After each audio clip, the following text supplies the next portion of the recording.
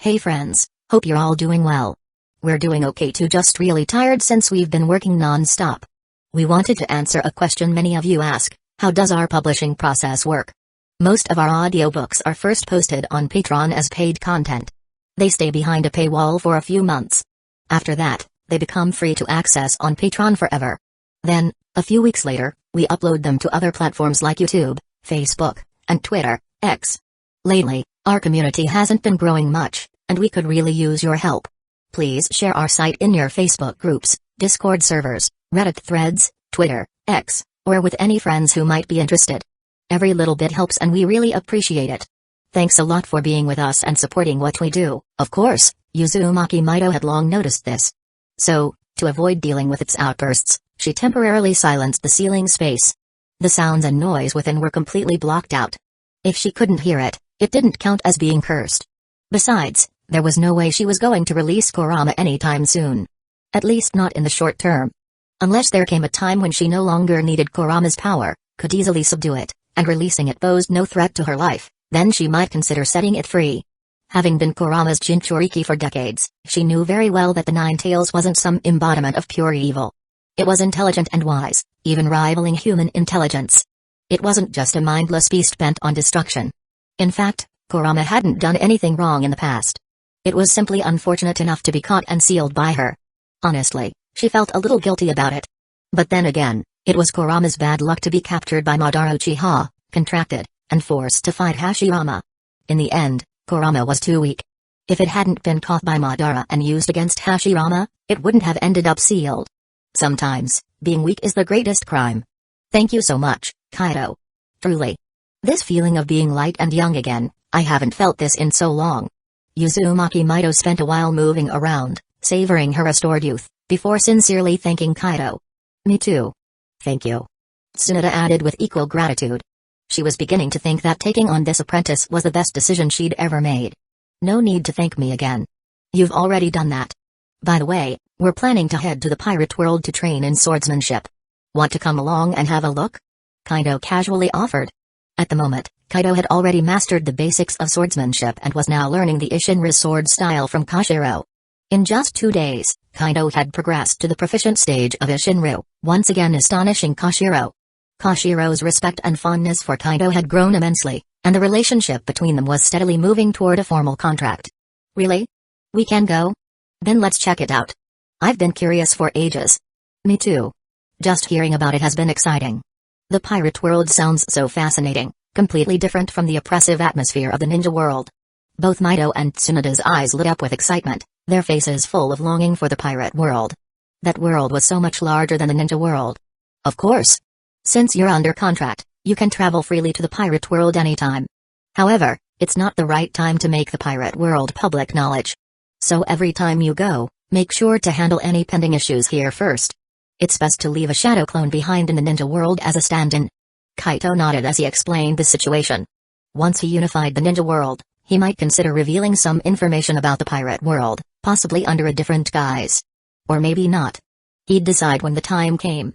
For now, his plans always prioritized his best interests. Got it, we'll be careful. Mido and Tsunade nodded earnestly. They immediately created shadow clones to stay in the ninja world, then followed Kaido to Shimatsuki village, where they had purchased a house. Kushina, you don't need to train in swordsmanship today. Instead, why don't you show Lady Mido and Tsunade-sensei around this world? Just be careful. As soon as they arrived, Kaido turned to Kushina. Sure. Leave it to me. Kushina eagerly agreed. She grabbed Tsunade and Mido by the hands and happily led them out to explore the island. Meanwhile, Kaido and the others headed to the Isshin dojo to continue their swordsmanship training under Kashiro. Kaido, for now, focus on perfecting your basic swordsmanship while supplementing it with Isshinryu techniques. I feel like you're already close to reaching the sword master level. If you lay a solid foundation, it'll benefit you immensely when breaking through to sword master or even great sword master levels. Don't underestimate the importance of the basics, got it? Kashiro couldn't help but advise Kaido after seeing his rapid progress in both basic and Isshinryu swordsmanship. Back in the day, Kashiro had achieved mastery in basic swordsmanship before branching into Isshinryu. By combining it with real combat, he gradually ascended to Sword Master and eventually Great Sword Master status. I understand, Master. That's exactly what I was thinking too. From the start, I noticed that the higher my basic swordsmanship skills, the faster I can progress with Ishinra techniques. The two are closely connected. Kaito nodded firmly in response. He knew his teacher worried that he might be too ambitious and squander his talent. But Kaito had the heaven rewards diligence talent, which allowed him to have constant progress. This sensation made even the basics utterly engrossing, hard to stop practicing. So there was no chance of him getting impatient or neglecting the basics just because he had advanced techniques like Ishinru. Chapter 79, Tashigi and Kuina are twins? Good. As long as you understand, I'm relieved. You're truly a dependable kid. Keep working hard. I'm looking forward to the day you become the world's greatest swordsman. That was my dream once too. Unfortunately, I couldn't achieve it. But maybe, just maybe, you will. No, you definitely will. Koshiro gazed at the distant sky with a nostalgic look, lost in thought for a while before turning back to Kaido with eyes full of expectation. Oh? Kaido raised an eyebrow, surprised. Sensei, that was your dream? Why did you give up on it? Koshiro smiled faintly, once again lost in his memories. His expression alternated between sorrow and happiness before settling into a contented smile. Finally, he turned to Kaido and said, because I found something more important than that dream. Kaito's brow furrowed slightly as he guessed, could it be love and family? Koshiro looked at Kaido, surprised. Why would you think that? He realized he didn't understand this disciple of his as well as he thought. Not only was this kid monstrously talented, but his thoughts were mature and grounded, with unique insights about the world. For a 6 or 7-year-old, it was almost unbelievable. Koshiro had a gut feeling that this kid was destined to shake the world someday, maybe even change it. Because I saw sadness and happiness on your face just now. Kaido replied seriously. It's clear that you've got a story to tell, sensei. And I've noticed how much you care for Kuina, but sometimes there's a hint of guilt in your expression. I'm guessing something unfortunate happened with her mother? These weren't baseless assumptions, Kaido had genuinely observed these things. You're sharp, I'll give you that. Koshiro said with a wry smile. Alright, Kaido, do you want to hear my story? Kaito made a gesture inviting him to continue, his curiosity piqued. He was genuinely interested in his teacher's past. Over a decade ago. Koshiro smiled softly and began reminiscing, speaking as he recalled his youth. The story was a bit cliché, honestly. Back when he was young, Koshiro set sail with the dream of becoming the world's greatest swordsman. He traveled far and wide, challenging swordsmen and honing his skills. During those travels, he met someone special, his other half. And during that time, they had their own love story, which resulted in 2 adorable twin daughters. Huh? Kaido's eyes widened, his mouth hanging open in shock. Sensei, are you saying you have 2 daughters? And they're twins? Are you sure? Koshiro's forehead twitched as he glared at Kaido, gritting his teeth. Are you doubting me, kid? You think I wouldn't know how many daughters I have? In that moment, Koshiro's nostalgic mood was utterly ruined. He felt a strong urge to smack his disciple. No. That's not what I meant. Kaido quickly waved his hands, trying to explain. It's just. I saw a girl in Logetown who looks almost exactly like Kuina. At first, I thought it was just a coincidence. But now, hearing you say you have 2 daughters, twins no less, I can't help but wonder if that girl in Logetown might be your other daughter? This was a massive revelation. Kaido couldn't believe that Tashigi might actually be his teacher's daughter. Back in his previous life watching the anime, people thought her resemblance to Kuina was just a coincidence or deliberate design. But now, in this world, it seemed entirely possible that Tashigi was Kuina's twin sister. Yes, Kaido had been to Logetown.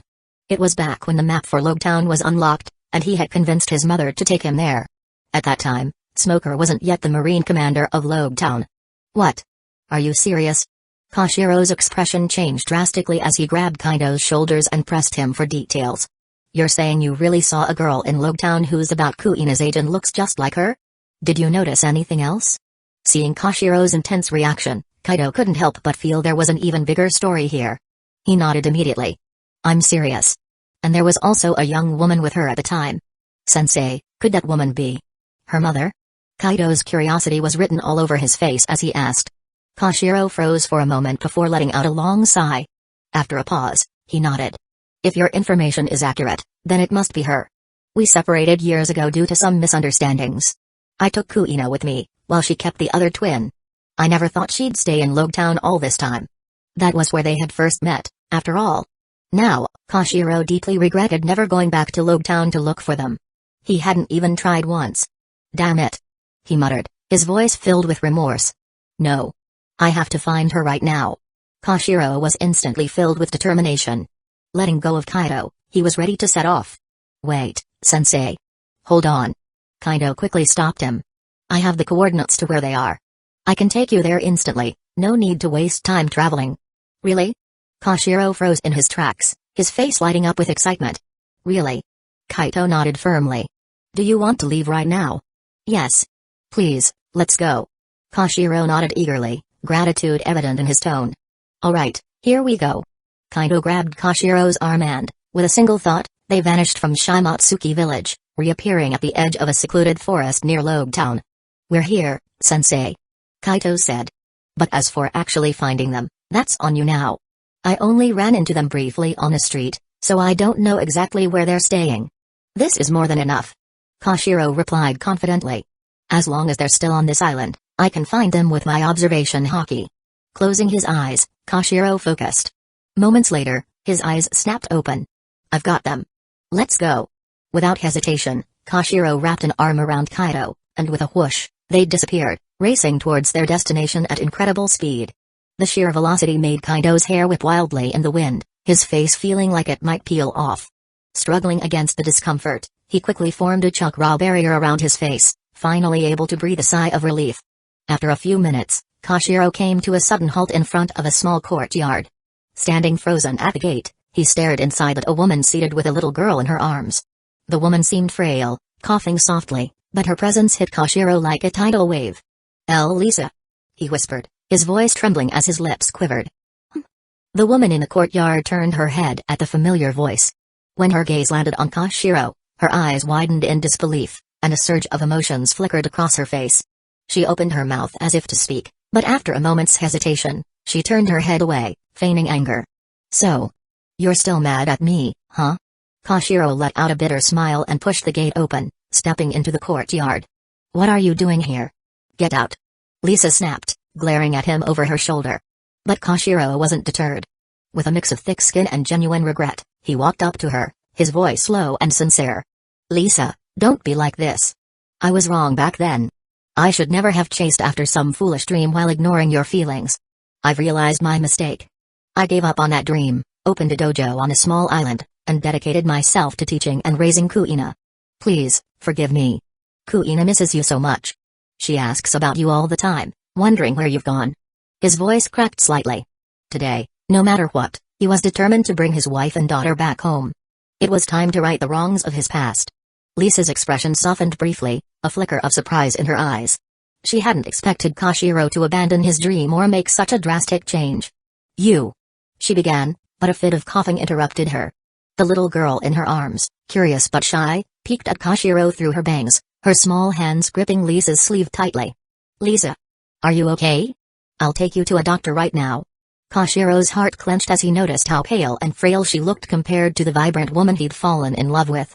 Back then, Lisa had been a swordsman of exceptional skill, just like him. It was their shared passion for swordsmanship that had brought them together in the first place.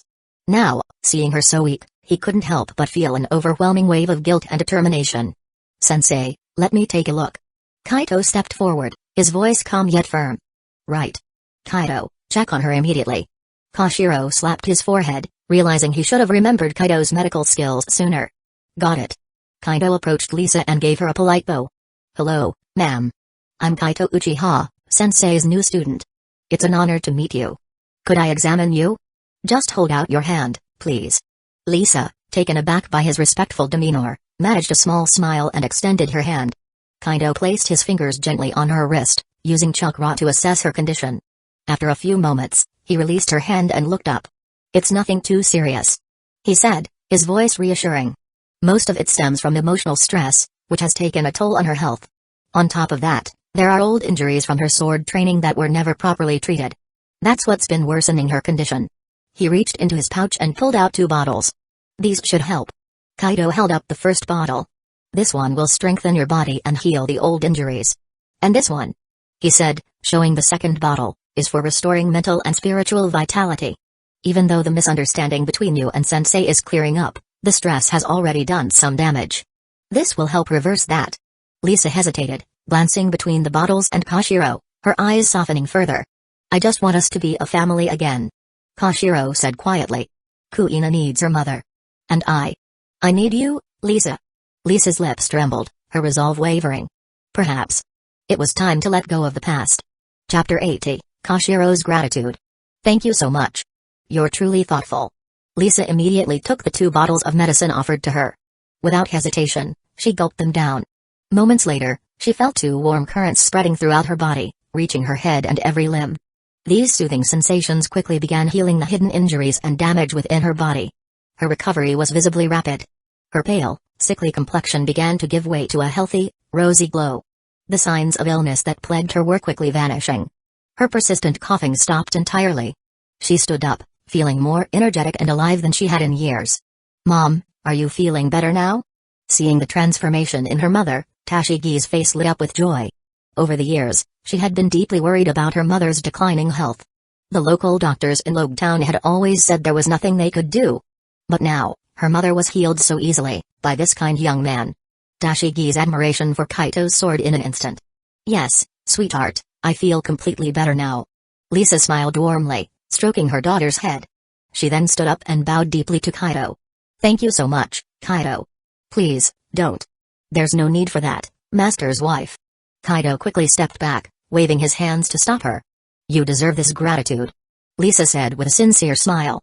For years, she had been plagued by this illness. She had even resigned herself to the thought that her life might end soon, leaving Tashigi to fend for herself in a cruel world. Even though she had connections that could help, like the local marine base captain, who could look out for Tashigi, Lisa knew it was no substitute for her own care. But now, with her health restored and her husband Koshiro here to make amends, she could finally envision a happy, united family once again. That's right. Koshiro chimed in, his voice filled with gratitude. Kaito, you've done more than I could ever repay. Without you, I might have never found Lisa and Tashigi. I owe you so much. Kaito scratched his head and stepped back, smiling awkwardly. Master, let's not make this awkward. If you really want to thank me, how about asking your father to forge 4 top-notch swords for me? I'll provide the materials myself, deal? Kaito knew well that Koshiro's father, Kozaburo, was a legendary swordsmith who crafted the great-grade blades, Wado Kamenji and Inma.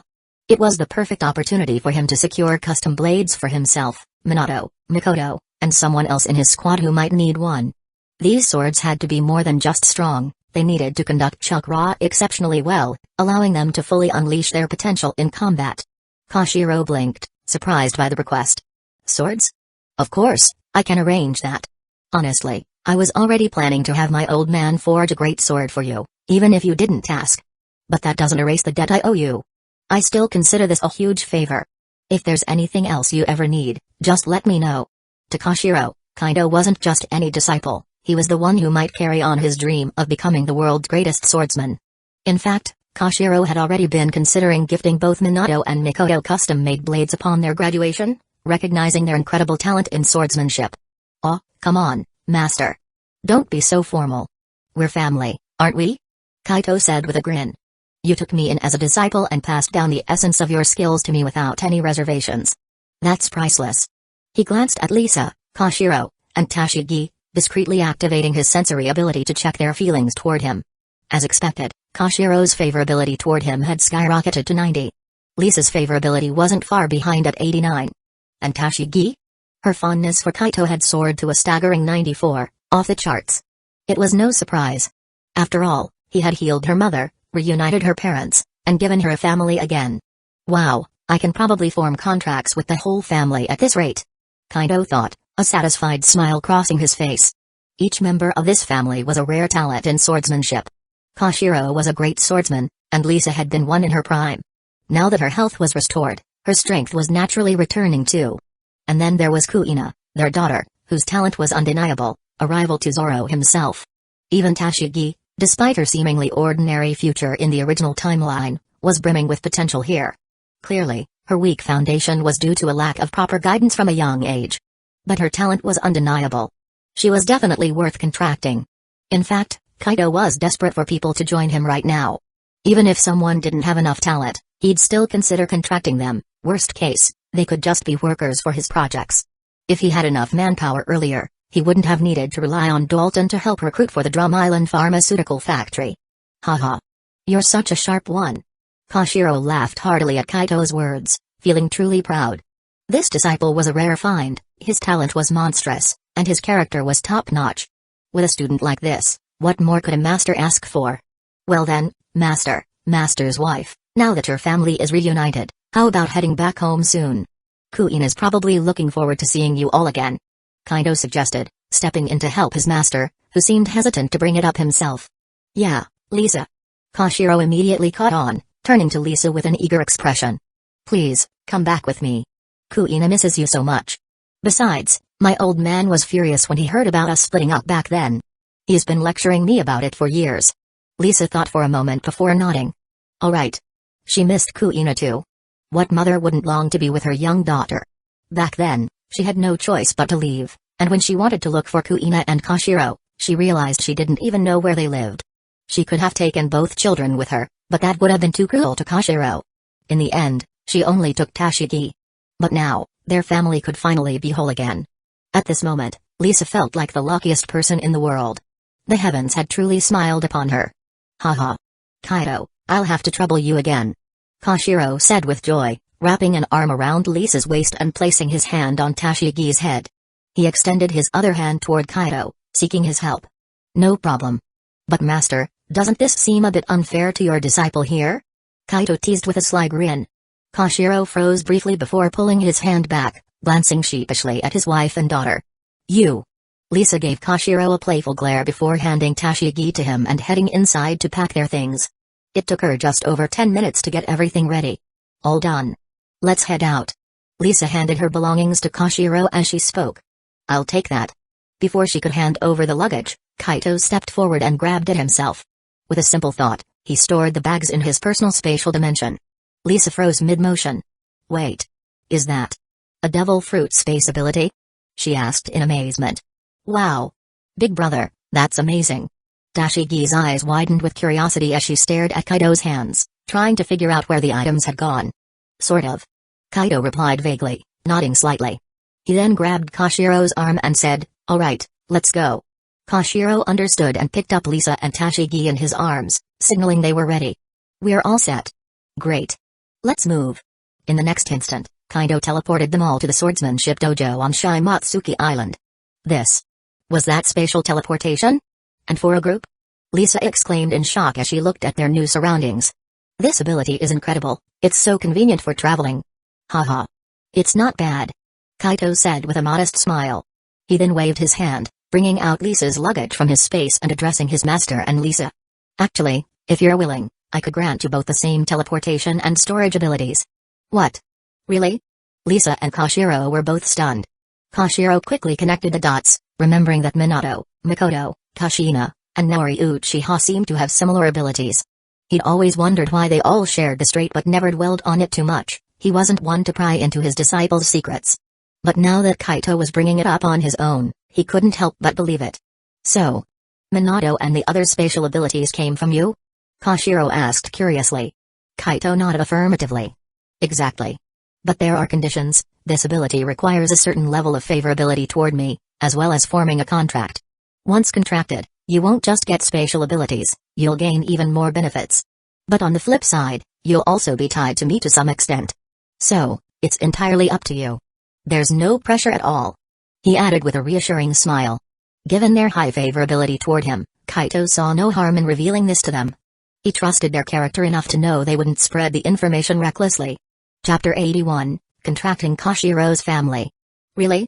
Koshiro exchanged a surprised glance with Lisa, both seeing the astonishment in each other's eyes.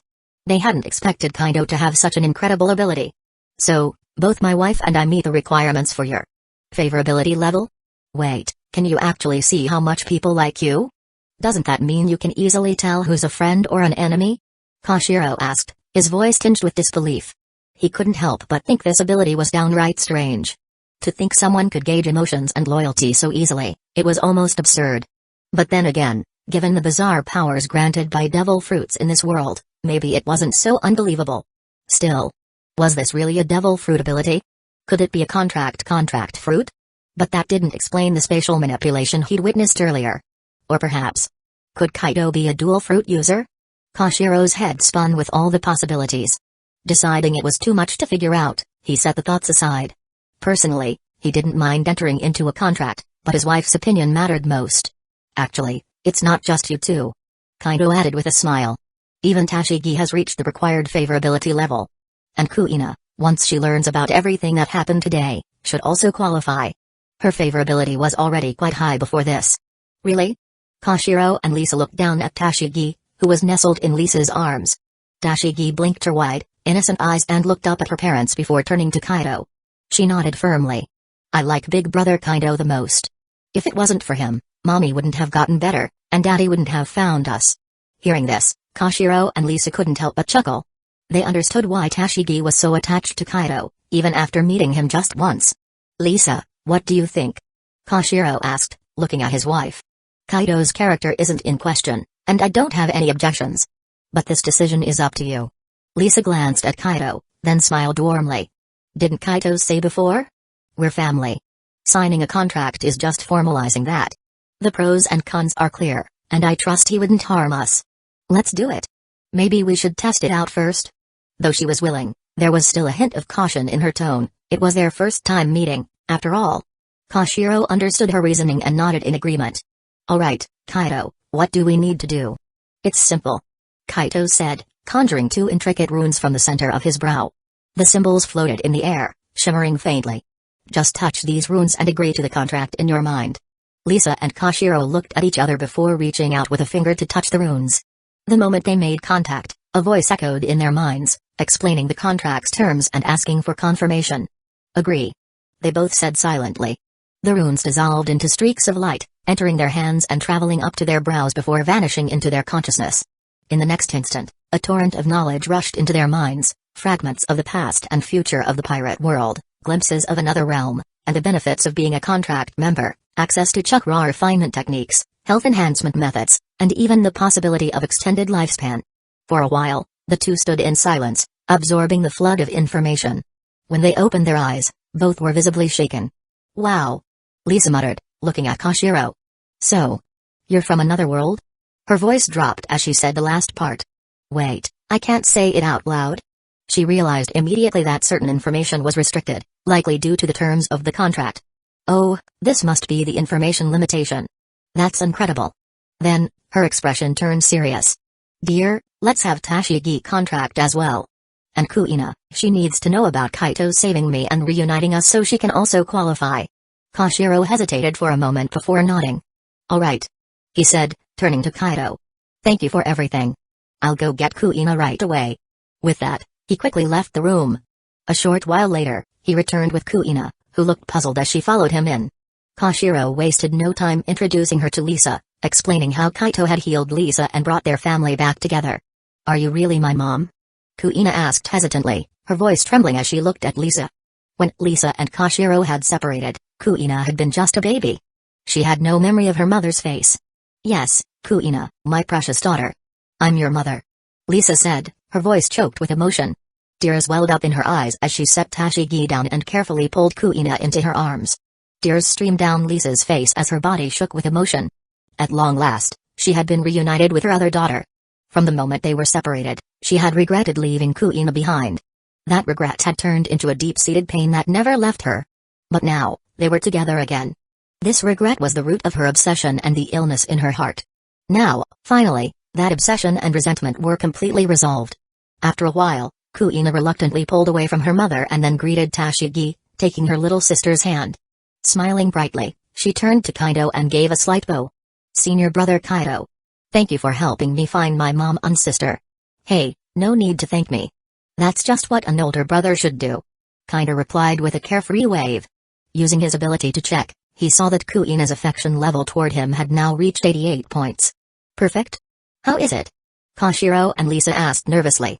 She's met the requirements. The contract can be formed. Kaido confirmed with a nod. That's great. Both parents were overjoyed. Huh? What's going on? Kuina asked, confused. Unlike her, Tashigi already knew about the contract.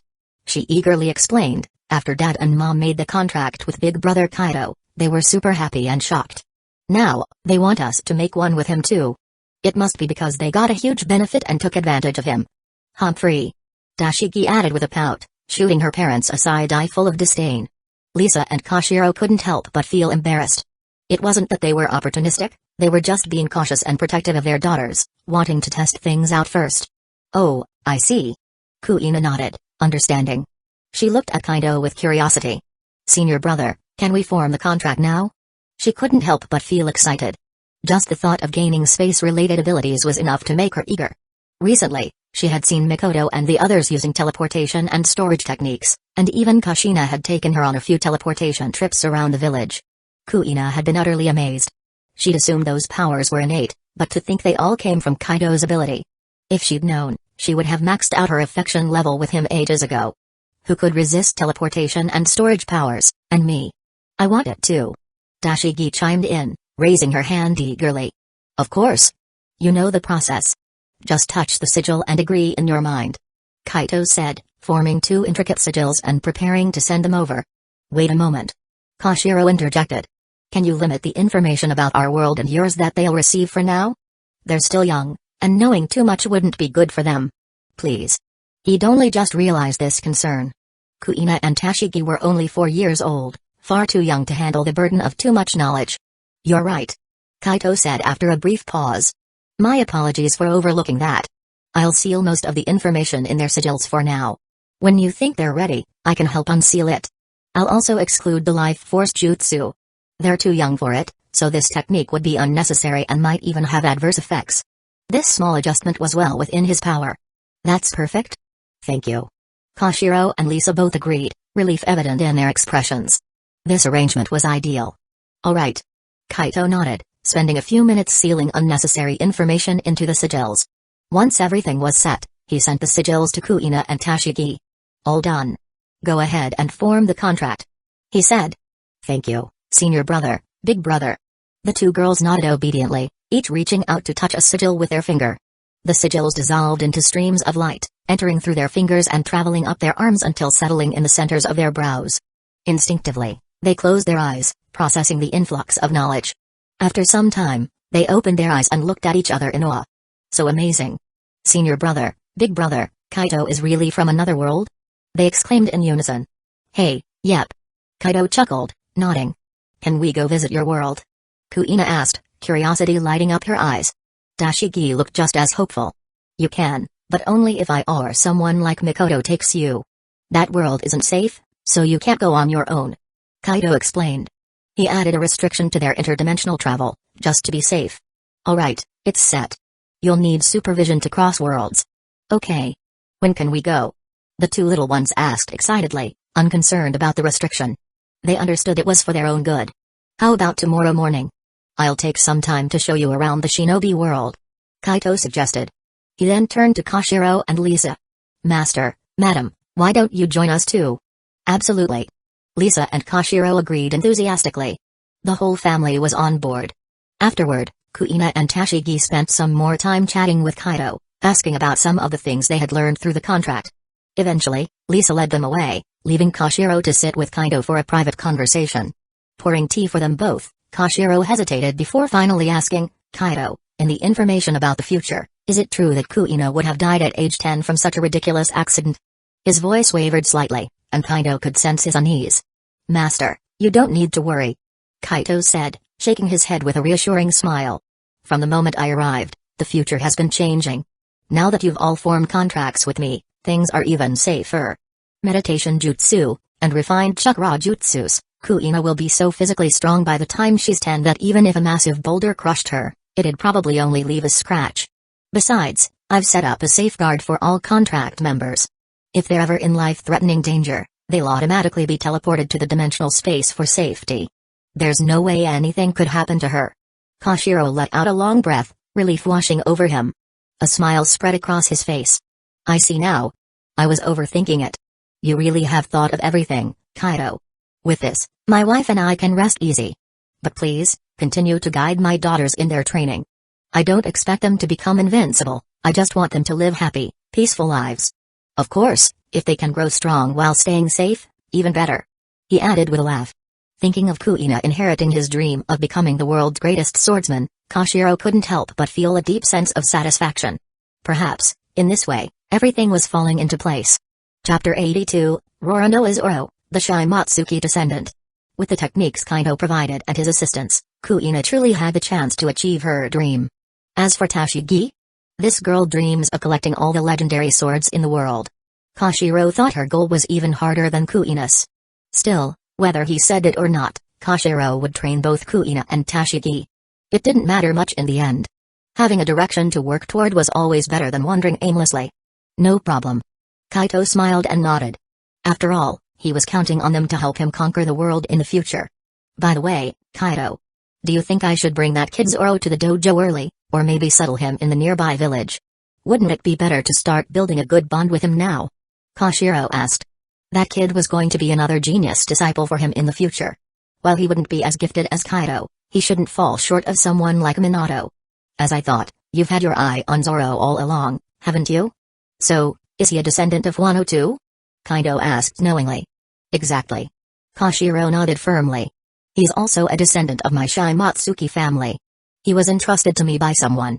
For certain reasons, I had him temporarily placed in a nearby village. That's right. All that stuff about Zoro challenging the dojo in the future? That was actually Koshiro's arrangement. Where do you think all those so-called coincidences come from? Works for me. Do whatever you think is best. Kaido replied with indifference. Starting to build a good relationship with Zoro early wouldn't hurt.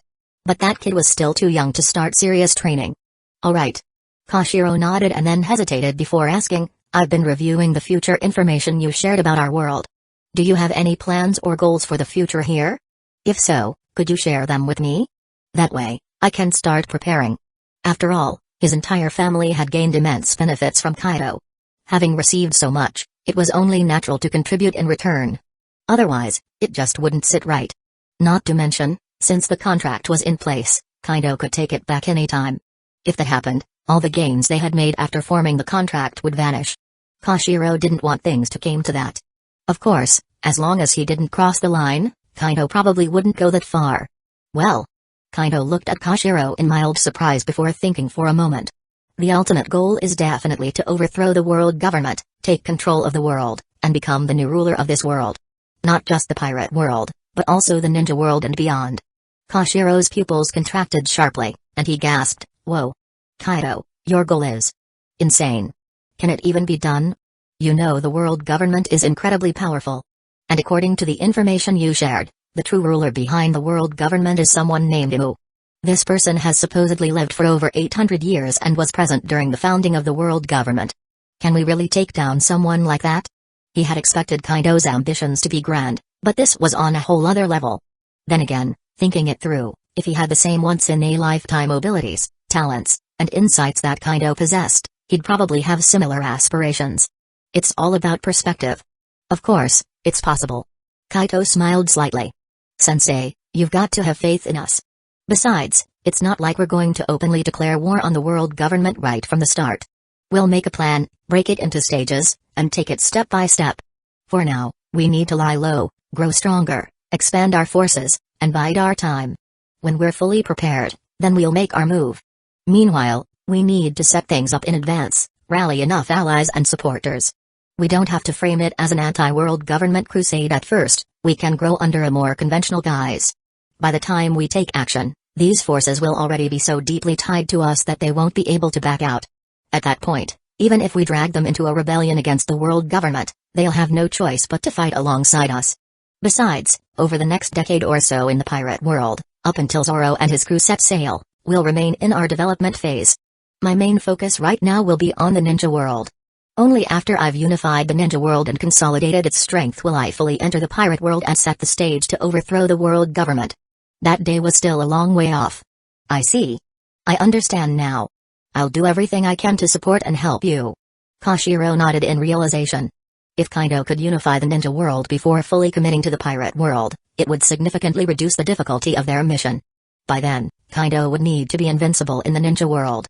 That would mean he had already surpassed Madara Uchiha, the Sage of Six Paths, and even Otsutsuki Kaguya. With that level of power, he'd be nearly unstoppable in the pirate world as well. The two continued discussing many things. Koshiro mostly asked questions, and Kaido answered.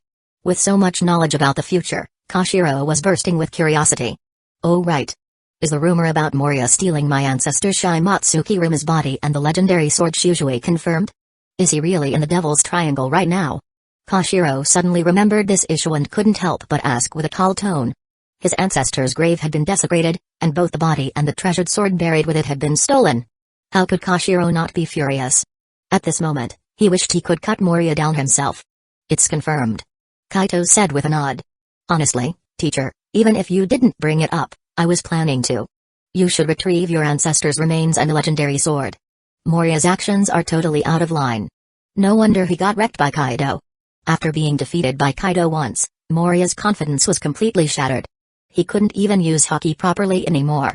Instead, he developed an obsession with manipulating corpses, dreaming of using a zombie army to take on Kaido again. What a pipe dream. Thanks for telling me about this. Koshiro replied gratefully. Otherwise, I wouldn't have known. I need to make a trip to the Devil's Triangle soon. Do you have a map of the area? Kaido shook his head. There's no direct map of the Devil's Triangle. But the nearby Sabati archipelago has been mapped out for a while. If you're planning to go there, you can teleport to Sabati first and then figure out how to get to the Devil's Triangle by boat. Alternatively, you could summon Kuro and fly from Sabati to the Devil's Triangle. Later, you and your family can leave your names on Kuro's summoning contract. That way, you'll be able to call on him whenever you need. Kuro's strength and size were growing rapidly. Carrying a few people for long-distance flights would be a piece of cake. That works. Thank you. Koshiro agreed readily. Oh, one more thing. Kaido suddenly remembered something. When you find Thriller Bark, let me know. I'll head over to grab the clear fruit for myself. Also, Perona has great potential. Maybe we can bring her back and train her. By now, Perona should already be living under Moria's care. However, her attachment to him likely wasn't too deep yet, making this the perfect time to bring her on board. The ghost fruit, hollow fruit, was incredibly overpowered. With proper training, she'd definitely be an asset in the future. Wouldn't that be dangerous? There are tons of zombies there, and Moria himself isn't weak. Especially during this time period. I can't promise I'd be able to protect you in a fight with him, Kaido. Unless your mother agrees to go with us, I can't let you take that risk. You'd have to wait until after I've dealt with Moria before you can come over. Or I could bring back the 2 devil fruit users for you. Koshiro wasn't about to let Kaido put himself in danger. If something happened to Kaido, forget Naori Uchiha, Koshiro himself would never forgive himself. Fine, I'll wait until you're done. Kaito reluctantly agreed. His mom had been super busy lately. He didn't want to add to her plate. Alright. I'll let you know when it's safe. Koshiro said, satisfied. Still, he didn't leave right away. Instead, he spent some time with Kaido to get his family bonded with a ninja hawk, Kuro. Afterward, he and his wife Lisa learned the primal chakra refinement technique, successfully forming their own chakra seeds and extracting some chakra. They mastered the summoning jutsu next. Finally, after 5 days of settling family affairs, Koshiro said goodbye to his loved ones and Kaito before setting off. By this time, Kaido and his classmates had finished their first semester exams and officially started their vacation. Kaido. It's time to keep your promise. Where are we going first? As soon as vacation began, Kushina eagerly found Kaido to ask about their plans. She could barely contain her excitement. No need to rush. Kaido chuckled. I promised you, so of course, we'll head out soon. Actually, Lady Mido and the others have already been contracted. Even if it's not vacation, you can now visit this world anytime without worrying about getting caught. That's not the same. Kushina shook her head. Traveling for a few hours here and there isn't the same as a proper trip. Don't tell me you're backing out? She teased, narrowing her eyes suspiciously. Not at all. Let's wait for Mikoto and the others to get here, and then we'll decide together. Kaido reassured her. Before long, Mikoto and Minato arrived. After some discussion, they set out on a long vacation journey. Over the next month, they spent most of their time traveling and exploring. They visited many places in the East Blue. For example, they befriended Nami's family in Kokoyasi village and met Ace and Sabo in Windmill village. They also visited Syrup village, where they met Usopp and Kaya's family. Unfortunately, the pirate Kuro, Clahador, hadn't yet infiltrated the village disguised as a shipwreck survivor. Otherwise, Kaito would have dealt with him and earned Kaya's gratitude right then and there. Still, Kaido cured Kaya's congenital illness, bringing her favorability toward him up to 76 points, just a bit shy of 80. He planned to visit her again later and teach her some medical skills.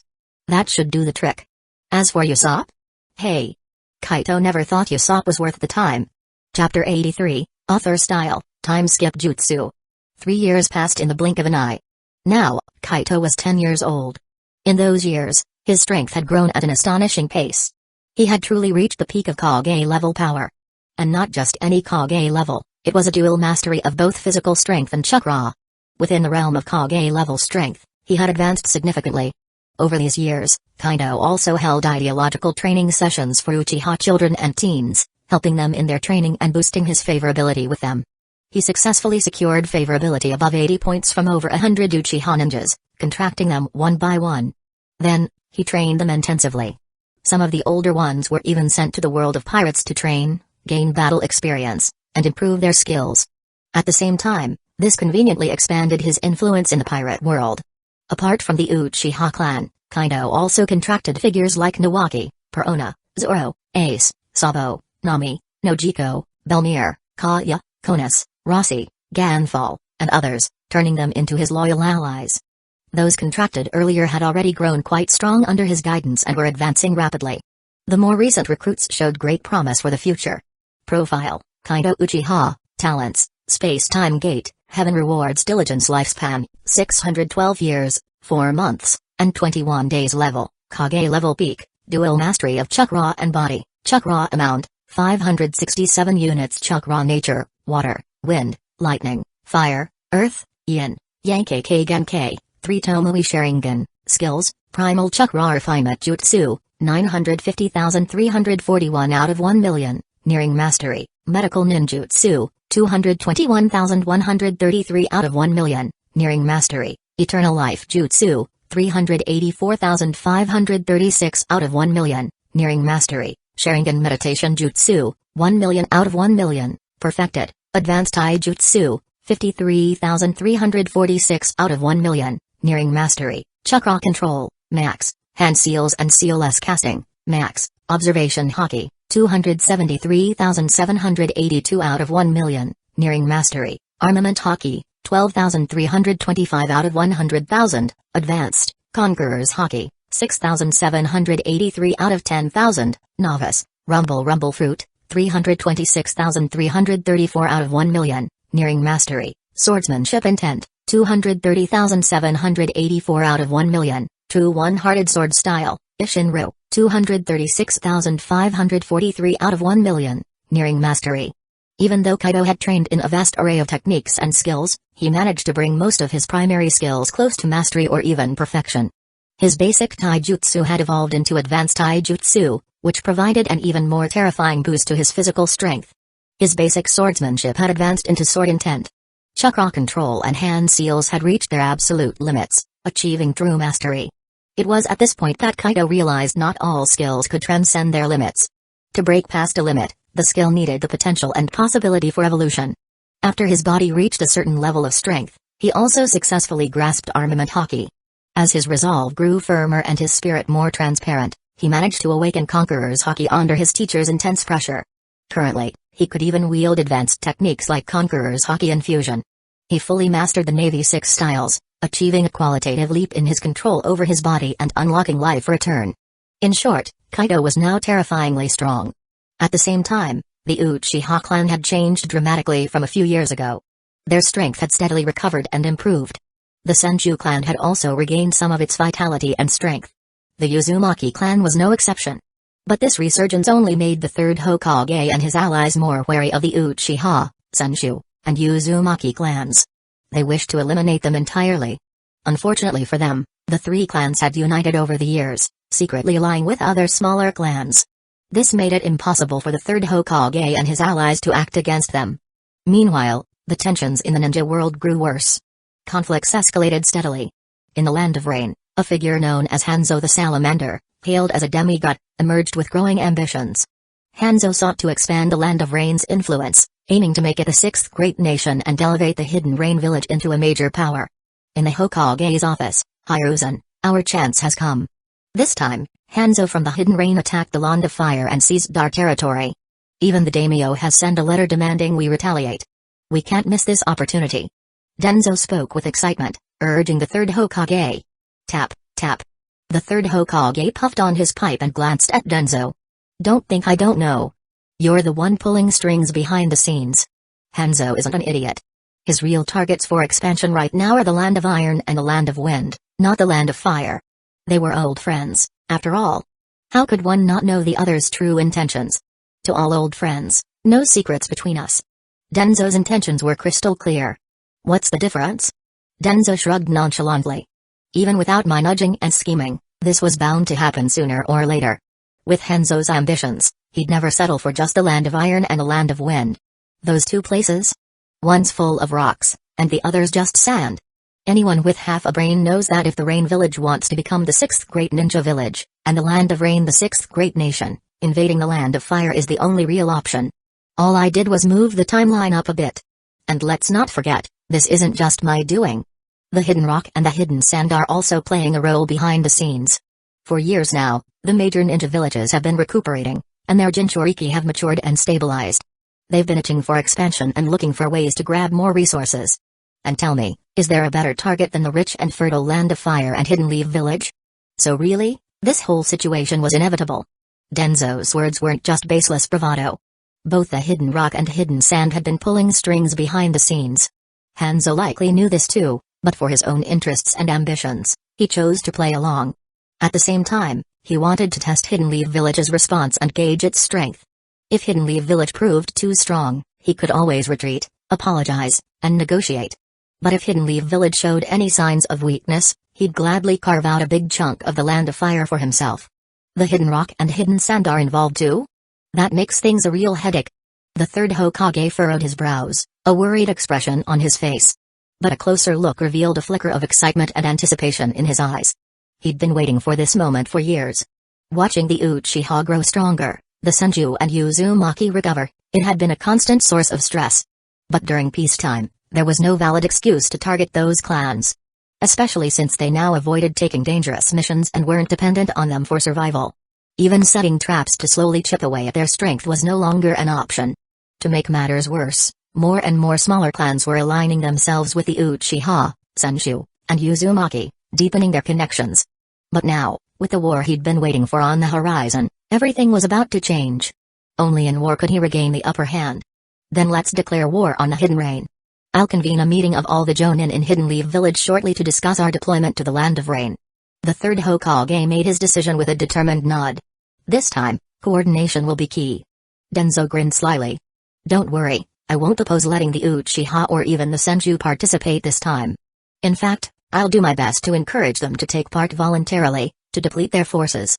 Don't go overboard right away. The third cautioned, narrowing his eyes. If you push too hard from the start, I'm afraid Uzumaki Mido and Nori Uchiha might outright refuse. So here's the plan: aside from the village's registered ninja forces, I'll have each clan contribute a squad to the front lines in the Land of Rain. And as for the commander of the Hidden Rain campaign, Danzo, I'll leave that to you. What do you think? It was only fitting for Danzo to handle the dirty work, he excelled at it. No problem. Leave it to me. I'll make sure everything goes smoothly. Danzo's grin widened. This was exactly what he wanted. Not only would this weaken the Uchiha, Senju, and Uzumaki clans, but he also aimed to secure victory on the Hidden Rain battlefield, earning enough merit to boost his reputation. If everything went according to plan, by the end of the Second Shinobi War, he'd have the leverage to overthrow Hiruzen and take the position of fourth Hokage for himself.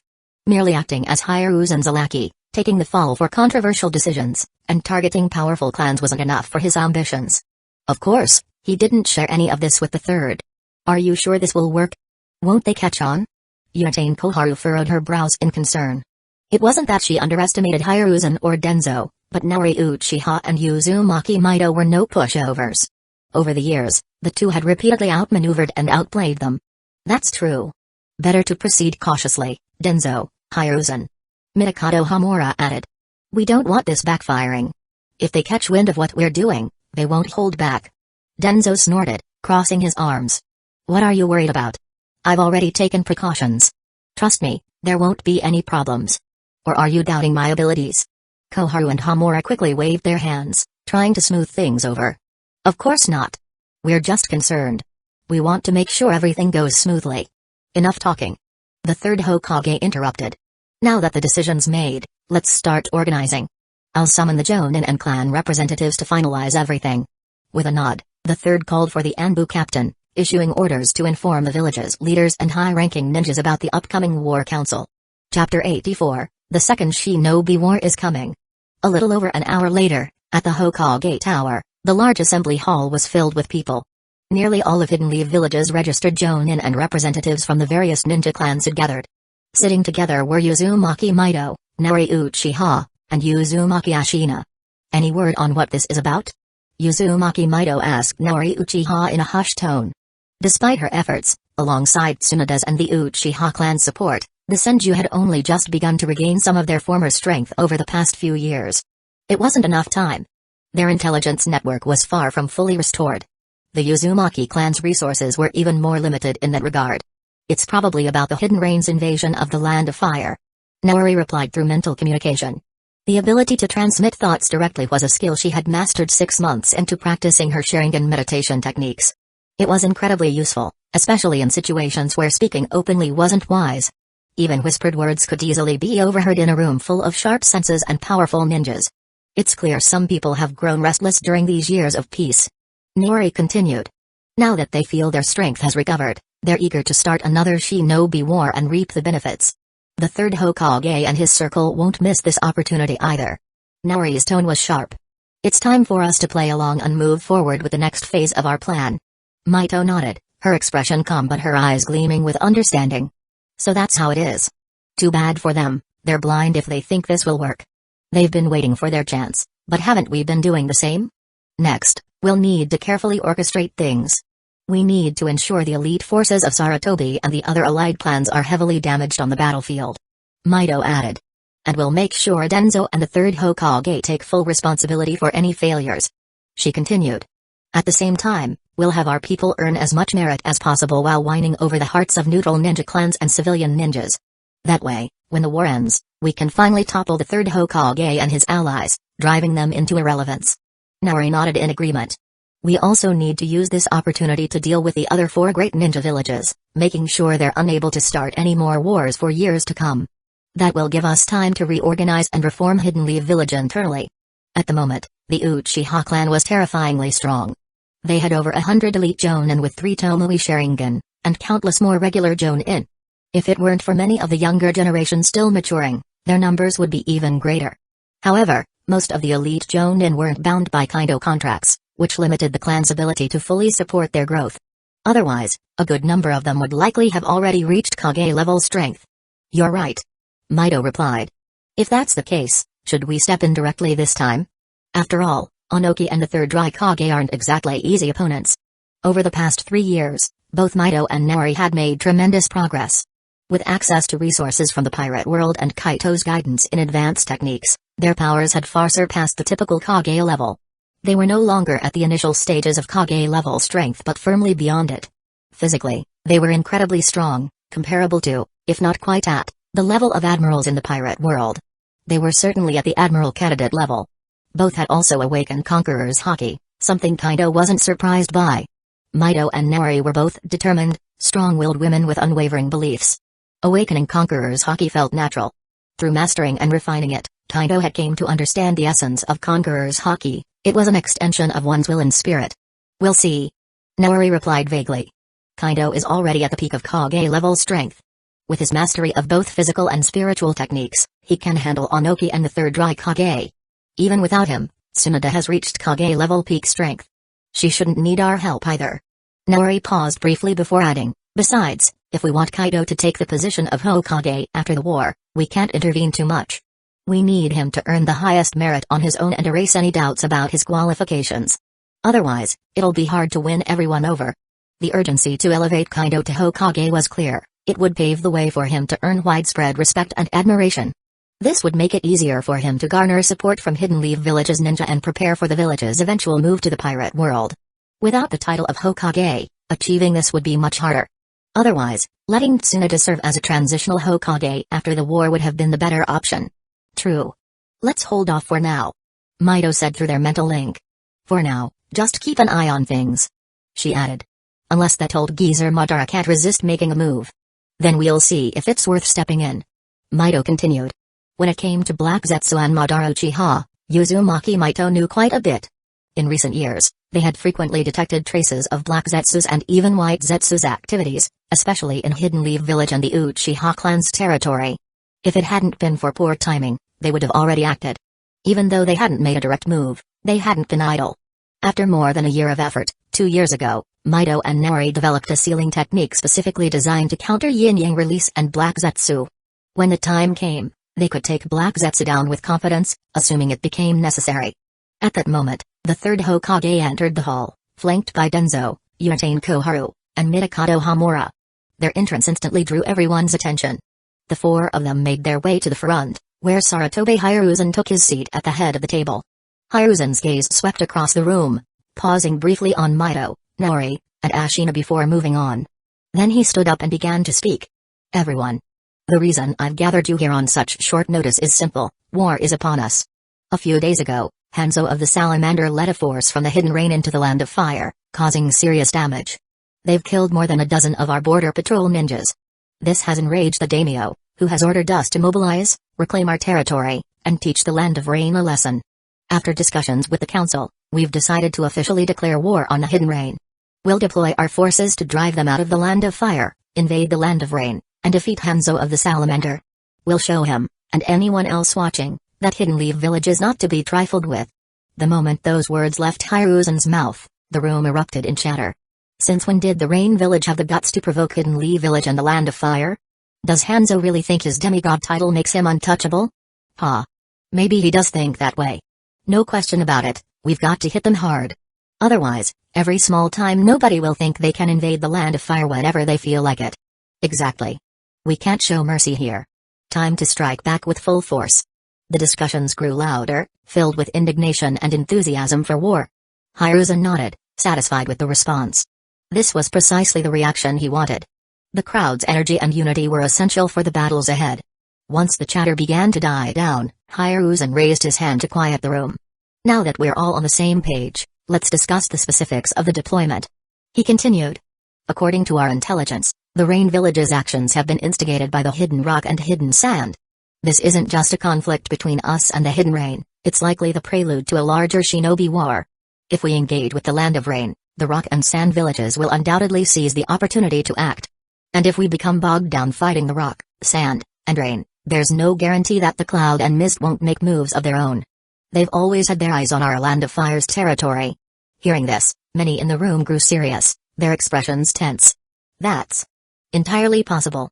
The signs of another major war have been there since the last Shinobi War. Damn the Rock and Mist. I knew Hanzo wouldn't dare provoke us on his own. There's definitely someone backing him. This just got more complicated. What's so complicated? Let's fight. Since when has Hidden Leaf Village backed down from a challenge?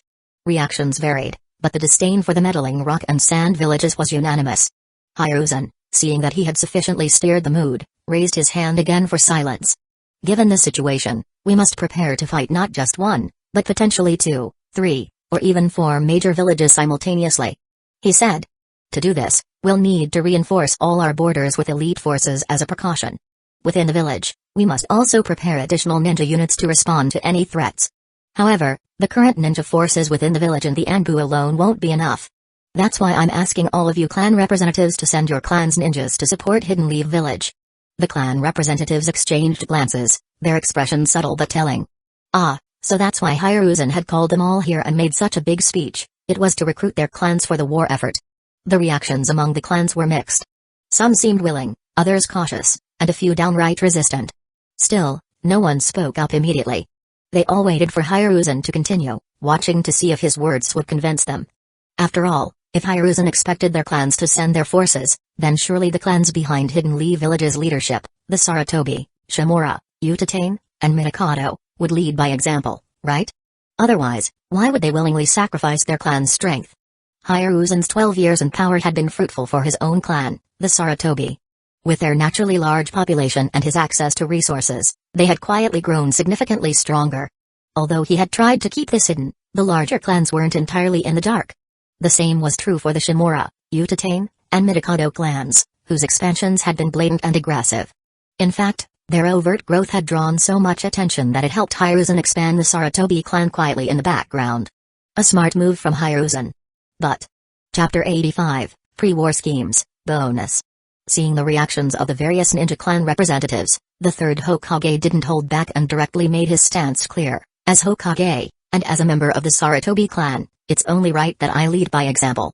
He continued, this time, I, Sarutobi Hiruzen, will dispatch 500 clan ninjas to the battlefield, including 20 Jonin. Danzo followed immediately, on behalf of the Shimura clan, I declare that we will send 400 ninjas, including 18 Jonin. Uchiha Koharu added, the Uchiha clan is a small ninja clan, but we will still contribute 50 ninjas, including 5 Jonin.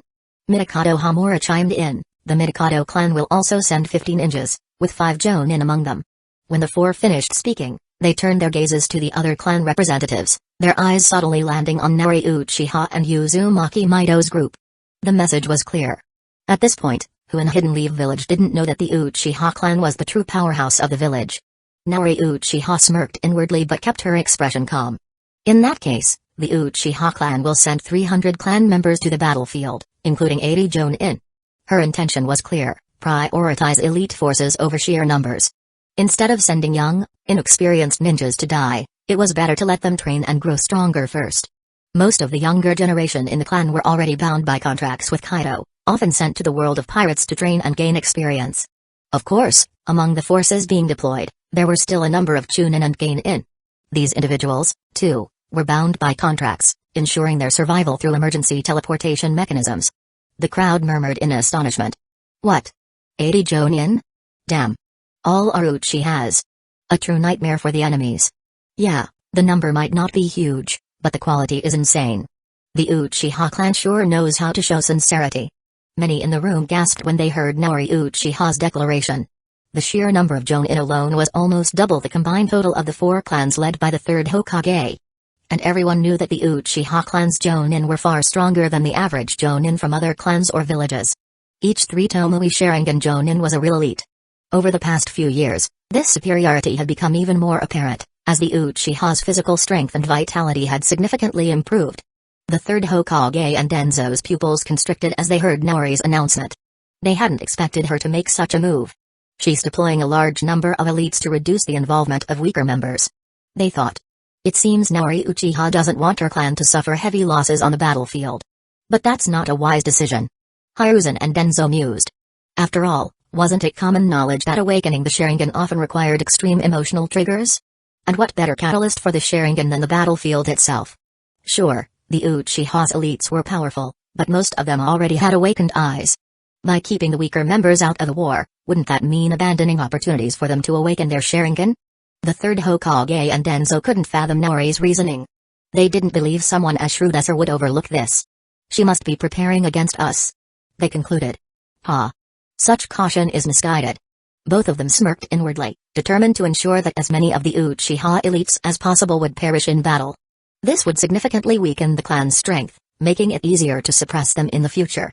What they didn't realize was just how much the Uchiha had grown over the years. The elite forces Naori planned to deploy were less than half of the clan's total Jonin and elite Jonin. Most of their power was hidden, either sealed away or sent to the pirate world for training.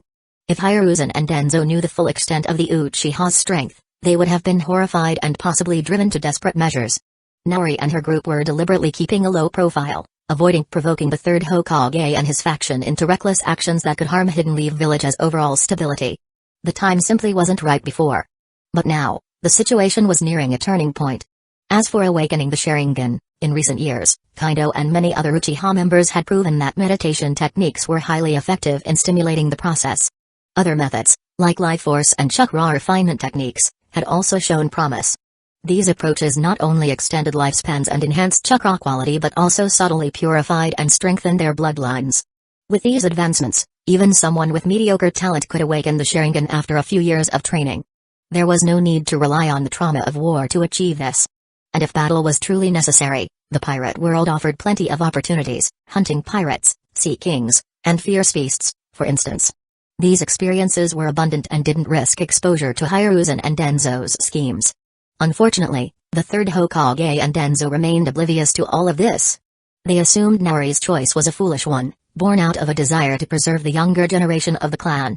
The third Hokage and his faction weren't the only ones who thought Naori Uchiha's decision was a dumb move. Many representatives of other clans, familiar with the general methods for awakening the Sharingan, held similar views. Under their scrutinizing stares, Naori appeared unfazed, though inwardly, she was scoffing. Hey, you think I'm foolish now? Just wait until the truth comes out, you'll regret underestimating me. Naori thought to herself with a mocking smile. Following Naori's declaration, Uzumaki Mido spoke up. The Senju clan will send 30 members to the battlefield, including 15 Jonin.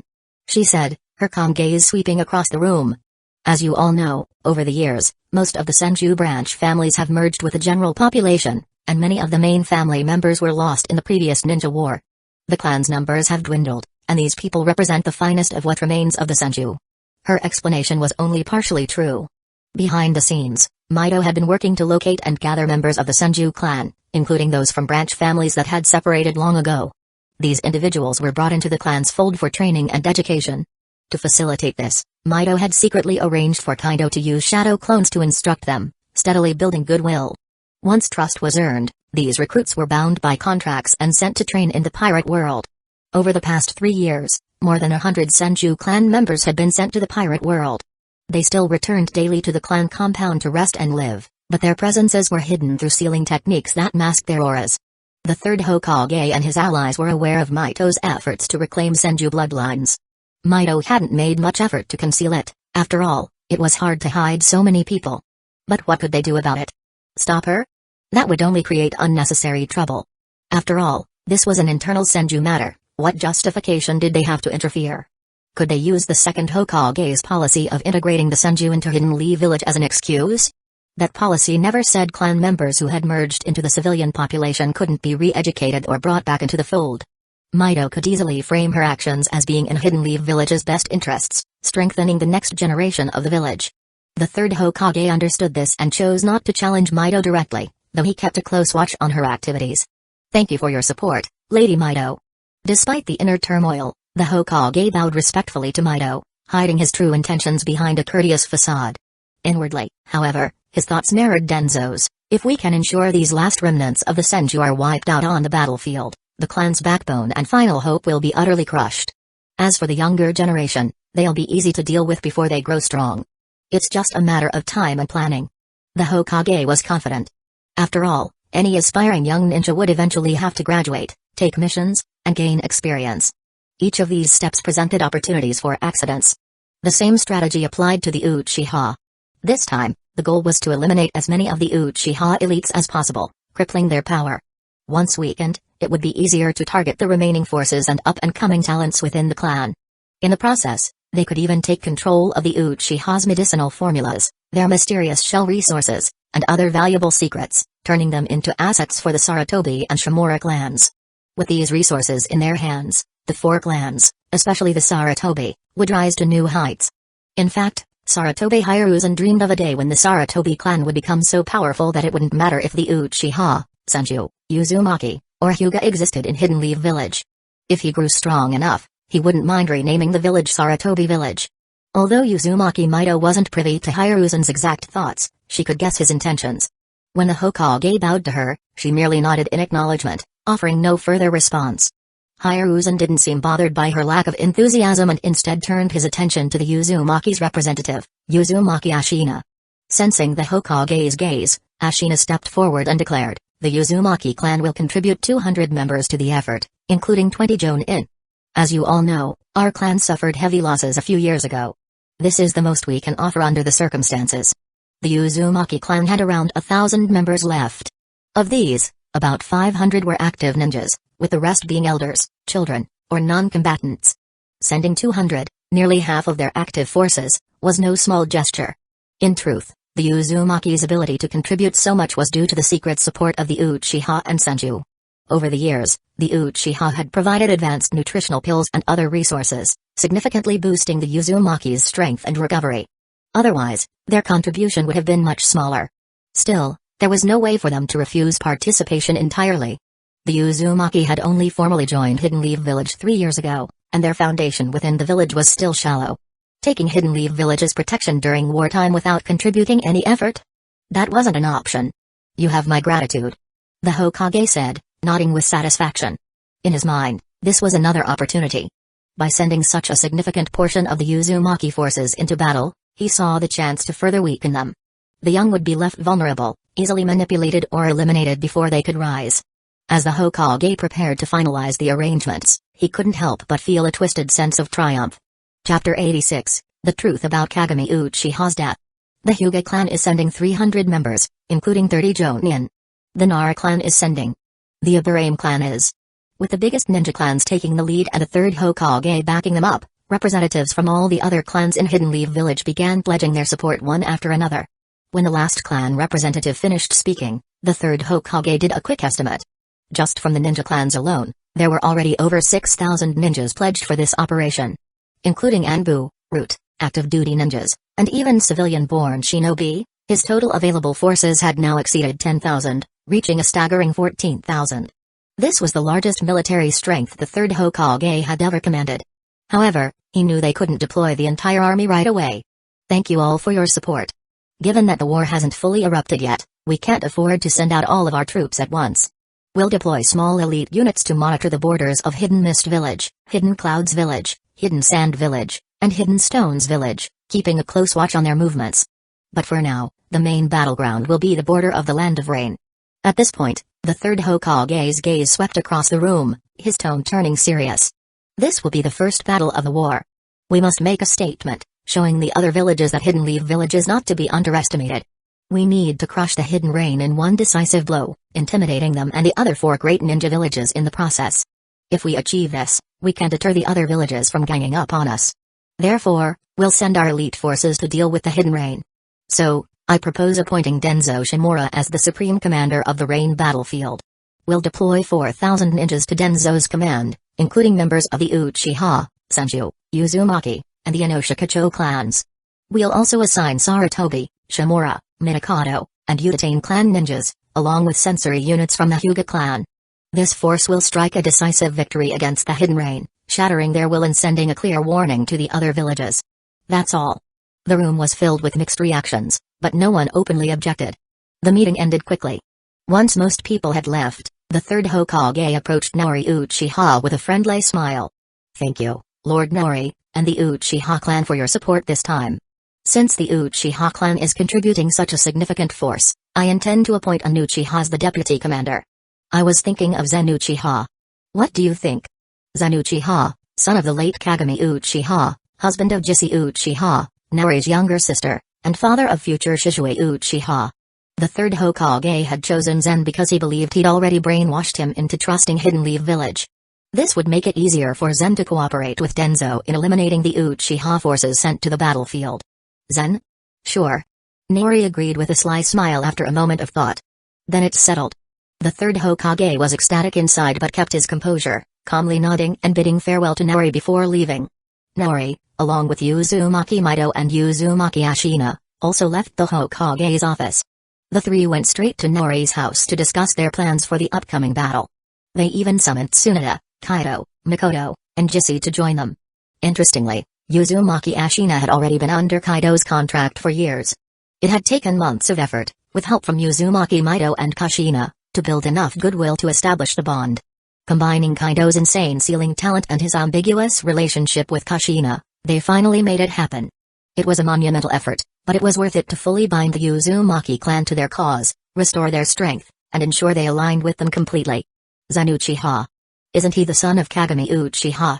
Uzumaki Mido asked, puzzled, once everyone had gathered. As she spoke, her gaze landed on Jisi Uchiha, who had been specifically called over. That's right. Nori Uchiha and Jisi both nodded in confirmation. Well then. Uzumaki Mido frowned slightly. Kagami Uchiha was very close to the third Hokage back in the day and was heavily influenced by Tobirama. To him, the village likely came first, and the clan second. That mindset might have affected his son, Zen Uchiha, don't you think? Especially since, after Kagami's death, Zen received a lot of attention, and brainwashing, from Sarutobi Hiruzen. Are you sure letting him lead the Uchiha forces in this battle is a good idea? Be careful he doesn't team up with Danzo to betray the Uchiha. Mido gave an apologetic smile to Jisi after saying this. I know this might sound harsh, but I hope you understand. I don't want the Uchiha to suffer unnecessary losses in this war. It's okay. I understand. Jisi smiled awkwardly. It's true, Zen was deeply influenced by Sarutobi and Danzo in the past. For years, even I was affected. But fortunately, after I was contracted with Kaido, I learned a lot about the past and future of the ninja world. I saw the true faces of Hiruzen and Danzo, and finally woke up. After that, I helped Zen form a contract with Kaido as well. Through it, he learned about the tragic fate of the Uchiha and our son's grim future. Now, Zen is firmly on our side. He won't be swayed by Hiruzen or Danzo anymore. On the contrary, he's pretending to cooperate with them, serving as a spy for us. He is waiting for the right moment to deliver a fatal blow to Hiruzen and Danzo. And this battle is the perfect opportunity. Jesse's Sharingan activated, her three tomoe spinning wildly as a sinister expression took over her face. Since Hiruzen wants to use my husband to help Danzo destroy our Uchiha forces, we'll turn the tables. We'll use this opportunity and the advantage of hidden information to eliminate the elite forces sent by Hiruzen, Danzo, and their allies. If the chance arises, we'll make sure Danzo stays on the battlefield, permanently. This is our revenge. Her voice dripped with venom as she spoke, her hatred for those who had schemed against her family palpable. The others were shocked by Jis's intensity. Naori Uchiha gently patted her back, trying to calm her down. Alright, calm down. The time for revenge is near, and we'll make sure they pay for what they've done. Jissi took a few deep breaths, slowly regaining her composure. She offered an apologetic smile to everyone. Sorry, I got carried away. It's fine. They all reassured her. Uzumaki Mido, however, was curious.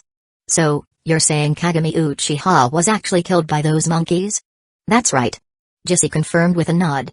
This is something my husband and I only learned after forming contracts with Kaido.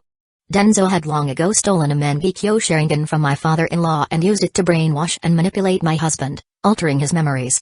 This kind of tampering was nearly undetectable and almost impossible to reverse.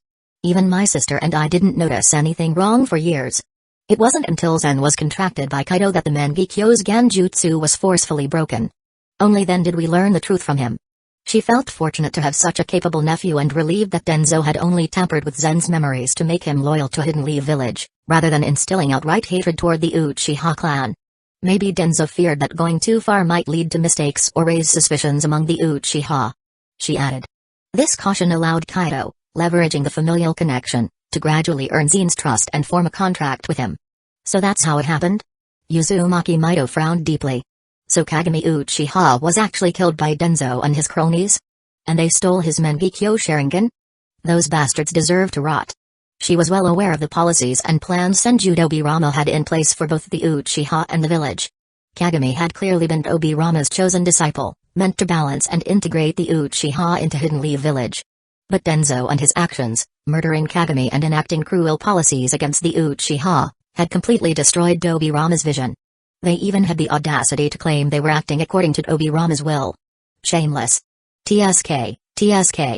Hidden Leaf Village's internal politics are a real mess. If you didn't already have a plan to counter this nonsense, I might have regretted bringing the Uzumaki clan into this village. Uzumaki Ashina quipped sarcastically. A village that plotted against its own people and dressed it up as noble intentions, what kind of future could it possibly have? Minato, hearing all this, frowned deeply, visibly shaken by the revelations. His perception of Hiruzen and Danzo had hit rock bottom. In his heart, he felt that they were no longer fit to hold power or lead the village. Isn't that the truth? Naori Uchiha shrugged helplessly before continuing. For now, let Danzo keep holding on to Kagami's Mangekyō Sharingan. Soon enough, I'll take it back. Zen is already one of us, but the third Hokage has no clue. He's still planning to use Zen to manipulate the Uchiha, which works perfectly for us. We'll flip the script using this knowledge gap.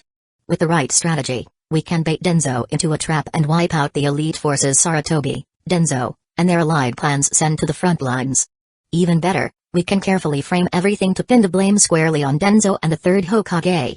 That way, we can undermine Hiruzen's reputation and force him out of power. Not just that, Sarutobi, Shimura, Mitakato, and Utane's clans must all pay the price for their actions. Stepping down won't be enough.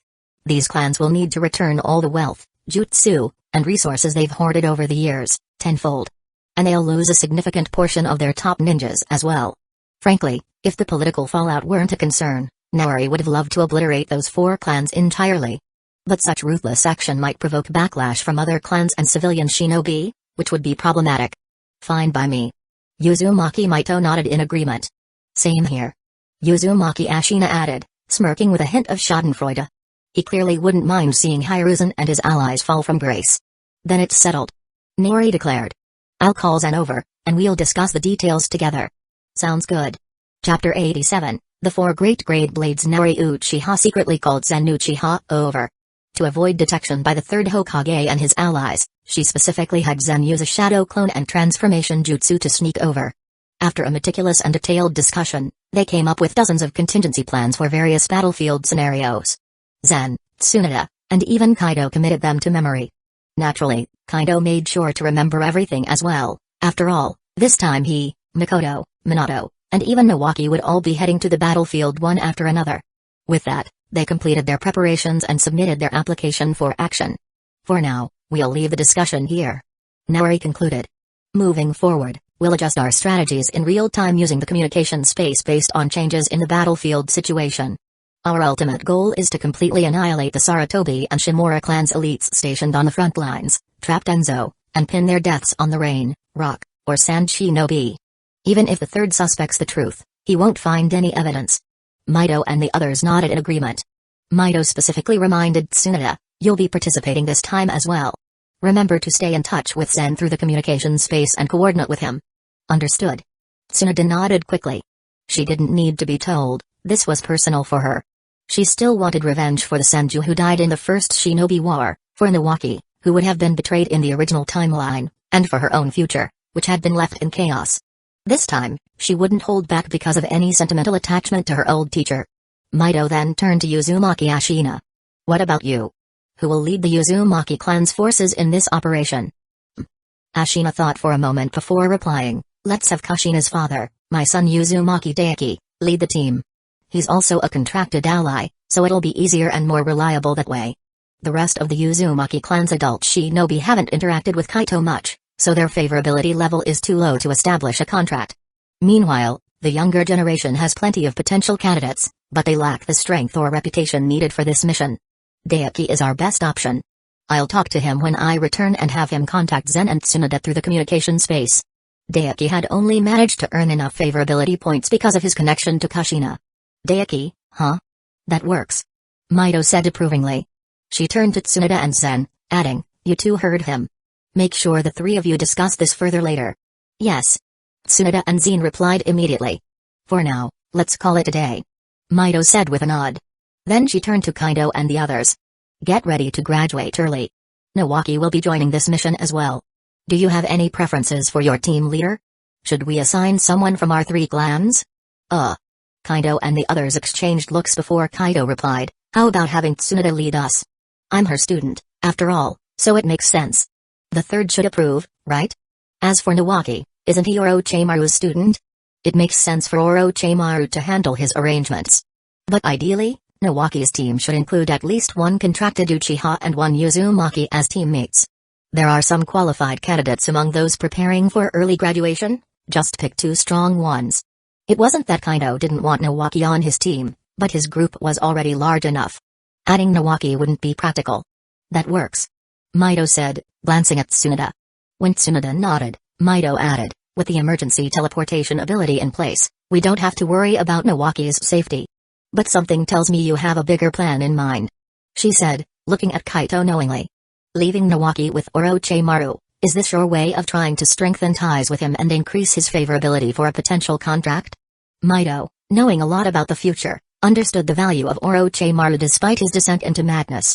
His brilliance as a researcher could greatly benefit Hidden Leaf Village and the shinobi world as a whole. Ha! I can't hide anything from you, Lady Mito. Kaido chuckled. That's exactly my plan. Orochimaru is tough to approach. Without a good reason, getting close to him could backfire and make him suspicious, which would hurt my chances of building a good rapport. Nawaki provides the perfect opportunity to ease his guard and lay the groundwork for a contract. In comparison, even leveraging Tsunade's relationship with him wouldn't be as effective. That's why Kaito had refrained from using Tsunade to contact Orochimaru over the years. The few times they met were during the Sanin's gatherings, where Tsunade had casually introduced him as her promising student. Those brief interactions left a decent impression on Orochimaru. As for Jiraiya, he was even harder to deal with. Jiraiya's loyalty to the third Hokage ran deep, and his personality was far too stubborn. While he seemed carefree on the surface, he He was inflexible when it came to important matters, making it nearly impossible to sway him. Adding to the challenge, Jiraiya was under the influence of Mount Myabaku's Elder Toad and its prophecy, making him unsuitable for recruitment at this time. He might even leak Kaido's secrets to the Elder Toad. Moreover, Jiraiya's value didn't match Orochimaru's. At best, Jiraiya could serve as a top-tier fighter, but Kaido already had plenty of those in the pipeline. With the new generation from the three clans growing stronger thanks to his amazing techniques and chakra refining methods Kaido had introduced, Hidden Leaf Village would soon have no shortage of elite shinobi. Exactly. Tsunade agreed, giving Kaido an approving look. You really seem to understand Orochimaru, even though you've barely interacted with him. I hope you can recruit him soon and keep him from going down the wrong path. Honestly, his behavior has been getting worse over the years. He's already delving into immortality research and even started working with Danzō. If nothing changes, it'll only get harder to reach him, let alone gain his trust. Over the years, Tsunade's strength had skyrocketed with Kaido's help, propelling her to Kage level. Her rapid progress had put immense pressure on both Orochimaru and Jiraiya, forcing them to keep up. But everyone had their limits.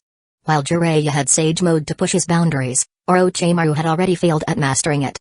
This failure might drive him to more extreme measures, something Tsunade hoped to avoid. I feel the same way. Kaito nodded. He planned to use Nawaki to gradually build a relationship with Orochimaru, then lure him in with enticing resources, eventually leading to a contract. Once contracted, Kaito would share some of his secrets and send Orochimaru to explore the One Piece world. By combining the resources and technology of both worlds, Orochimaru could create incredible innovations. Kaido mused further, speaking of science and talent, I should find time to visit the North Blue and locate Germa 66. Their lineage factor research, artificial humans, and battlesuit technology could be invaluable. Eventually, I could even seek out Vegapunk and explore his innovations. Also the Karakuri Island, Mechanical Island, it's definitely worth investigating. Kaido thought to himself. There's still so much to prepare for in the future. By the way. Suddenly, Tsunade glanced at Mikoto and the others, then asked curiously, Kaido, are you planning to team up with Mikoto, Kushina, and Minato? If that's the case, wouldn't you have one extra person on your team? How about assigning one of them to Nawaki's team? Normally, rookie teams are composed of 3 people plus a supervising teacher. Let's not. Kaido immediately shook his head and replied, the 4 of us are already used to working together. There's no need to split up. Besides, Tsunade-sis, you're about to head to the front lines to take on a crucial role, right? You won't have much time to guide us anyway. Later, we'll likely have to act independently. If we split now, we'll be short a person when that time comes. So having an extra person now works out perfectly, doesn't it? The Hidden Leaf Village, had already declared war on the Hidden Rain. By the time the troops reached the front lines, full-scale combat wouldn't be more than half a month away.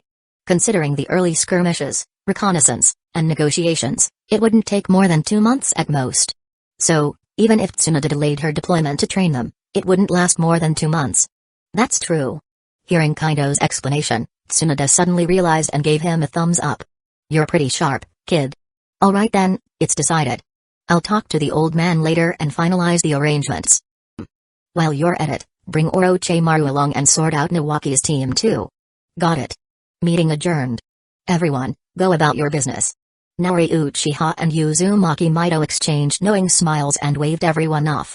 The group dispersed quickly, each going their separate ways.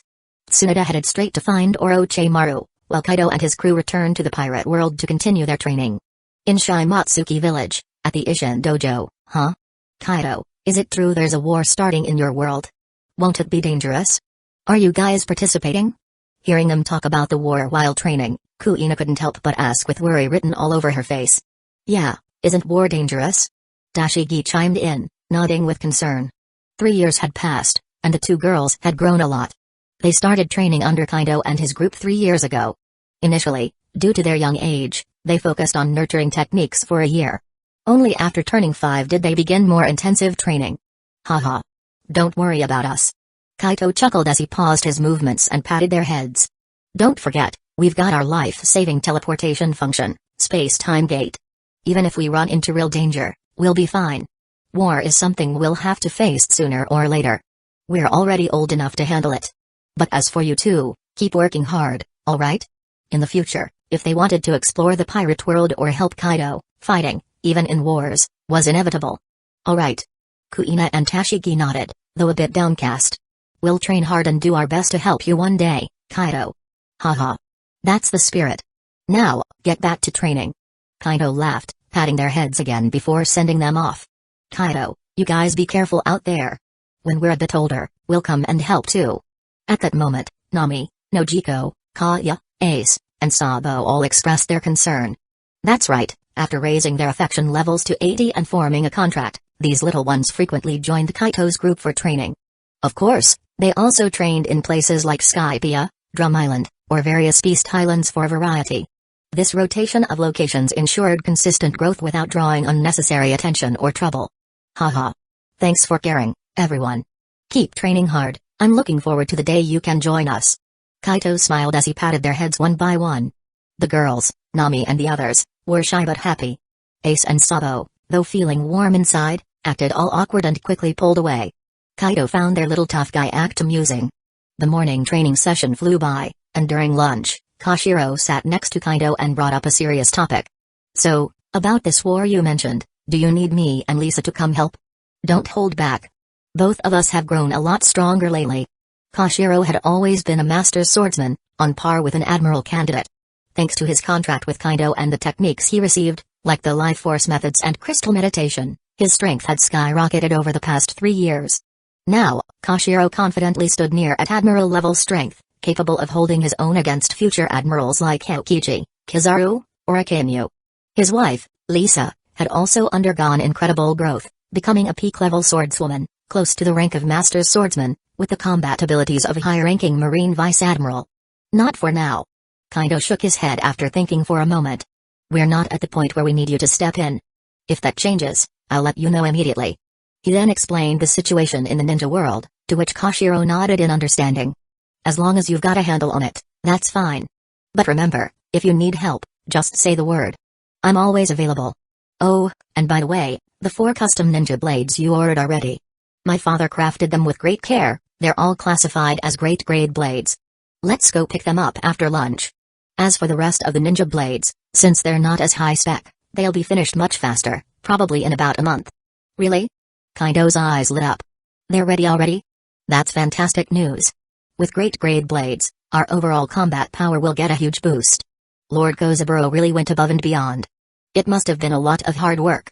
Indeed, forging 4 great grade blades, especially with chalk rock conducting metals and other rare materials, had taken years, even for a master smith like Koshiro's father. 4 great grade blades, huh? This is incredible. Chapter 88, Brilliant Glaze Ultimate Azure Wind/Blade. After lunch, Koshiro gathered Kaido, Mikoto, and Minato to head to the mountains to meet with his father. Kushina and the others, curious as ever, tagged along. Soon, the group arrived at the forge in the back mountains, where they found Koshiro's father, Senior Kozaburo, hard at work. The forge was located near a natural geothermal vent, ideal for smithing. You're here. Kozaburo greeted them with a pipe dangling from his lips. While puffing on his pipe, he pointed to a rack nearby. These 4 swords here are the ones I made for you. Go on, see if you like them. The top one's for Kaido, the second is for your mother, Nari Uchiha. The third is for Mikoto, and the last one is for Minato. Thank you, sir. The group bowed respectfully before stepping forward to take their swords. Kaido, meanwhile, used his communication space to notify his mother. Moments later, Nari Uchiha appeared through a portal. After scanning the scene and spotting the remaining sword on the rack, she gracefully bowed to Koshiro Sr.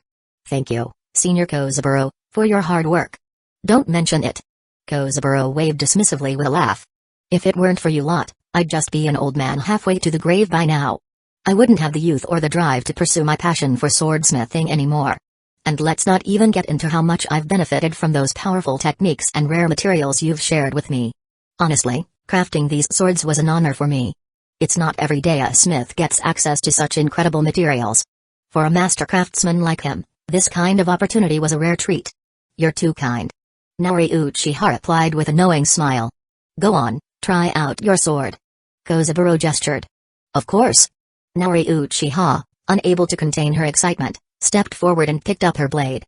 The moment her fingers touched the hilt, the sword let out a crisp hum. Her eyes lit up in delight.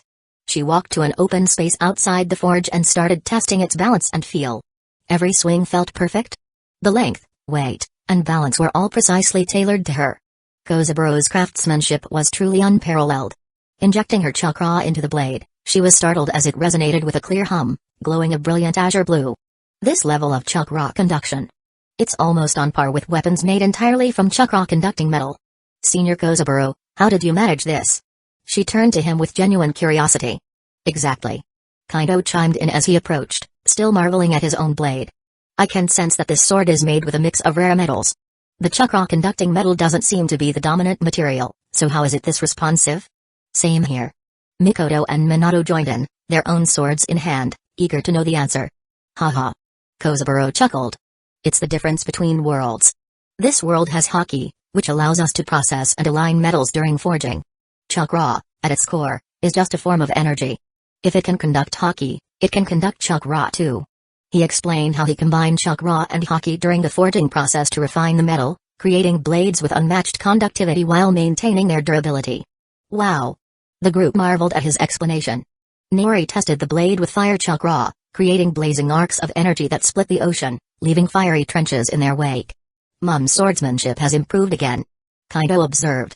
Give it a few more years, and reaching the pinnacle of the blade is within her grasp. Kozaburo couldn't help but agree. Nori's talent wasn't surprising, after all, she was the mother of a prodigy like Kaido. Senior Kozaburo, we don't know how to thank you for all this. Nori said sincerely. Haha. It's nothing. Koshiro laughed heartily and said, compared to the help you've given my family and my old man, this is really no big deal. Besides, ever since you made that contract with him and he took the longevity pills, restoring his youth, the old man's passion for forging blades has been reignited. He's genuinely interested in continuing to forge swords again. Even without your request, he probably would have taken the initiative to craft a masterpiece for you. This time, it was only a matter of limited time and materials. If we'd had more rare ores gathered, he might have gone ahead and forged you weapons of the supreme grade level. At this, Kozaburo shook his head wistfully and added, but alas, forging a supreme grade blade isn't that easy. It takes skill, luck, materials, and timing, none of which can be lacking. On the other hand, starting with a great grade blade as a foundation and tempering it with armament haki over time can create a personal supreme grade blade, a black blade, which is more achievable. Plus, a blade you forge into a supreme grade weapon yourself will be more in tune with you as its wielder. You should definitely try that someday. With your current age and the strength of your armament haki, you might be able to nurture your own supreme grade blade in just a few years. Kozaburo himself was also diligently nurturing his personal blade, eagerly awaiting the day it would become a true black blade. As for the famed sword Shujui, which he had retrieved long ago, it sat stored safely at home, unused. He intended to pass it down to Zoro when the latter became a true swordsman. A sword needs a master, otherwise, it will only decay over time. I understand. Kaito nodded with a smile. A great grade blade is more than enough. Plenty of people would do anything just to get one. It's important to stay grateful. Speaking of forging, when my skills improve and I have more time, I might even try learning how to craft a sword myself. After all, he had his cheat abilities, he wasn't worried about not mastering it. Oh? Kozaburo raised an eyebrow in mild surprise. I didn't expect you to have such thoughts. Well, it's not a bad idea. If you're willing to learn, I'd be more than happy to teach you. But for now, it's best to focus on training and strengthening yourself. Kozaburo wasn't overly concerned and left it at that, trusting in Kaido's self-discipline and planning. Got it. Kaido responded cheerfully. Finally, Kozaburo asked the group what names they'd give their new weapons. For a master's swordsmith, a blade's name is just as important as its craftsmanship. To them, a sword isn't just a weapon, it's their child. Naturally, every parent wants their child to have a good name and a fitting destiny. I've had it figured out. I'll call it Moonfang, said Naori Uchiha with confidence. Mine's Mystic Blade. Kaito chimed in. I'll go with Storm Gutter, Mikoto suggested. But then, Radiant Glass Ultimate Azure Wind/Blade, Minato proudly announced, his eyes shining. Everyone? Seriously, Minato? They all stared at him in disbelief. Are you sure that's the name of a sword? Really? Minato scratched his head awkwardly, unfazed. What, you don't like it? I think it's perfect. Look at this blade, it's so flashy. When you infuse it with wind chakra, doesn't it shimmer like glass? To prove his point, he drew the sword, channeled wind chakra into it, and watched it gleam with an iridescent glow. Everyone remained silent.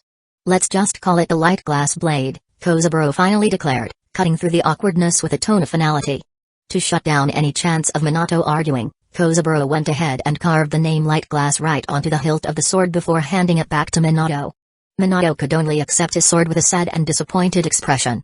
At that moment, it felt like his dreams had been shattered. Chapter 89, Hokage's Gate-Crushing Kick Jutsu in the Ninja World. Outside the Hokage's office, boom. Once again, Tsunade kicked open the office door with a loud crash and strolled in like she owned the place. The third Hokage's eye twitched as he looked at her. He couldn't hide his frustration. Do you have to break the door every single time you come here? Why do I have to keep replacing this thing every time you visit? He sighed, rubbing his temples. Fine, I'll deduct the cost from your next mission payout. Tsunade shrugged nonchalantly. Fine by me. Deduct away, it's not like it costs much anyway. And honestly, old man, I've gotten used to it. It's a habit now, and habits are hard to break. She smirked, crossing her arms. You might as well get used to it, too. Just think of it as part of my charm. The third Hokage could feel a vein popping. The audacity. Do you even hear yourself? He snapped internally. Who in their right mind uses habitual destruction as a justification? He sighed deeply. What misfortune to have taken this one as a student. And not just Tsunade, his other two disciples weren't exactly model shinobi either. One was Jiraiya, a hopeless pervert who preferred climbing in through windows instead of using doors. The other was Orochimaru, who started out normal but had gone full mad scientist, experimenting with poisons, snakes, and body modifications. Why couldn't I have just one student who didn't give me a headache? Alright, what is it this time? The Hokage asked, resigned. Shouldn't you be preparing for the front lines right now? Tsunade shook her head. I'm not heading to the front just yet. The third Hokage blinked. What? Why not? What are you planning to do instead? My student, Kaido Uchiha, along with Uzumaki Kushina, Mikoto Uchiha, and Minato Namikaze, all want to graduate early. Tsunade replied matter-of-factly. They want to get some experience before the war breaks out in full swing. As their teacher, I can't let them down. So, I'll be guiding them for a while. Oh, and Nawaki's planning to graduate early too. I'm guessing Orochimaru won't be heading to the front lines either since he'll need to mentor him. And honestly, I bet a bunch of parents are going to push for their kids to graduate early soon. They'd rather their kids have some training before being thrown straight into a war zone. The third Hokage frowned. Who's been spreading these rumors about the village forcing early graduations? That's nonsense. Rumors? Tsunade raised an eyebrow. Didn't it happen during the First War? You sent plenty of students to the battlefield after rushing their graduation exams. Look at how many of my classmates are still alive now. Barely any of us made it. She folded her arms. Everyone knows what's coming. The smart ones are making sure their kids are prepared before it's too late. The Hokage fell silent, his expression tightening. She's not wrong. He admitted to himself, though he hated to do so. Back then was different. He said after a moment, trying to defend himself. This time, things might not escalate to a full-scale war. If we defeat the Hidden Rain village quickly, it might all blow over. Tsunade gave him a skeptical look. Do you actually believe that? Or are you just trying to convince yourself? It's been 20 years since the First War. She continued. Every major village has been quietly rebuilding and growing stronger. They're not satisfied with the current status quo. They want war to grab more resources and missions. She crossed her arms and leaned forward. Just look at what happened to Hidneti village. 3 villages joined forces to wipe it out. Why? To get their sealing techniques and make better Jinchuriki for their tailed beasts. They're gearing up for battle, plain and simple. And you think we'll be the exception because we value peace? Sure, you've kept the warmongers in check here, but what about everywhere else? You know this is only the beginning. The third Hokage's face darkened. You don't need to remind me about Hidneti village. He muttered. Tsunade shrugged. Then let's cut the pretense.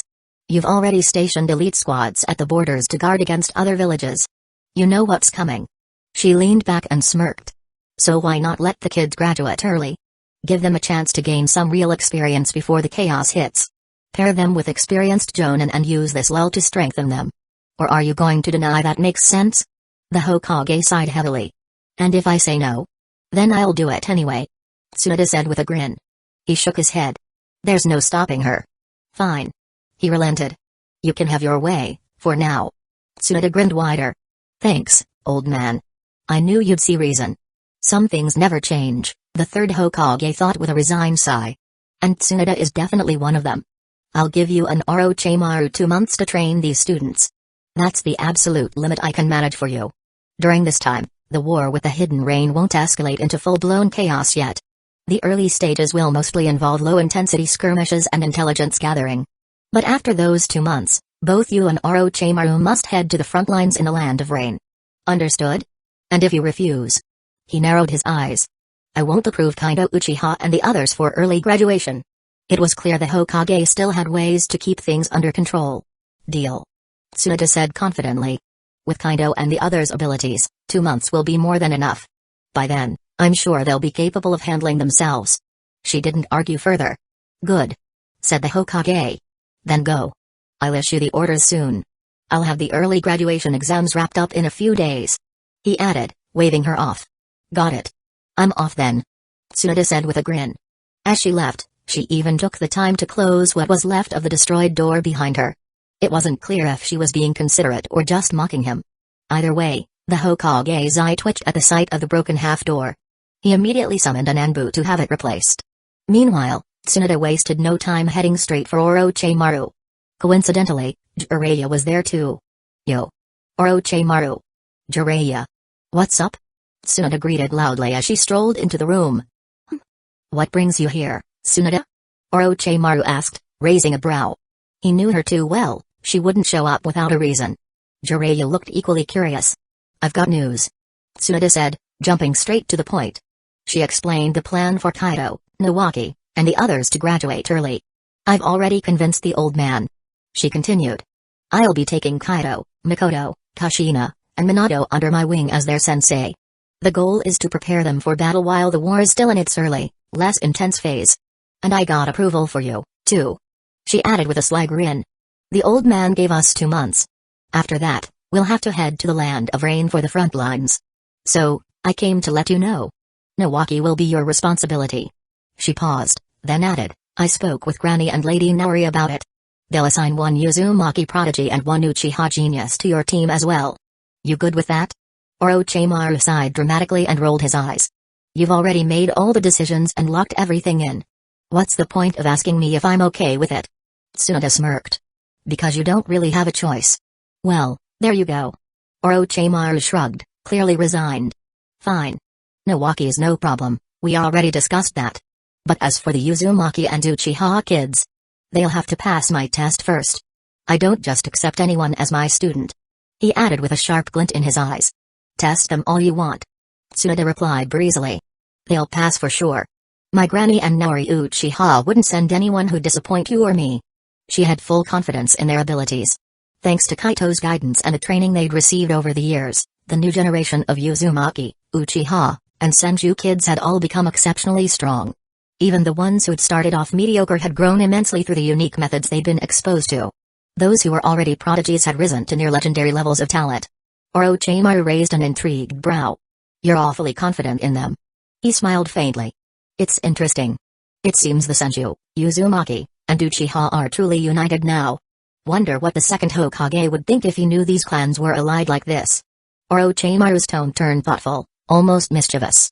Maybe I'll revive him someday with Edo Tensei, Impure World Reincarnation, to ask him myself. The idea amused him, though he hadn't yet perfected the technique.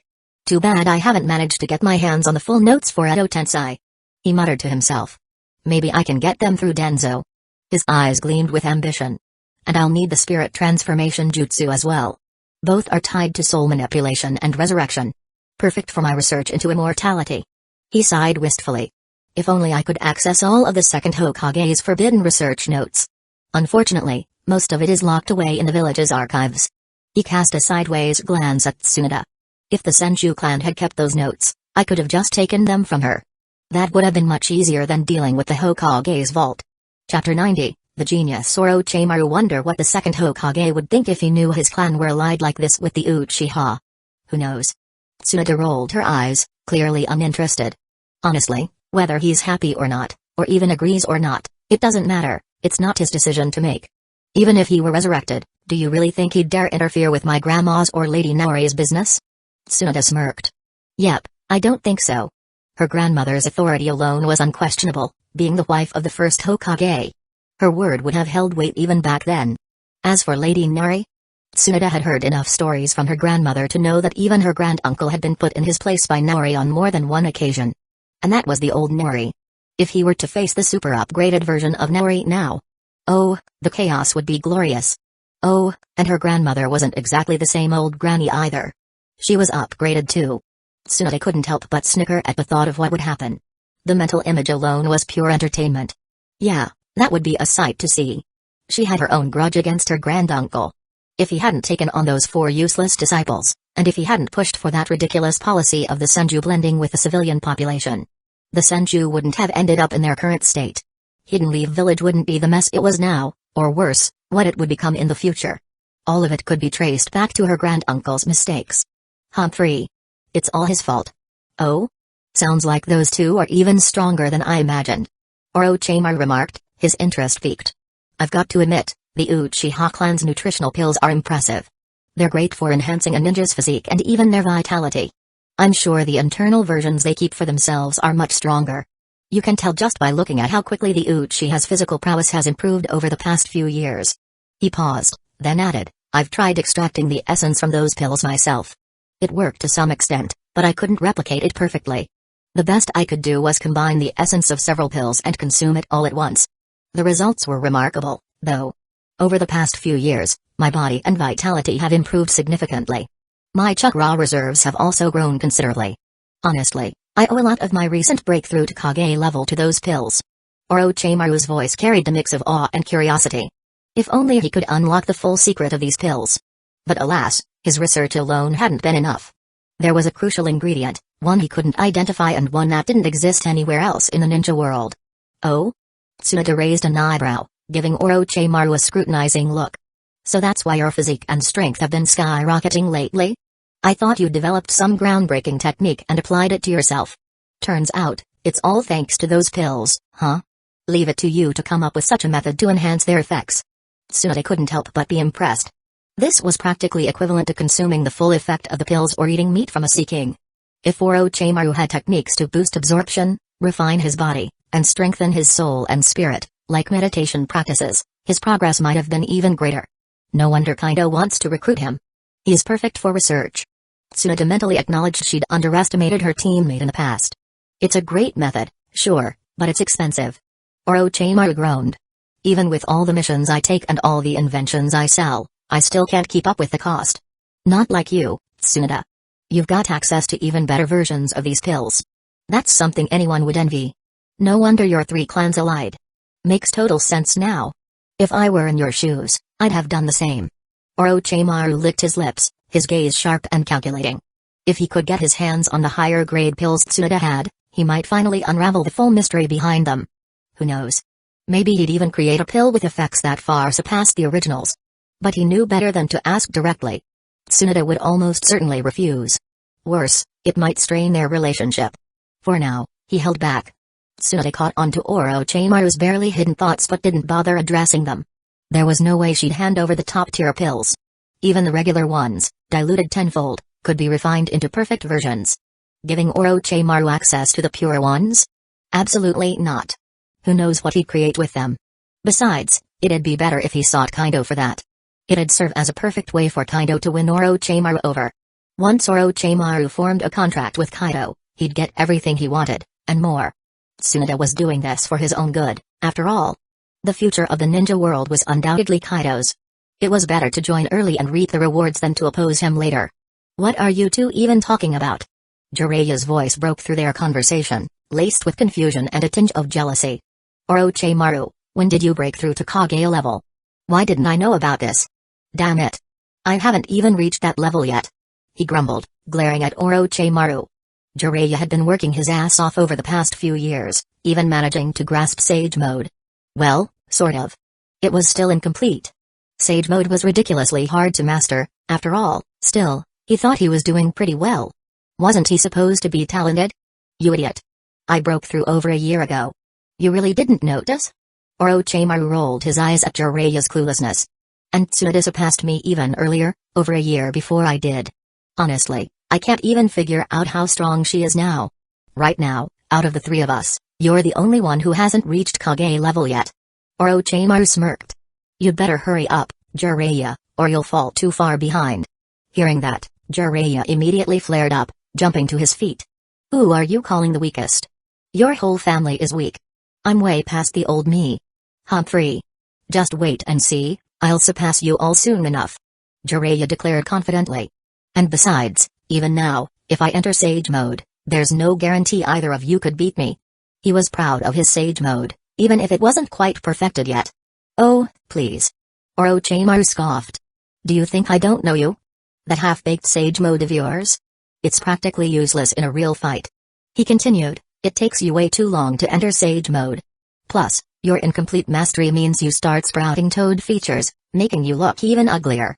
Knowing how much you care about appearances, you'd never willingly show that form in public unless it was absolutely necessary.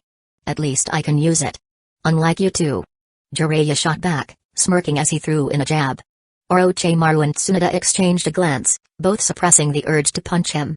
That was a sore spot for them. Who would have thought that out of the three of them, Jiraiya, the guy they always saw as simple-minded, would be the one to get the hang of Sage Mode? Neither of them would admit Jiraiya had an edge. Instead, they rationalized it, Sage Mode must suit straightforward people better. Smart people like them had too many thoughts running through their heads, which made it harder to achieve the calm and unity with nature that Sage Mode required. That day, Kaido, Mikoto, Minato, Kushina, and Nawaki all applied for early graduation. The third Hokage, already prepared for this, approved it without hesitation and scheduled their exams for the following day. Additionally, he announced that senior students across the academy would soon undergo group early graduation exams. Those who passed would be assigned mentors and sent on missions to gain experience. Kaido's group received confirmation of their exam schedule later that day. None of them were worried. With every member of their group already at least Jonin level in strength, the exam was hardly a challenge. Even if the third Hokage himself oversaw the test, Kaido was confident they'd all pass. Finally, we're graduating. Kushina stretched with a grin as the group left the academy. No more sending shadow clones to school. I'm free. Exactly. Mikoto agreed with a laugh. Even with shadow clones, we still get the memories of attending class every day. It's been such a headache. Still. She added with a more serious tone, we can't relax just yet. Missions are coming, and with the war underway, we'll need to stay sharp. Training and caution are key, we can't afford to slip up. Among their group, only Kaido had the strength to handle most problems on his own. The others were strong but still had a lot of room to grow. A single misstep could lead to disaster. While they had Kaido's space-time portal as an emergency escape, it was better to avoid relying on it unless absolutely necessary. Using it too often might expose its existence and cause trouble for Kaido. Unless, of course, they dealt with every witness afterward. Don't worry, I'm not stupid. Kushina assured them with a firm nod. Oh, by the way. Minato said suddenly, yesterday I ran into this white-haired old guy. He said he was the Toad Sage from Mount Myabaku and wanted to take me as his disciple. Should I accept? Honestly, it feels like it'd just be a hassle. With Kaito's guidance, Minato didn't really need another teacher. Besides, he had too many secrets to keep. Adding a teacher into the mix would complicate things. Jiraiya. You mean that perverted teammate of Tsunade's who likes spying on women? Kushina asked, frowning. Mikoto and Kaido exchanged knowing looks. Kaido, in particular, thought to himself, even after I've changed so much of Minato's fate, Jiraiya still managed to find him. Should I call this good intuition or sheer luck? Minato's frown deepened.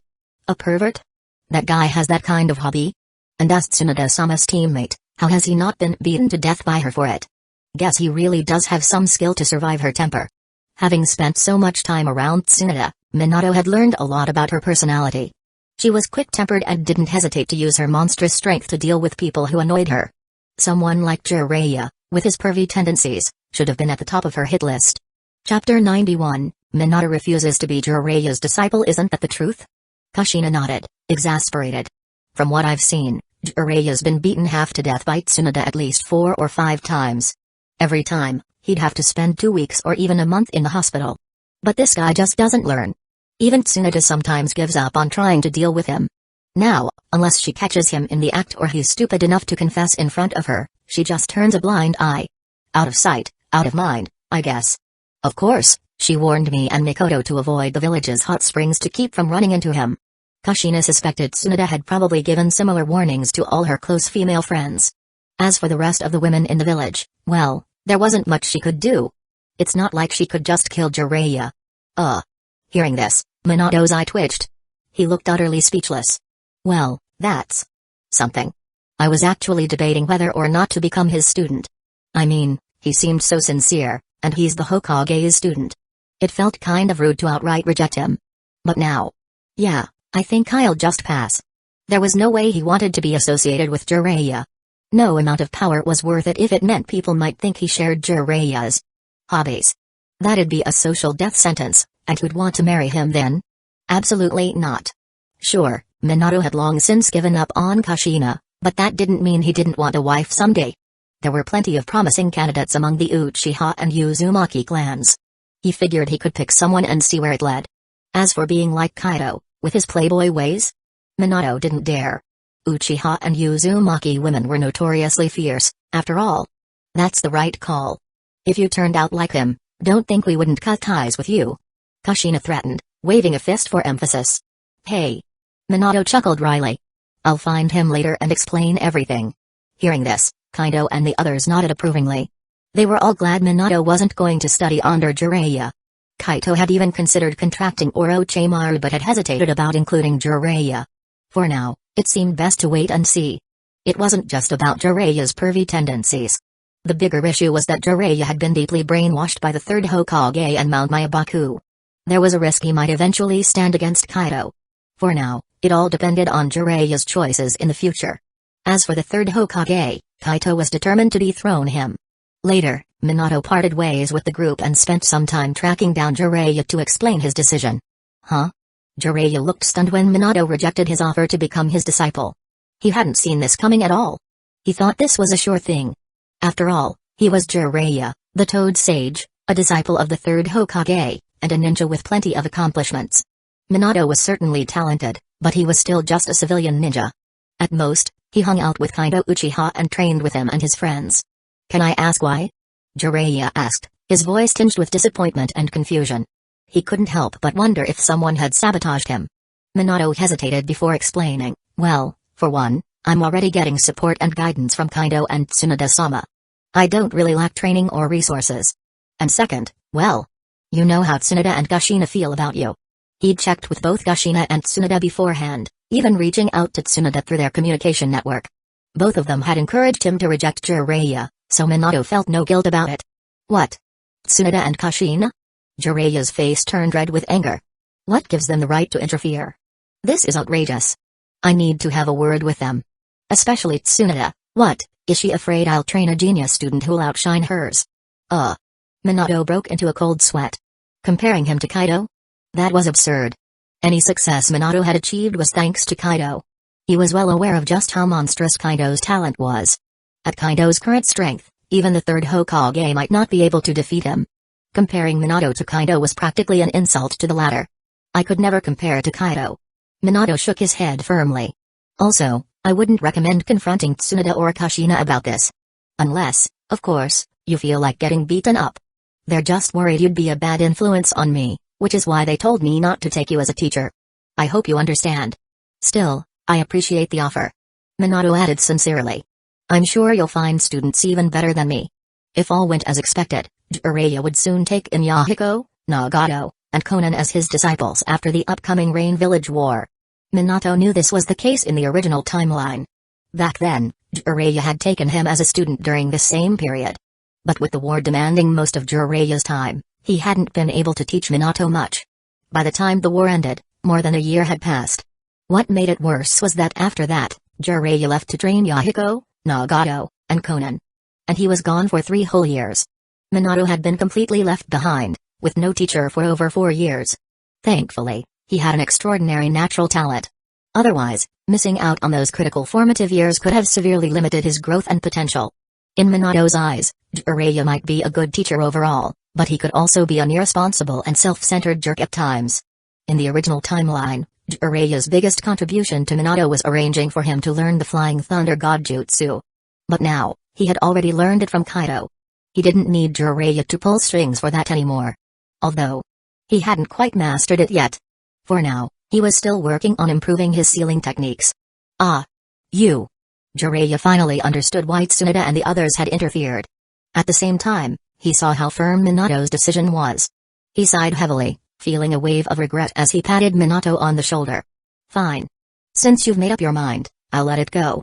Just know this, I'm really disappointed. But even if you don't become my apprentice, don't slack off. Don't waste your talent. You have to become a dependable ninja, someone who can protect Hidden Leaf Village. And if you ever run into problems with your training, don't hesitate to come to me. I'll help however I can. It hurt, really. But there wasn't much else to say. He knew that once Tsunade got involved, this matter was as good as dead. As for confronting Tsunade or even Kushina about it? Yeah, no thanks. He didn't want to risk getting pummeled by Tsunade, or, heaven forbid, Lady Mido. He couldn't afford to mess with either of them. Damn it. This is all because of my habit of peeping. Curse my teacher for leading me astray. Jiraiya cursed under his breath and disappeared in a flash. Thank you, Jiraiya-sama. Minato bowed deeply as Jiraiya left. Only after Jiraiya was out of sight did he turn and walk away. Achoo. Achoo. Damn it, who's bad-mouthing me now? In the Hokage's office, Hiruzen sneezed several times in a row. He rubbed his nose with a confused look. Hiruzen, don't change the subject. Danzo, seeing this, immediately snapped, I don't mind letting senior students take the graduation exam early, but why didn't you discuss this matter with us first? Now is absolutely not the time to send children to the battlefield. You should have approached us for consultation, at the very least. Indeed. Koharu and Hamura nodded in agreement. Hiruzen looked at Danzo, clearly annoyed. Danzo, don't think I don't know what you're scheming. Do you really care about kids graduating early? Don't tell me you're not planning to use this to handpick recruits for the route? Danzo's eyes narrowed slightly, his dissatisfaction flashing briefly before he retorted, the matter is done, but I need to select a group for the route. The route is too weak right now, with too many missions and not enough manpower. I need fresh blood. I've got my eye on some talented kids from the Uzumaki, Uchiha, and even some Senshu descendants. Hand them over to me. Since he couldn't directly meddle with clans like the Uchiha, Senshu, or Uzumaki, he figured starting with their younger members was a viable alternative. Danzo believed in his brainwashing techniques. Once these kids were under his control, he was confident he could turn them into his loyal operatives. In the future, they could be used to suppress the Uchiha, Senshu, and Uzumaki clans. He also wanted to recruit people from other ninja clans into the route. Eventually, with enough influence, he could control the clans from the shadows, secure their support, and finally achieve his dream of becoming Hokage.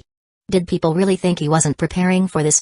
Of course, he knew he needed strong support to claim the title of Hokage. In his eyes, winning over the civilians and regular ninjas wasn't that urgent. He could manipulate public opinion to sway them when the time came.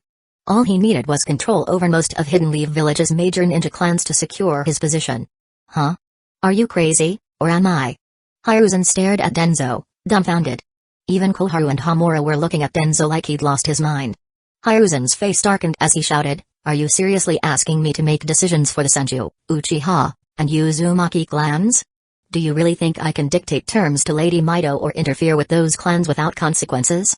Don't you realize that if word got out about me trying to do something like this, those three clans would revolt and overthrow my rule in a heartbeat? They already have enough power to take me down whenever they want.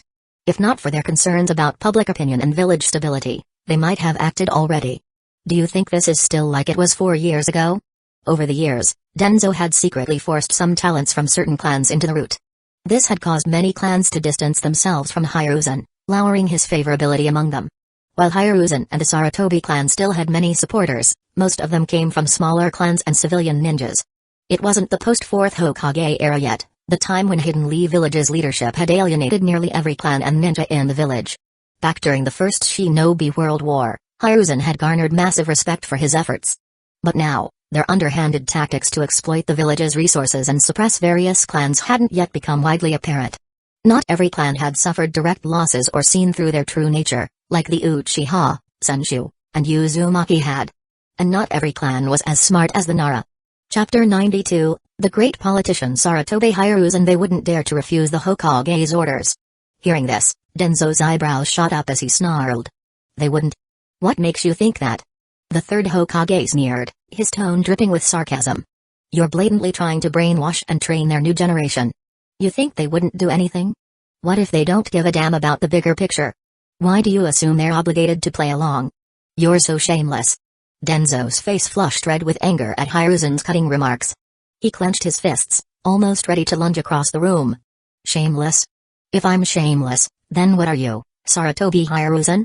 You dump every dirty, shady task on me, yet you sit back acting like some saintly figure? If there's anyone here whose shamelessness is unrivaled, it's you.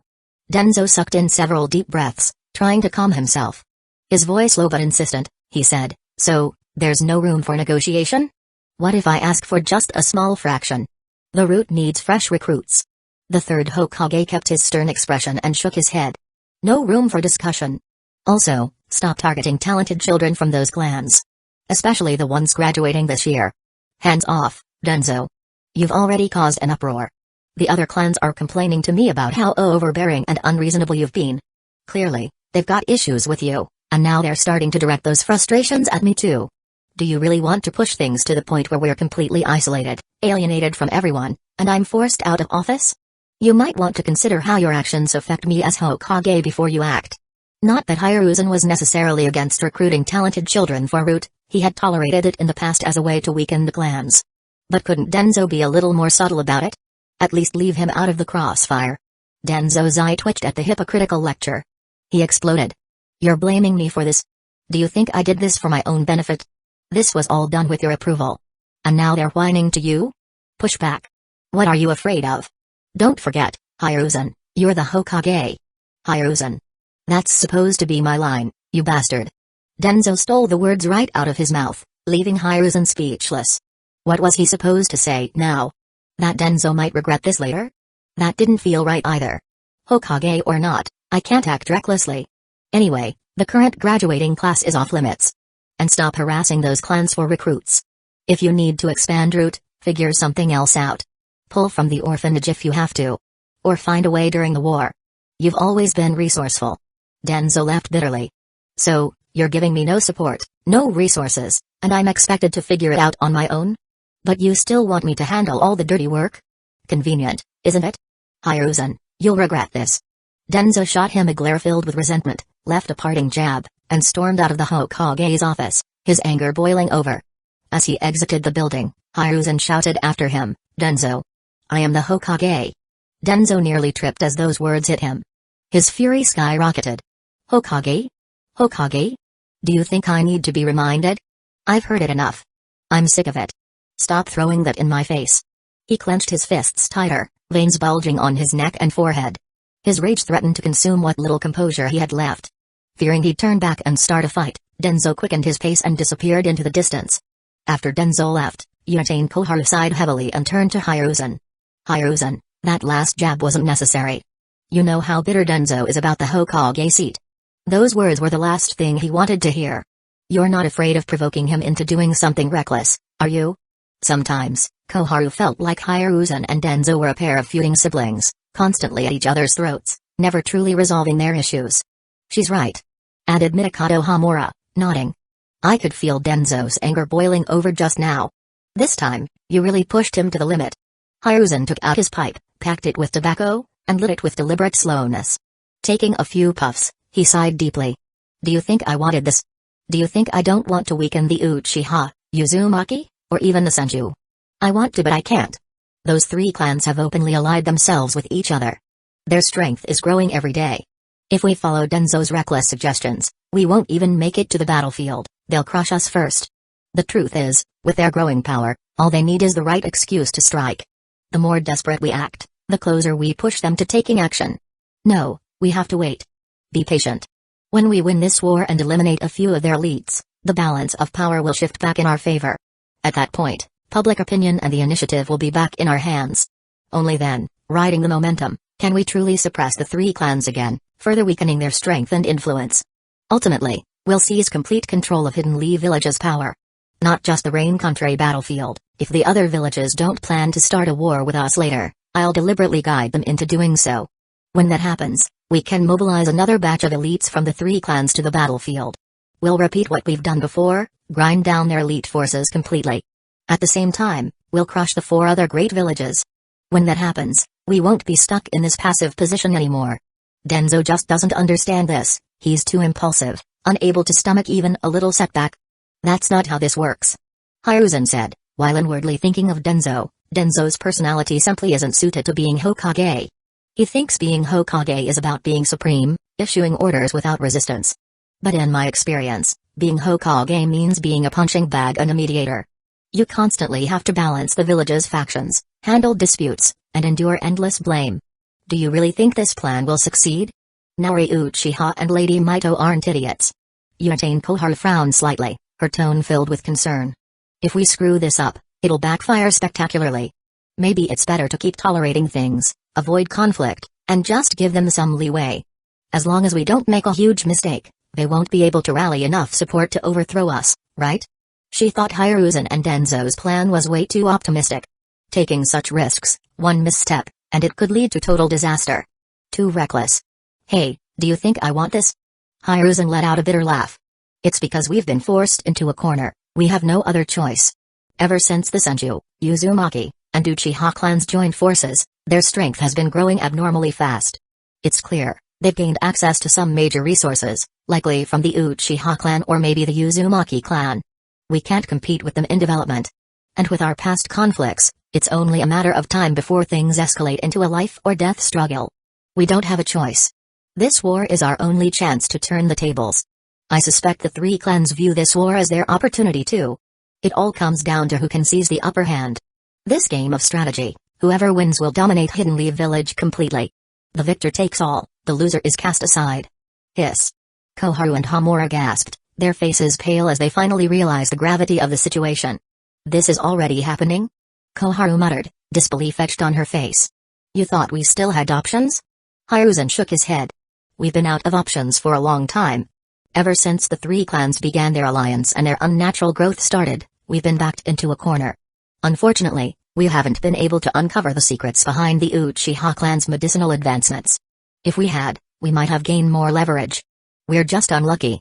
As for why I provoked Danzo earlier, it's because we can't afford to provoke the three clans, or even the other smaller clans, right now. If we push too hard, they might all join forces and flip the table early, removing us from power before we even get a chance to fight back. If that happens, we won't even get to take our shot at turning things around. The reason Danzo didn't completely blow up earlier is that, deep down, he knows this too. Danzo's earlier suggestion? It was just his impulsive, aggressive nature trying to test the waters. He thought that by taking hostages, there might be a chance of success. But Hiruzen couldn't agree to such a risky move. That wasn't his style. Testing the waters could very well end in disaster. I see. Koharu frowned deeply, her expression serious. Looks like there's no turning back. Then let's do it. I'll start preparing the supplies. You handle the rest. Me too. Hamura added, nodding. The two left the Hokage's office and exited the building. But instead of immediately handling the supplies, they found a secluded spot, set up a sound barrier, and sat down for a private conversation. Koharu. Hamura began cautiously, what are you thinking? Should we really get deeply involved in this? Hamura's brows furrowed in confusion as he studied her face. Don't bother playing dumb. Koharu rolled her eyes. I just think Hiruzen and Danzo's plan is too reckless. Getting too involved could drag us and our families into an irreversible disaster. That's not something I want to see, and I don't think you do either. After all, their positions of influence were built on their ties to the second Hokage, along with their loyalty to Hiruzen and Danzo. Their families had gradually prospered because of it. But they were still small players in the grand scheme of things. They couldn't afford to take such a gamble. Especially since their involvement in suppressing the Senju, Uchiha, and Uzumaki clans had been minimal, barely scratching the surface. They weren't mortal enemies of those clans and saw no reason to risk everything on Hiruzen and Danzo's grand schemes. Chapter 93, The Early Graduation Exam. You're right. Mikado Hamura nodded in agreement, letting out a sigh. Ugh. Who would have thought that after just a few years, things would spiral into such a mess? Life's unpredictable, isn't it? We're not like Hiruzen and Danzo. We can't gamble like that, and honestly, we don't need to. So, from now on, let's stick to our own pace.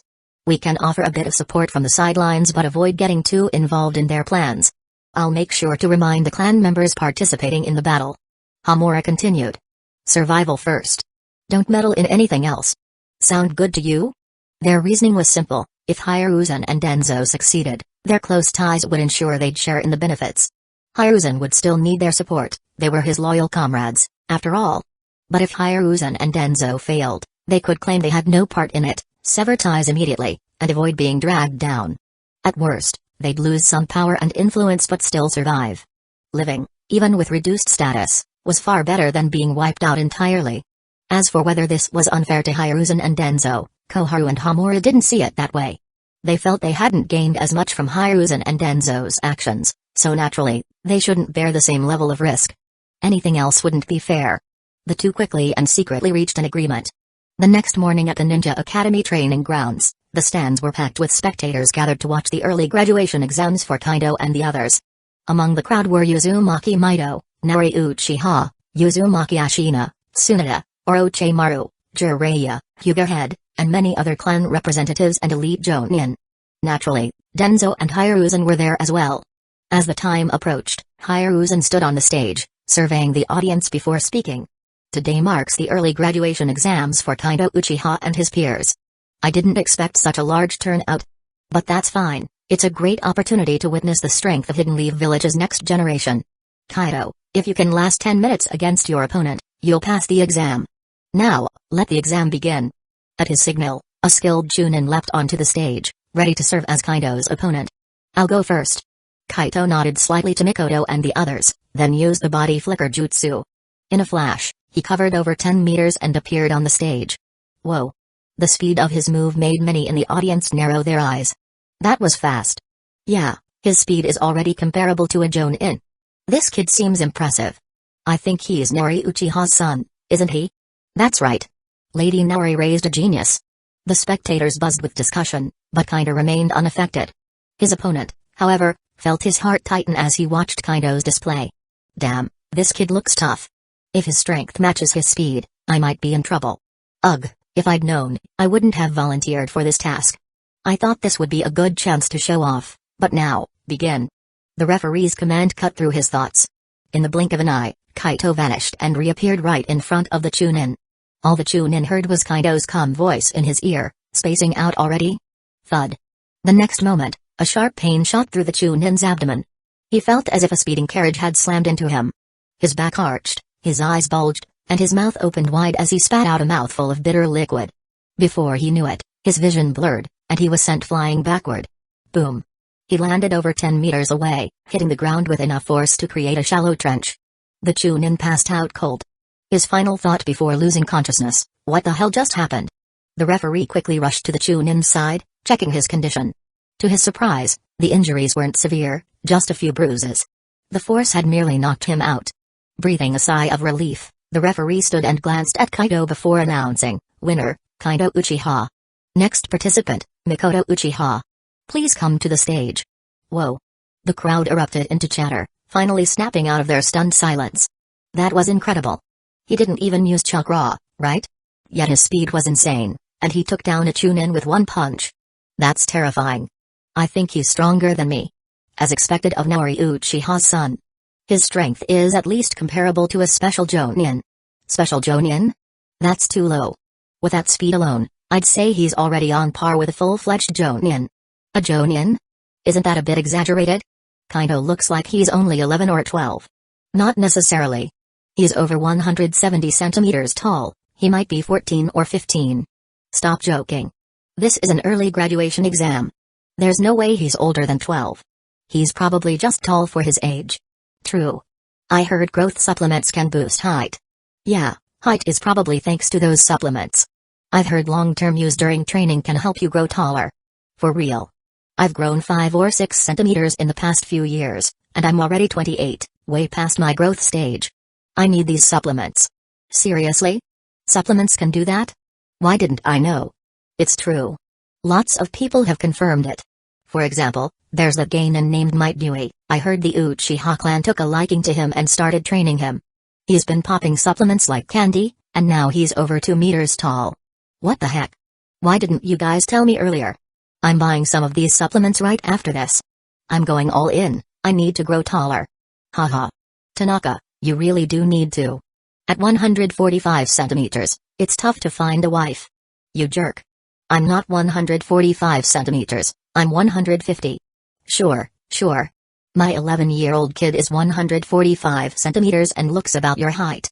Stop lying to yourself. You're dead. Come here. Unsurprisingly, the conversation on the stands had veered completely off course, focusing instead on Kaido's impressive height. After all, he was unusually tall. If not for his youthful face, people would have easily believed he was 17 or 18. Kaido didn't care about any of this. After hearing the referee announce his victory, He smiled and waved at his mother and her group in the stands before stepping down from the stage. Mikoto, your turn. Good luck. Got it. Next, Mikoto Uchiha faced her opponent, another skilled Chunin, as both stepped onto the stage. In the corner of the stands, Orochimaru had been observing everything. He couldn't help but be impressed. Your student's strength is probably at least Jonin level, right? Orochimaru asked, his eyes following Kaido. Something like that. Kaido's naturally talented and works hard. Tsunade replied with a faint smile. Jonin? Who's he kidding? Tsunade thought to herself. Kaido's real strength far surpassed hers. She, an experienced Kage-level ninja, couldn't last more than 3 moves against him if he got serious. Of course, she wouldn't say that out loud. Keeping Kaido's abilities under wraps was crucial to avoiding unnecessary trouble. Jiraiya, standing nearby, seemed sulky. He glanced at Minato, then at Tsunade, and sighed dramatically. I could have had an amazing student too, you know. Oh? Orochimaru looked between Tsunade and Jiraiya, puzzled. What's the story here? Tsunade crossed her arms, smirking as she replied, Minato didn't need you as his teacher. He already had Kaido and Lady Naori backing him up, not to mention his own talent. You were just deluding yourself. Jiraiya huffed. If you hadn't badmouthed me to him, he wouldn't have refused. Really now? Orochimaru perked up. Minato's the blonde kid near Kaido, right? He does seem impressive. Tsunade scoffed, as if I needed to badmouth you. Everyone in Hidden Leaf Village knows you're a peeping perv. Minato's a good kid with a bright future. Why would I let him learn from you? Do you want him to ruin his reputation? Or maybe have trouble finding a wife later? Seriously, Jiraiya, leave the boy alone and try to redeem yourself for once. What's Minato going to learn from you? How to spy on women in the hot springs. Jiraiya was left speechless, utterly defeated. Nearby, several ninjas had been quietly eavesdropping on their exchange, struggling to hold back their laughter. Most of them thought Jiraiya had it coming. Anyone who knew his personality found him annoying. After all, no one wanted to risk their wives, daughters, or girlfriends being spied on at the hot springs. If Jiraiya wasn't one of the 3rd Hokage's students, he'd have been ostracized, or worse, beaten to death, long ago. Even the 3rd Hokage, who had overheard everything, felt exasperated. Sigh. Jiraiya, there's no saving you. You've made your perversion so well known that even I'm ashamed to associate with you. Still, Hiruzen couldn't help but glance at Minato. But that Namikaze kid is really something. Too bad Kaido already got to him first. If I'd noticed him earlier, he could have been a valuable ally in the future. Maybe I can still recruit him. Hiruzen started plotting. Minato's got incredible potential. Even with seals suppressing his chakra and life force, he's already Chunin level. And he's only 10 years old. A top-tier genius, and a civilian-born one at that. Hiruzen clenched his fists slightly, regret gnawing at him. I should have noticed him sooner. But maybe it's not too late. If I can win him over, his value would be immeasurable. I could even use his connection to Kaido and the Uchiha to gain influence over them. He resolved to have a word with Jiraiya later, urging him not to give up on taking Minato as a student. If it works, it'll pay off big time. Chapter 94, The 4 Geniuses, Kaido, Mikoto, Minato, and Kushina on the arena platform. Mikoto and her opponent stood face to face, ready to fight. Begin the test. With the referee's signal, Mikoto sprang into action. Whoosh! In a flash, she mirrored Kaido's earlier moves. Before her opponent could react, she closed the gap and punched him hard in the stomach. Her punch sent him flying out of the ring, crashing into the ground, where he immediately passed out. The crowd was stunned. Then, an uproar erupted. No way! Is this Mikoto Uchiha really that strong too? The Uchiha clan is rising, huh? 2 incredible geniuses back to back. Rising? Have you been living under a rock? The Uchiha have been gaining strength for years now. I hadn't noticed much, though their reputation did get better after the reforms to their police force. Exactly. Ever since the Uchiha police force started treating people fairly, their attitude and reputation have improved dramatically. Plus, I heard they added ethics and interpersonal skills to their academy curriculum. They're way easier to work with now. Right? An Uchiha partner is now strong, reliable, and much less arrogant. They're the dream teammates these days. But they don't take on many missions lately, do they? I heard their shops make them plenty of money, so they don't need to. And isn't that a good thing? Their medicines and those weird shell items are helping us all improve. If they're not competing for missions, there's more for the rest of us. Win-win, right? I don't know. Avoiding missions sounds like dodging their duty to the village. Oh, stop. Contributing medicine and tools that boost our strength is helping the village. How is that not valuable? Exactly. Hearing all the chatter, the third Hokage's expression darkened.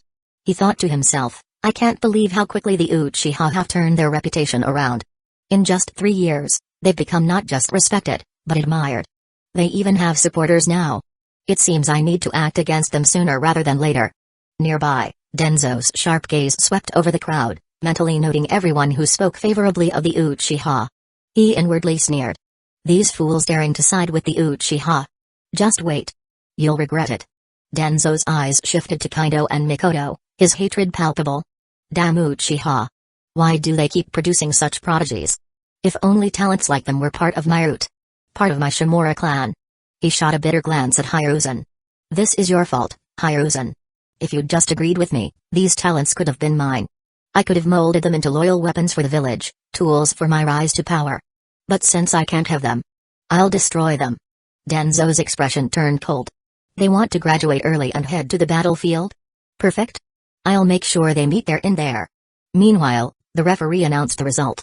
Test over. The winner is Mikoto Uchiha. Next up, Minato Namikaze. Please come forward. Minato stepped onto the stage, but he took a different approach.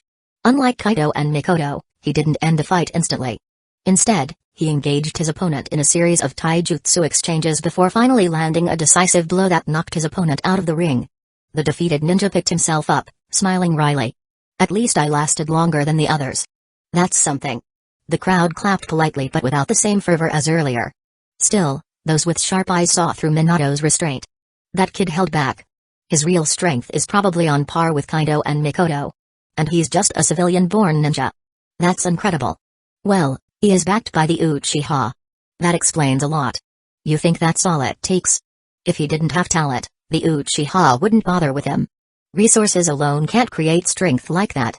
Hearing the crowd's admiration, Jiraiya clenched his fists. His heart ached. Damn you, Tsunade. You've ruined my chance at a prodigy disciple. He muttered to himself, clutching his chest dramatically. The third Hokage, on the other hand, was even more determined. This kid is a must-have. Such talent can't be left to the Uchiha. After the tests, I'll have Jiraiya try again to take him as a disciple. Danzo, standing not far away, was even more determined. This commoner genius should belong to me, not the Uchihas. Hiruzen, you fool. How could you let this happen? I'll make sure he ends up in my root organization. The referee called the next match. Next up, Uzumaki Kushina. Please step forward. Kushina wasted no time. She delivered a single, powerful punch that sent her opponent out of the ring. The matches continued smoothly. Senju Nawaki, Uchiha, and Uzumaki Reiko all displayed their impressive talents, easily passing the tests. The gathered clan leaders and senior ninjas couldn't help but comment. Even the young Senju heir has such potential. It seems their alliance with the Uchiha is paying off. Indeed. The Senju clan might be on the verge of a revival. And let's not forget the Uzumaki and Uchiha. Their kids are all monsters in the making. That Outa kid could already be at Chunin level, maybe higher. Seriously. How does the Uchiha keep churning out geniuses? The chatter continued, but the graduation tests concluded without further incident. The third Hokage stepped onto the stage, addressing the young ninjas with a warm smile. Congratulations on passing the test. From today onward, you are officially Genin of Hidden Leaf Village. I hope you will continue working hard, contribute to the village, and grow into its future pillars. I have high hopes for all of you. As for your team assignments, I've already made the decisions. You'll be informed shortly. For now, please follow your supervising teachers to take your ID photos and officially register as Genin. With that, the third Hokage paused, sweeping his gaze over the crowd before continuing. In light of the exceptional performance from Kaido and the others, I've realized that there may be other talented individuals stuck in the academy, wasting their potential. This is undoubtedly a waste of talent. And with the looming threat of the Second Shinobi War, we must prepare for harsher challenges ahead. So, in 5 days, we will conduct a unified graduation exam for the Academy's 4th, 5th, and 6th year students. Anyone who passes the test will graduate early. The village will assign suitable instructors to these graduates, so they can begin honing their skills in real-world situations. This will give them a head start before the war fully erupts, increasing their chances of survival. The announcement stirred a mix of emotions. Some were excited, others worried, and a few even opposed the idea. This is also an opportunity to better prepare the next generation of Hidden Leaf Village. That's all for now. After finishing his speech, the third Hokage turned and left, leaving behind a crowd with mixed reactions. Despite differing opinions, his decision had been made, and there was no room for argument. Soon after, Kaido and the others, led by Tsunade and Orochimaru, went to the Hokage building to take their ID photos, collect their forehead protectors, and officially register as Geinin of Hidden Leaf Village. Minato, are you sure you won't reconsider becoming my disciple? Jiraiya asked, looking at Minato with puppy dog eyes. I really admire you. And trust me, I'm an amazing teacher. If you agree, I can even teach you Sage Mode. Jiraiya's persistence wasn't random. Earlier, the third Hokage had pulled him aside for a stern talk, emphasizing the importance of recruiting Minato, a civilian-born genius, and pulling him away from the influence of the Uchiha. The third saw this as a chance to plant a key piece in his game. Though Jiraiya was initially reluctant, the third's insistence, and his reasoning that the Uchiha and their alliances were disrupting the village's balance, eventually swayed him. Now here he was, trying his luck with Minato again. Well. Minato hesitated, torn. He didn't want to outright refuse Jiraiya and risk offending him, but he also couldn't simply agree. Feeling stuck, he glanced at Tsunade for help. Jiraiya. Tsunade's eyebrows shot up as she angrily snapped, are you still on this? Why can't you let it go? Minato's already in my squad, which makes him my student. Why are you trying to poach him from me? Do you not respect me? Do I need to beat some sense into you? She raised a fist threateningly.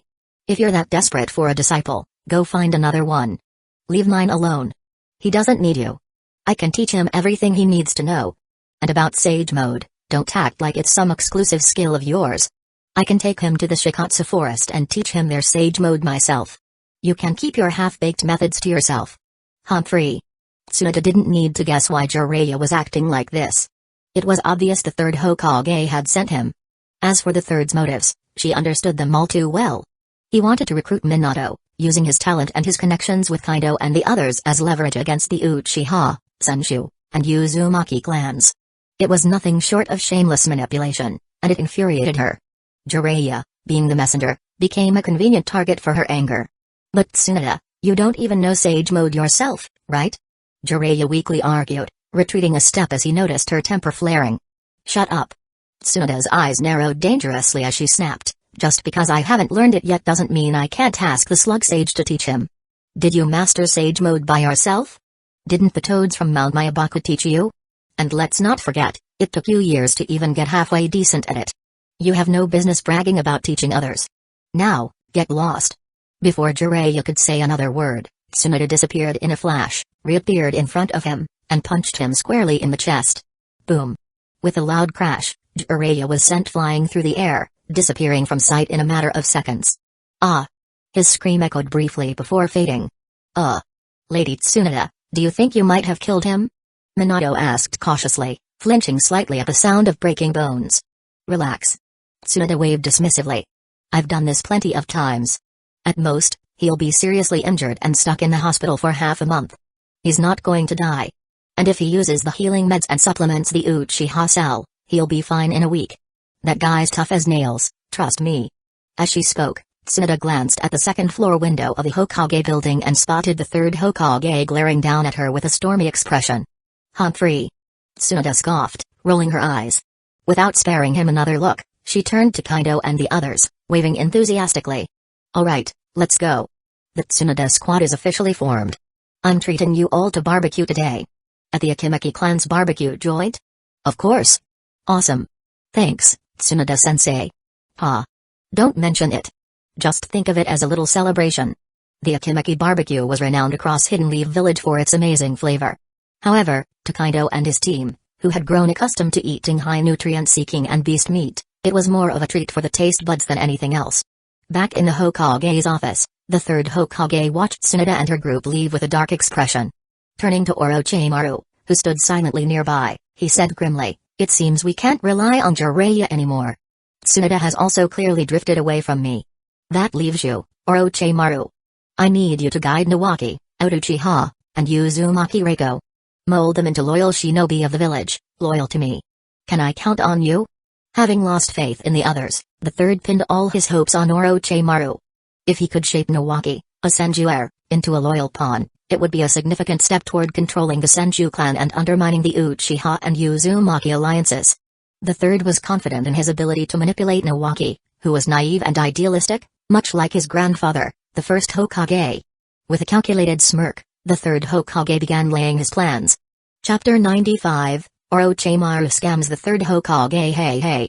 Orochimaru crossed his arms, a sly smile on his face as he looked at his teacher. So, you're asking me to manipulate my own students, huh? Don't you know how much they respect their teacher? The third Hokage's face twitched slightly at Orochimaru's words. Keeping a stern expression, he cut to the chase. Stop beating around the bush. What do you want? If anyone knew Orochimaru well, it was Sarutobi Hiruzen. Respect? Caring for his students? All nonsense. With Orochimaru, it was always about the price. Over the years, Orochimaru had become more and more pragmatic, almost disturbingly so. His obsession with the pursuit of immortality and mastering countless jutsu had stripped away whatever ideals he might have once had. He was no longer the obedient, respectful student he used to be. Not to mention, Orochimaru's recent involvement with Danzō was no accident. Hiruzen had intentionally turned a blind eye, hoping Orochimaru's ambitions could help keep Danzō's increasingly rogue root division in check. Still, it wasn't like Orochimaru had no respect for his teacher. Deep down, there was a sliver of genuine regard for the man who had guided him. I have two conditions. Orochimaru said, raising two fingers. I want the Edo Tensei technique and the spirit transformation jutsu. And if possible, I'd like copies of all the research notes from the second Hokage's studies on these techniques. What? The third Hokage's face darkened immediately, his brows furrowing deeply. What do you want those for? Especially Edo Tensei. That's a forbidden technique, it's sacrilegious and one of the most dangerous jutsu ever created. He was increasingly worried about Orochimaru's dangerous ambitions. The Orochimaru standing before him now was far removed from the once bright prodigy he had been. Oh, what else? Orochimaru smirked. Both techniques deal with souls, don't they? Naturally, I want to study the essence of the soul and uncover the secrets of immortality. Sensei, my goals have always been clear, you know this better than anyone. Orochimaru's tone was calm and almost conversational, but the third Hokage could sense the calculating mind behind those words. He knew Orochimaru didn't expect him to hand over the Edo Tensei technique without resistance. That demand was just a setup to negotiate for something else. This wasn't Orochimaru's first time employing such tactics. Absolutely not. Forget it. The third Hokage's voice was firm, though laced with frustration. You can have the spirit transformation jutsu, but not Edo Tensei. I won't stand by and let you go down this dark path. Oh? Orochimaru feigned surprise, dragging out the word teasingly. What dark path? Orochimaru thought to himself. This is just about you not wanting me to become uncontrollable. He knew his teacher too well to believe Hiruzen's reasoning. But arguing further would be a waste of time. Orochimaru nodded with mock sincerity. Fine, that'll do. But in that case, I can't promise to try my best unless you also give me 5,000 of those Uchiha manufactured nutritional pills. What? The third Hokage blinked in disbelief. 5,000? Why do you need so many of those? He wasn't just baffled by the number, it was also the fact that those pills were considered strategic resources. Come on, sensei. You know they're incredibly effective for enhancing training results. I've been using them to push my limits, and at this point, I can't maintain my pace without them. Funds are tight, and I've had to cut back on my experiments just to keep up my training regimen. Hiruzen frowned deeply. 5,000 is too much. The village only gets around 10,000 pills allocated monthly, there's barely enough to go around as it is. The pills, manufactured by the Uchiha, were in high demand. Although production had increased significantly in recent years, monthly supplies were tightly regulated. Even with his position, Hiruzen often found it challenging to secure additional allocations for his faction. Orochimaru's request wasn't just excessive, it bordered on impossible. Too much? Then how about cash instead? Orochimaru offered, unbothered. I'll just buy them directly from Tsunade.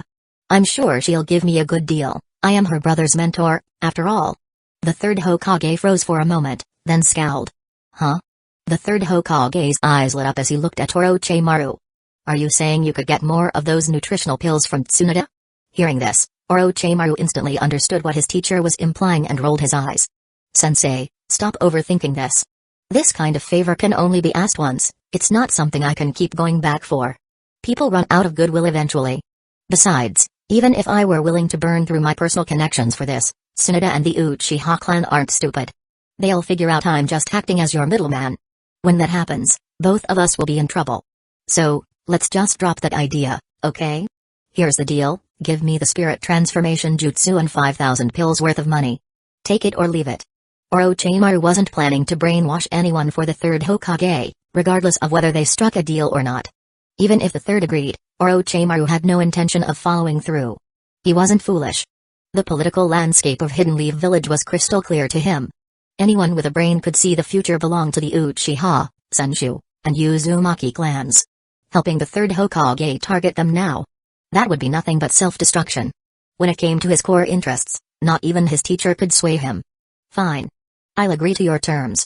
The third Hokage hesitated for a moment before finally giving in. Although 5,000 pills worth of money was a hefty sum, he had been embezzling funds from Hidden Leaf Village over the years and could barely scrape together the required amount. Alright then, hand over the cash and the jutsu. Once I have those, I'll get to work. Orochimaru shamelessly stretched out his hand. Fine, fine. Just don't screw this up. With a sigh, the third Hokage reluctantly transcribed the spirit transformation jutsu scroll and handed over 30 million ryo, his face filled with pain as he passed them to Orochimaru. Thanks, sensei. I'll be on my way now. Orochimaru accepted the items with a sly smile and quickly left the Hokage's office. Let's hope you succeed. The third Hokage exhaled a puff of smoke, mumbling to himself. Of course, this wasn't his main plan.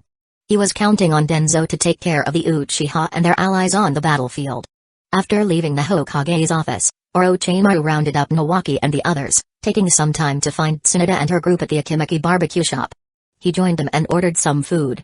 During the meal, Orochimaru discreetly set up a soundproof barrier and shared the third Hokage's plans with Tsunade and the others. Even Nawaki was included in the discussion. What the hell? Is that old man insane? He really thinks he can pull this off? Tsunade's temper flared instantly, her face turning furious. Don't make me go and kill him right now. They hadn't acted against the third Hokage yet, not because they lacked the strength, but because the timing wasn't right.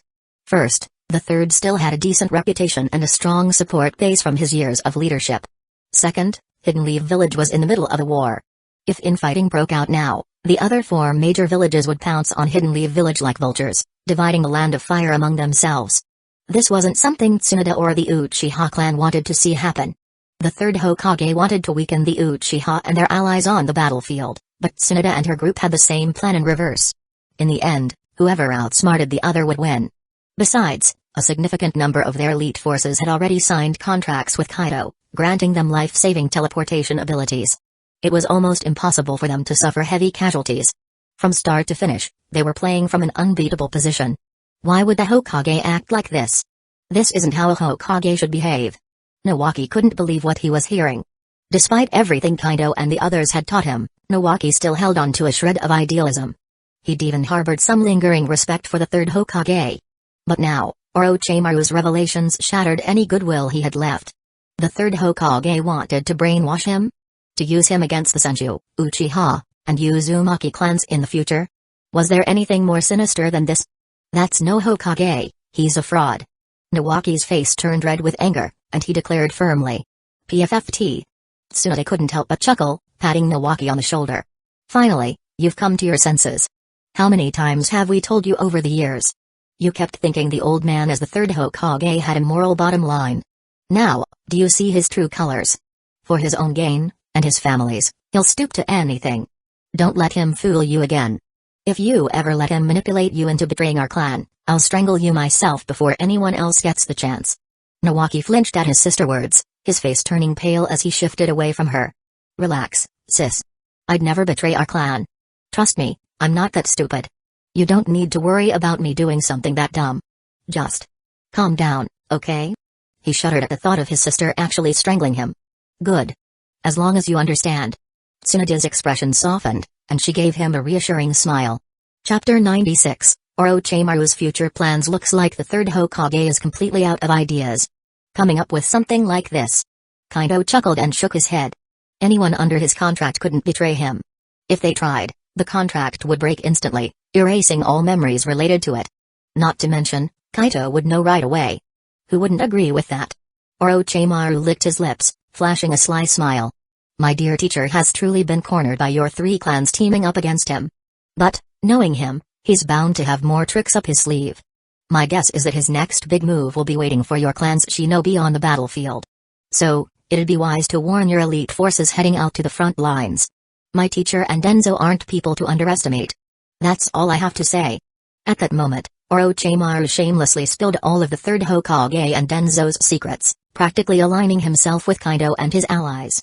His actions left Kaido, Tsunade, and the others speechless as they exchanged incredulous looks.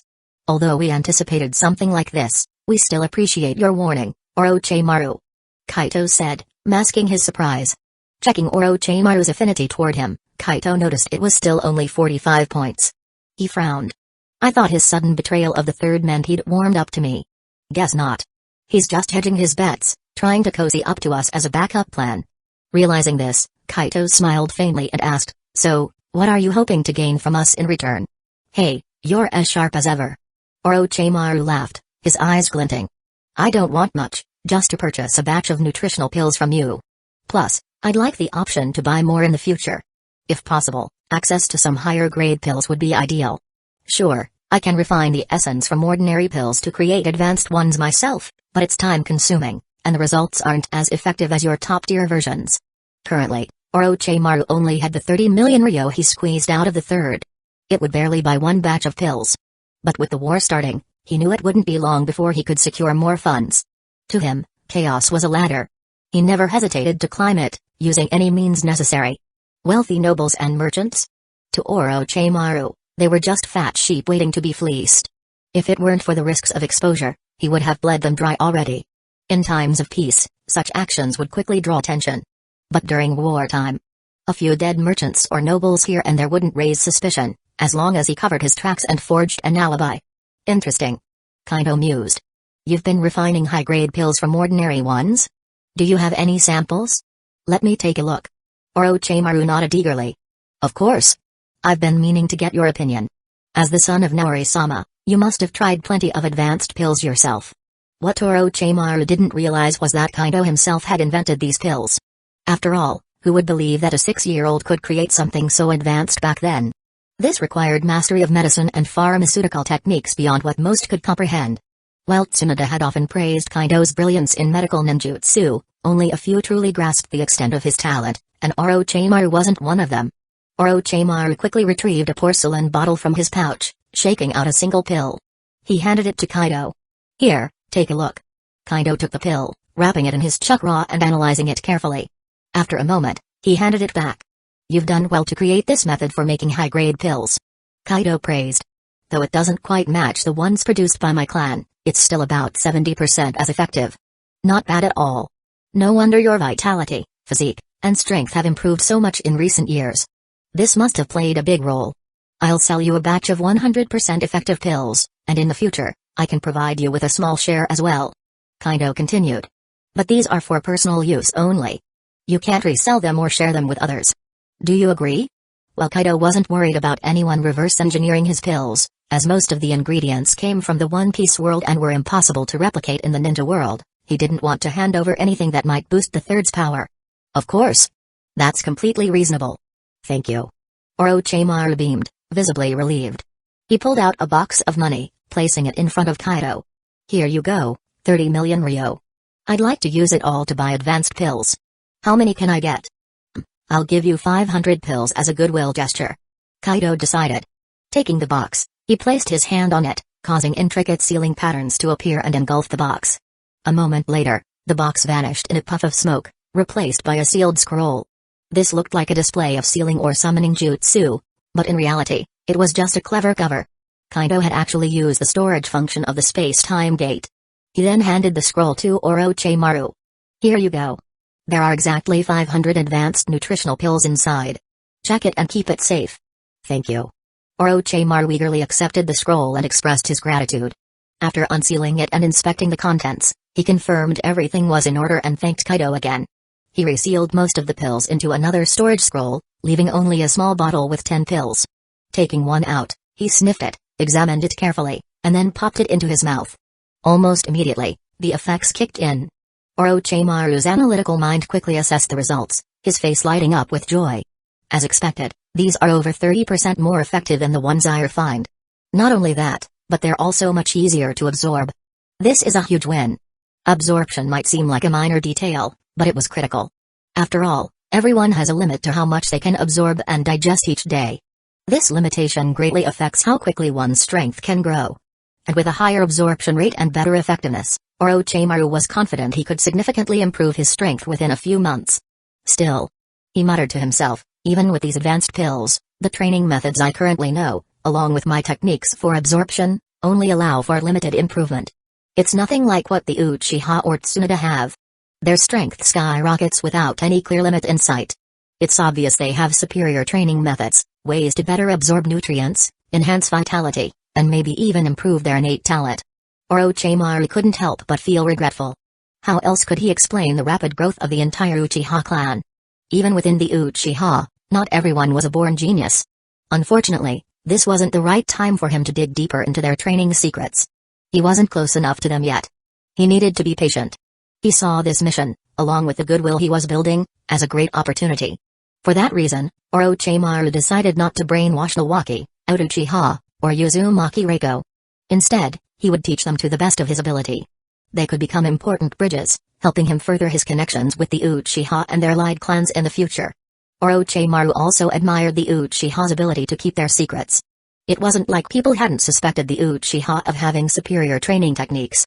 Many smart individuals in both Hidden Leaf Village and the ninja world had their theories. But so far, no one had successfully uncovered these secrets. Some who tried to target and capture Uchiha members mysteriously vanished, their bodies never found. It was strange. These Uchiha members also never resurfaced in Hidden Leaf Village either, as if they had vanished into thin air with the attackers. What Orochimaru didn't know was that Kaido had relocated these individuals to the One Piece world. There, they were tasked with establishing and expanding their forces. As long as they stayed out of sight in the ninja world, people would simply assume they were dead. Once Kaido gained full control of Hidden Leaf Village and eventually the ninja world, these individuals could openly return. Hey, don't mention it. Kaido smiled, waving off Orochimaru's thanks. If you're willing to align with us, there's no reason for us to push you away. In fact, we should interact and collaborate more in the future. I recognize your talent for research. Who knows? We might have opportunities for deeper cooperation down the line. Of course, any potential cooperation would hinge on Orochimaru entering into a contract with Kaido. After all, an uncontrolled Orochimaru was not someone Kaido wanted knowing too many secrets. That would make things far too unpredictable. Orochimaru, oblivious to Kaido's true thoughts, brightened up at his words. Absolutely. I look forward to working together more in the future. Nearby, Tsunade observed their conversation, barely suppressing her amusement. Orochimaru, oh, Orochimaru. No matter how cunning you think you are, you're willingly turning yourself into a fish caught on Kaido's hook. She couldn't wait for the day Orochimaru realized the truth. It was bound to be entertaining. After a hearty barbecue feast that left everyone satisfied, the night ended. The next morning, outside the Hokage Tower's announcement board, Tsunade, for once, arrived early and waited until Kaido and his team joined her. She then led the group to the Hokage's office to receive their mission. This had been the third Hokage's specific request. He wanted an opportunity to interact with Kaido and his group, hoping to sway them to his side. Tsunade and the others knew his intentions but didn't care. The third was wasting his efforts. His attempts were as futile as winking at a blind person. To maintain the image in front of her students, Tsunade surprisingly refrained from kicking the office doors today. Instead, she calmly opened the door and took Kaido and his team inside. Chapter 97, The First Ninja Mission. Old man, I've brought Kaido and the others to pick up some missions. Give me a few C-rank or B-rank tasks. I want to let them see some blood. As soon as Tsunade entered the office, she made her demands without any hesitation, completely ignoring Unitane Koharu and Midokado Hamura, who were also present. What surprised her, though, was that these two notorious nags didn't reprimand her for her impoliteness today. How strange. Tsunade thought, but she didn't dwell on it. Whatever plans or odd moods these two had, it didn't matter to her. They were not on the same page. Also, the see some blood part? Total nonsense. Over the past 3 years, Kaido and the others had already spilled plenty of blood in the One Piece world. They had taken down countless criminals, pirates, fierce beasts, and even sea kings. They weren't lacking in combat experience. The real reason for their early graduation and these missions was to pave the way for Kaido and the others to gain legitimate battlefield merits and raise their reputations. Of course, the third Hokage didn't know this. Hearing Tsunade's request, he smiled and nodded. Sure. I've already prepared them for you. There are 5 missions to subjugate bandits, and they're all along the same route. They're yours. With that, He handed a scroll to Tsunade, working hard to maintain a kind and approachable demeanor. He looked at Kaido and the others with a warm smile and said, Kaido, Mikoto, Kushina, and Minato, you are all the shining stars of Hidden Leaf Village's next generation. Work hard to improve yourselves. And remember to stay safe during your missions. Your lives are the most important thing. Do you understand? Hearing this, Kaido and the others couldn't help but feel a mix of amusement and irony. They recalled how in the original timeline, Tsukumo Hatake had been driven to death after failing a mission.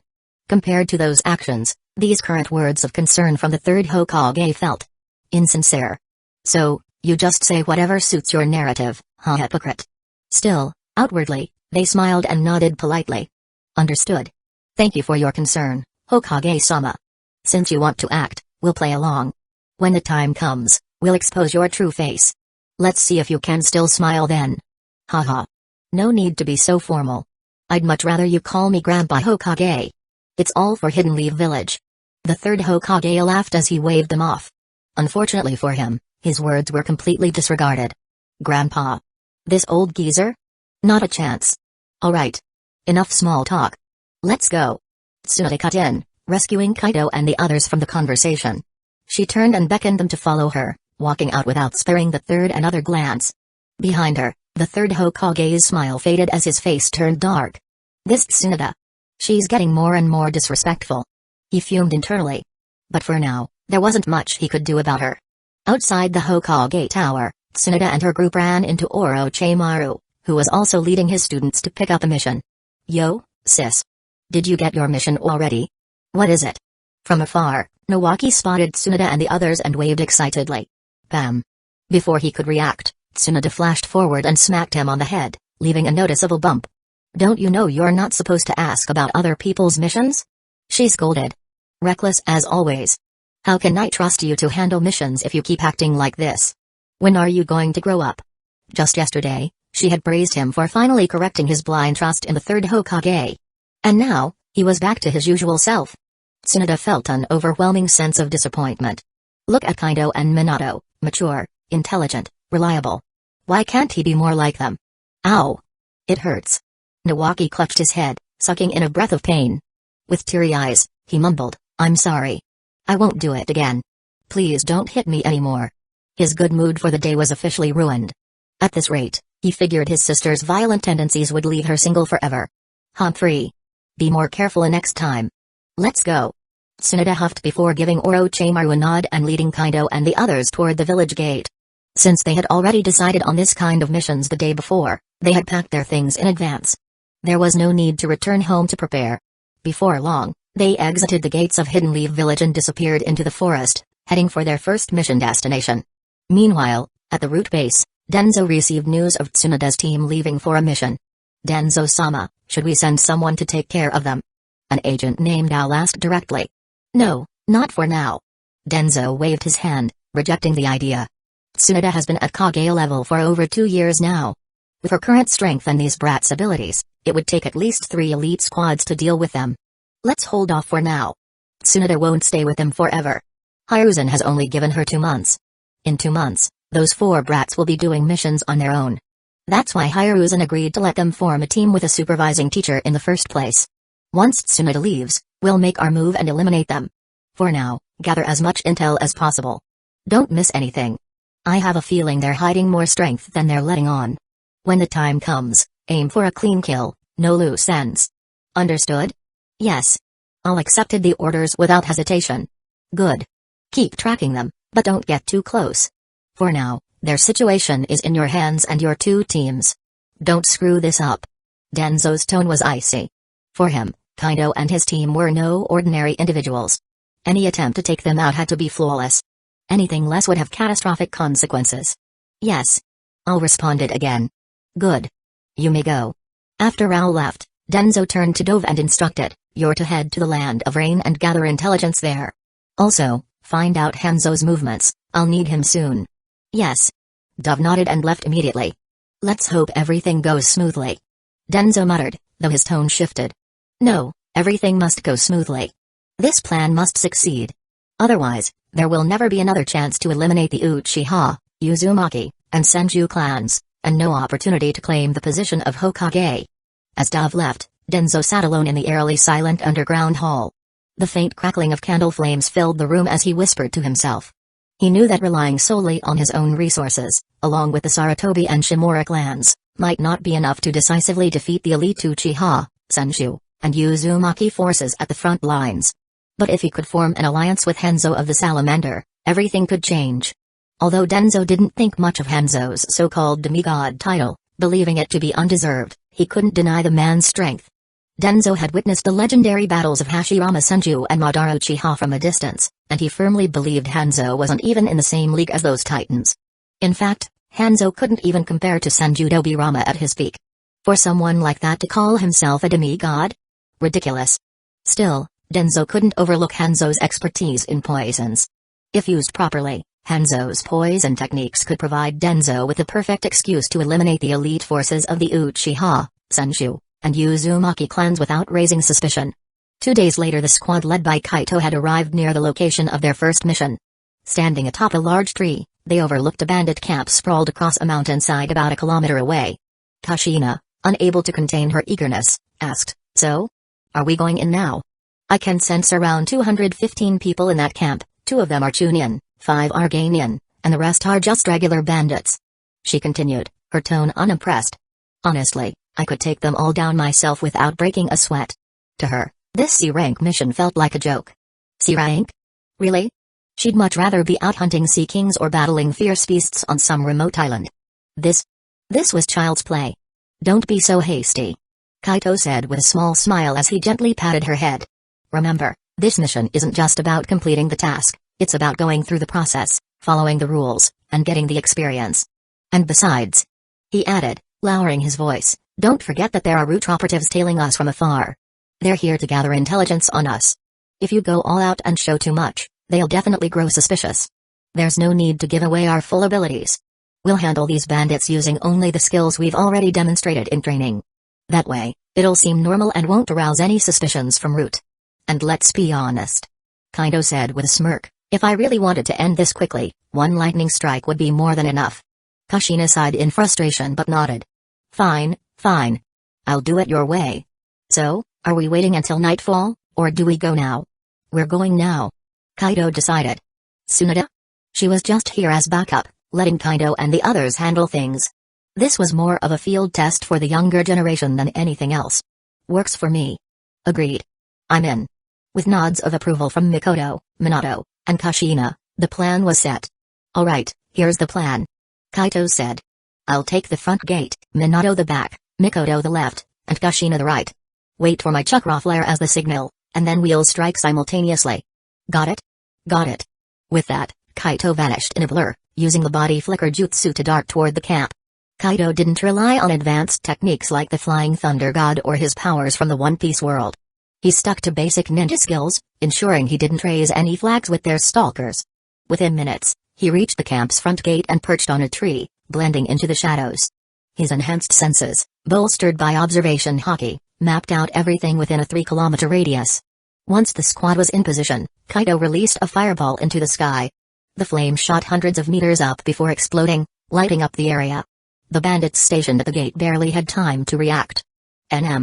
Before they could finish their warning, Kaito appeared among them in a flash, his blade cutting through the air. The sound of steel slicing flesh was the last thing the bandits heard. By the time Kaito moved into the camp's interior, the guards' bodies collapsed, blood spraying from their necks as their severed heads tumbled to the ground. Thud, thud, thud. Their lifeless forms hit the dirt in eerie unison. Chapter 98, The Cruel Nature of Root and Anbu Kill. Kaito didn't pause for a second, moving at lightning speed towards the center of the mountain hideout. Even though he kept his performance at the level shown during their last assessment, for the bandits in this stronghold, it was nothing short of a massacre. Let alone Kaito, Minato, Kushina, and Mikoto were there too. In just a few minutes, the entire hideout, including the handful of Chunin and Gainin present, was wiped out by them. The stench of blood engulfed the hideout. Among the carnage, they also found dozens of women who had been captured by the bandits. "What should we do with these people?" Kushina and Mikoto asked, turning to Kaito. This incident had clearly shaken them, especially the miserable condition of those women. It made them reflect, if they weren't born into prominent clans or didn't have the strength of a ninja, they too could have suffered the same fate, unable to control their own destinies, their lives determined by the whims of evil men. That thought alone strengthened their resolve to train harder and grow even stronger. They realized that only when they were powerful enough to face any threat could they truly feel safe. Even then, they wouldn't stop pushing themselves. They wanted to stand proudly by Kaito's side, to fight alongside him. I asked them. Kaito said, they're mostly from nearby villages. Let's give them some money and food so they can return home safely. Got it. Kushina and Mikoto immediately agreed. They took some of the loot they'd confiscated and shared it with the women. After countless tearful thanks, the women left. Next, Kaido and his group didn't rush to leave either. They gathered the bandits' corpses into a pile and stored the rest of the loot in their storage space. Fire style, Great Fireball Jutsu. Without forming seals, Kaito stood a dozen meters away from the pile and exhaled. A massive platinum-colored fireball, over 10 meters in diameter, formed instantly and engulfed the pile. The terrifying heat incinerated the hundreds of bodies in moments, leaving behind a massive half-spherical pit over 10 meters wide. Even the edges of the pit showed signs of vitrification from the intense heat. Damn. Minato and the others narrowed their eyes at the sight. Kaito, no matter how many times I see it, your Great Fireball Jutsu is just insane. Minato remarked. This kind of power, it's practically in the range of an A-rank fire-style technique, isn't it? Not just its size, the key was its scorching temperature and the speed at which it formed. There was no way to dodge it. Kushina giggled. That's him holding back, you know. I've seen him go all out before. The fireball was 50 meters in diameter and burned blue-white, so hot it probably exceeded 1,500 degrees. 50 meters? Blue-white flames? That's easily S-rank level. Minato exclaimed, his eyes wide in shock. Turning a basic C-rank Great Fireball Jutsu into something like this. Only Kaido could pull something like that off. It seemed like every technique or training method became something unimaginable in his hands. They'd seen this happen time and again with him. It's not that big of a deal. Kaito said with a modest smile. But this time, I had to control the power so we don't spook those root ninjas, or the one behind them. Let's rest here tonight and head to the next mission point tomorrow. He added. Wait, why? Minato was confused. He glanced at the sky. It was still early afternoon, around 3 or 4. We could easily cover another 100 kilometers at our speed. Before Kaido could answer, Tsunade suddenly appeared, flashing a grin. You're staying because you want to ensure those women make it back safely, right? Huh? Kushina tilted her head, puzzled. What does that have to do with their safety? She asked. We've already saved them. Are you saying they'd still face danger even after this? Minato, quicker to catch on, thought about it and began piecing things together from Kaido and Tsunade's expressions. Kaito nodded. Tsunade's right. I don't trust the Root or even the Anbu to have a shred of decency. I've heard from my mother that sometimes Root and Anbu operatives do things without any regard for morality or basic humanity. They might even kill those women under the guise of keeping secrets. So yeah, we're staying the night. With us here, they wouldn't dare make a move. By tomorrow, those women will have already reached home. At that point, even if Root wanted to, they wouldn't have the time or the means to find them. And honestly, they wouldn't risk causing trouble like that in the Fire Nation's heartland. Minato and the others finally understood but felt even more frustrated. These bastards are truly despicable. Kushina fumed. It's all Danzo's fault. I swear, one day I'll wipe them out. No one as heartless as that should be allowed to exist. The thought of the women they saved possibly being hunted down after all they'd endured made her grit her teeth in anger. It only strengthened her determination to become stronger, so she could one day cut down all injustice in her path. It was clear to her, she needed to train harder and push her limits. Only then could she cut down all injustices in her path. Agreed. Mikoto and Minato nodded in unison, showing their support. Alright, stop looking so riled up. Kaito said with a chuckle. Let's take a break, eat something, and settle here for now. Afterward, we'll each leave a shadow clone behind and head over to the pirate world for training. Can't slack off, we haven't finished today's training routine yet. With that, Kaido led them to a cleaner spot nearby. He smoothed the ground with an earth-style jutsu, made some chairs, spread out a tablecloth, and then pulled out an assortment of food. Let's dig in. Since he planned to practice his eternal life jutsu later, eating was a must to sustain his energy. And as for feeling queasy about eating meat right after slaughtering so many people? Not a chance. Back in the pirate world, he had already grown used to such situations. The same was true for Mikoto and Kushina. They joined in without hesitation as soon as the food appeared, eagerly helping to demolish the feast. About half an hour later, after several tables of food were polished off and they were feeling comfortably full, they cleaned up and headed to the Mountain Bandits Hall. Each of them left a shadow clone behind, while their real bodies teleported to the pirate world to continue their daily training. Kuina, who was training when they arrived, stopped mid-move and looked at them with surprise. Kaido, Mikoto, Kushina, Minato. Didn't you say you'd be out on a mission today? How do you still have time to train here? Yeah, seriously. Perona's spirit form floated over, curiously circling them. After years of training, Perona had learned to convert her physical body into a spirit form, rather than leaving her body behind and exposing a major vulnerability.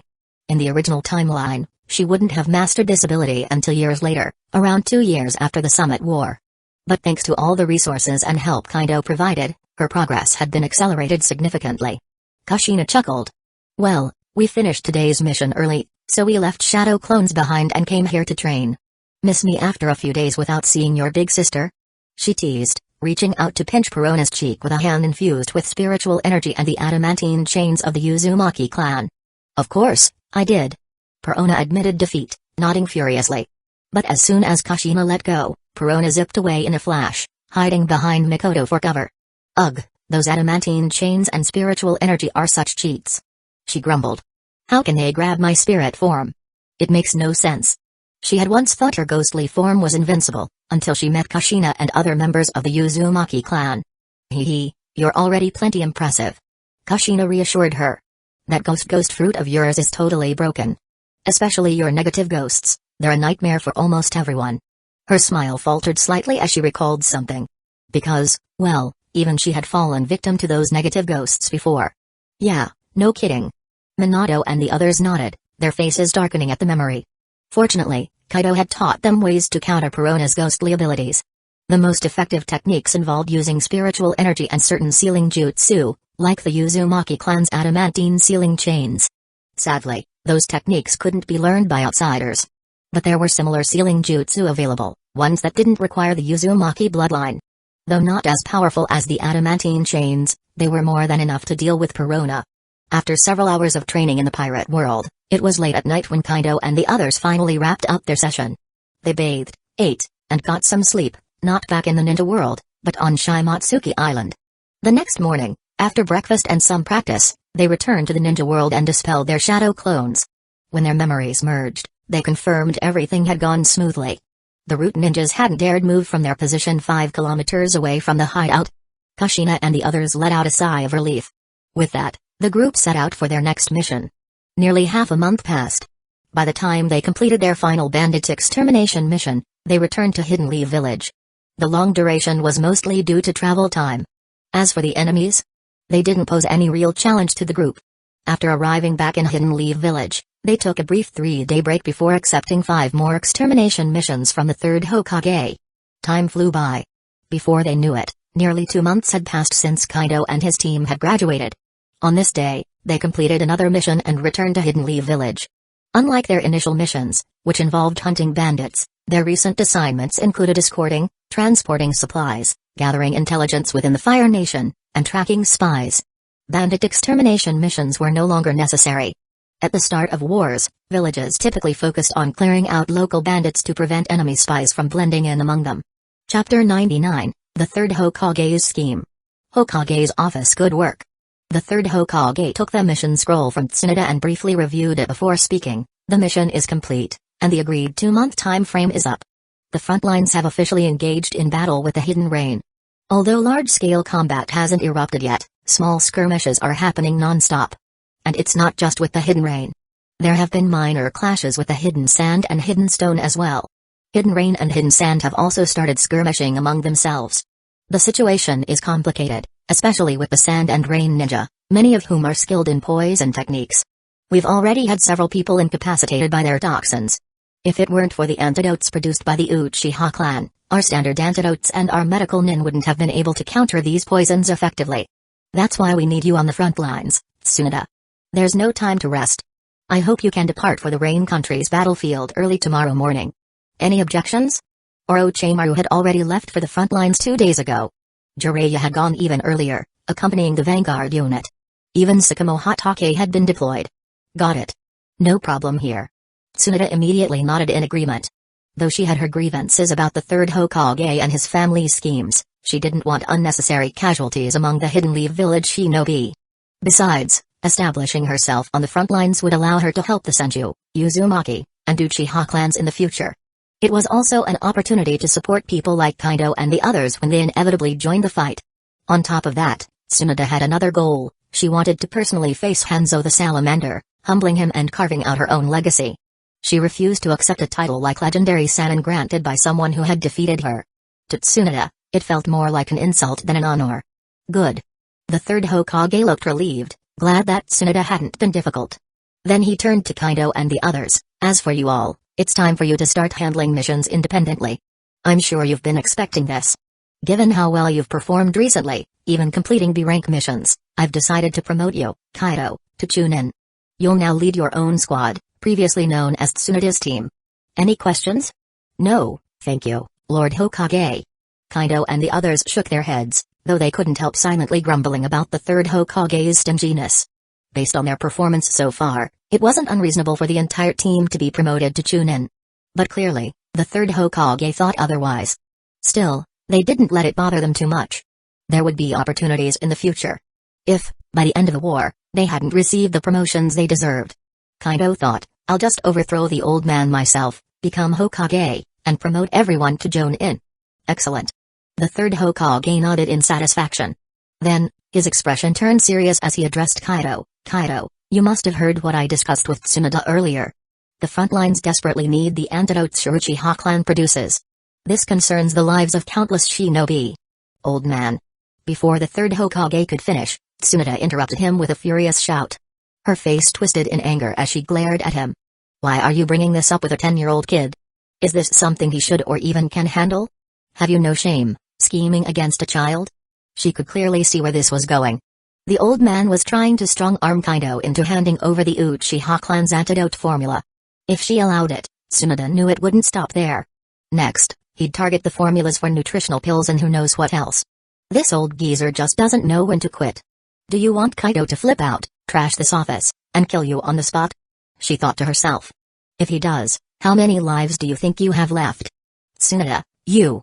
The third Hokage's face turned purple with frustration, but seeing Tsunade's fury and the icy glint in Kaido's eyes, he swallowed his retort. He was beginning to realize he had underestimated Kaido. This kid wasn't as harmless or simple as he seemed. Otherwise, why would a 10-year-old glare at him like that over a mere conversation? But there was little he could do.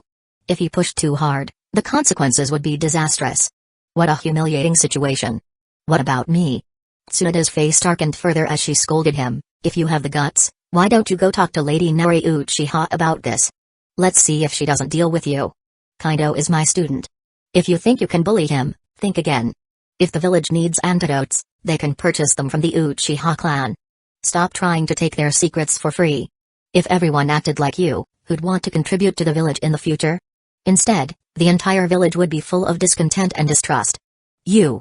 The third Hokage's face turned an even darker shade of red, but after taking a few deep breaths, he managed to force out a strained smile and raised his hands in mock surrender. Fine, fine. I won't bring it up again. Let's just discuss purchasing the antidotes. The village's current stockpile of Uchiha antidotes is running low, nowhere near enough for the front lines. We need to buy more. Can the Uchiha clan supply them? He turned his gaze toward Kaido. Kaido smiled faintly. I think it's possible. There should be some stock available in the clan. He intentionally kept his response vague. The third Hokage didn't know the antidotes were all his own creation, and being too confident in his answer might reveal too much.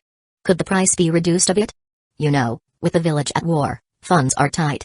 The third Hokage shamelessly pressed further. That's not up to me. Kaido shrugged, feigning helplessness. These matters are decided by my mother and the clan elders. What say does a 10-year-old like me have? You'd better discuss it with my mother directly, Lord Hokage. Don't make things difficult for me. He inwardly sneered at the old man's tactics.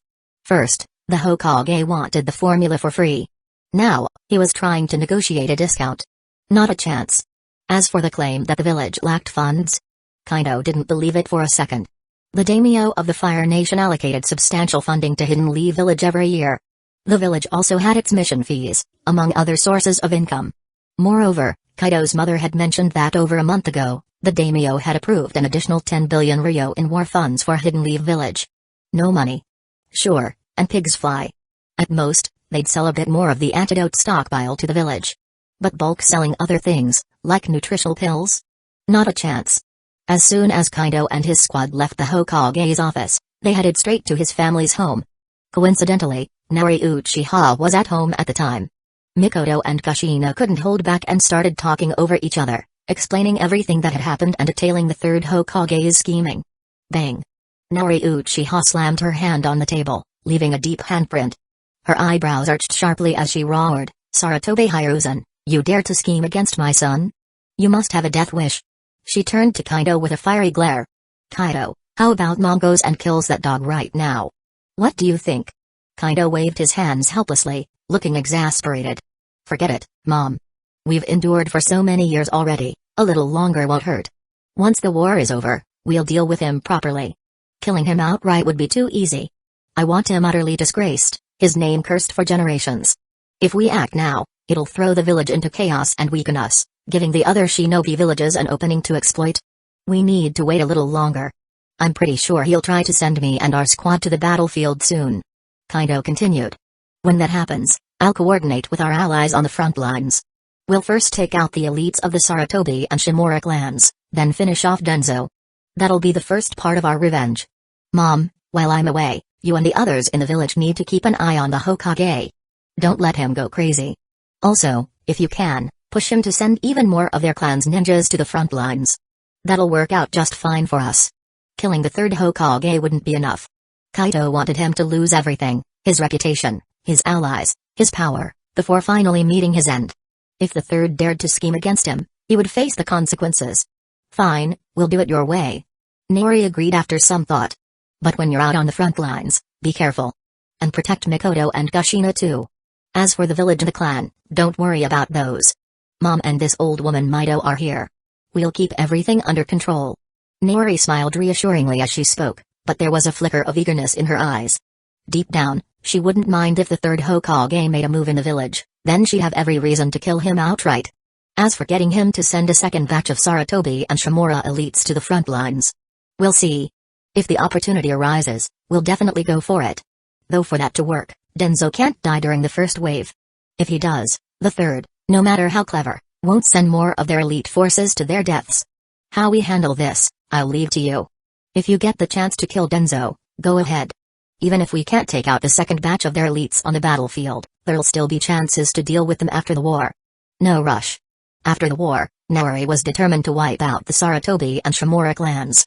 As for the Midokado and Uchiha clans, that was still up in the air. Recently, Naori had noticed something interesting. Midokado Hamura and Uchiha Koharu seemed to be subtly distancing themselves from Sarutobi Hiruzen and Danzo, as though cutting ties. It wasn't obvious yet, but the trend was there.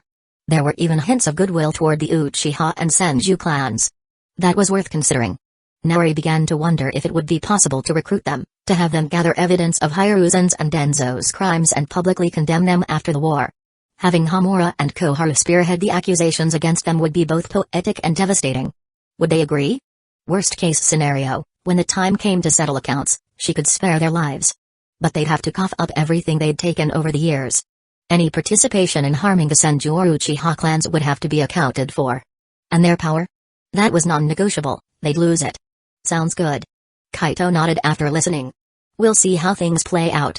If the chance comes up, I'll take out Danzo and their elites on the front lines. Otherwise, we'll deal with them after the war. Danzo's shameless tactics are what worry me most. The man has no bottom line, he'll do anything to stir up trouble.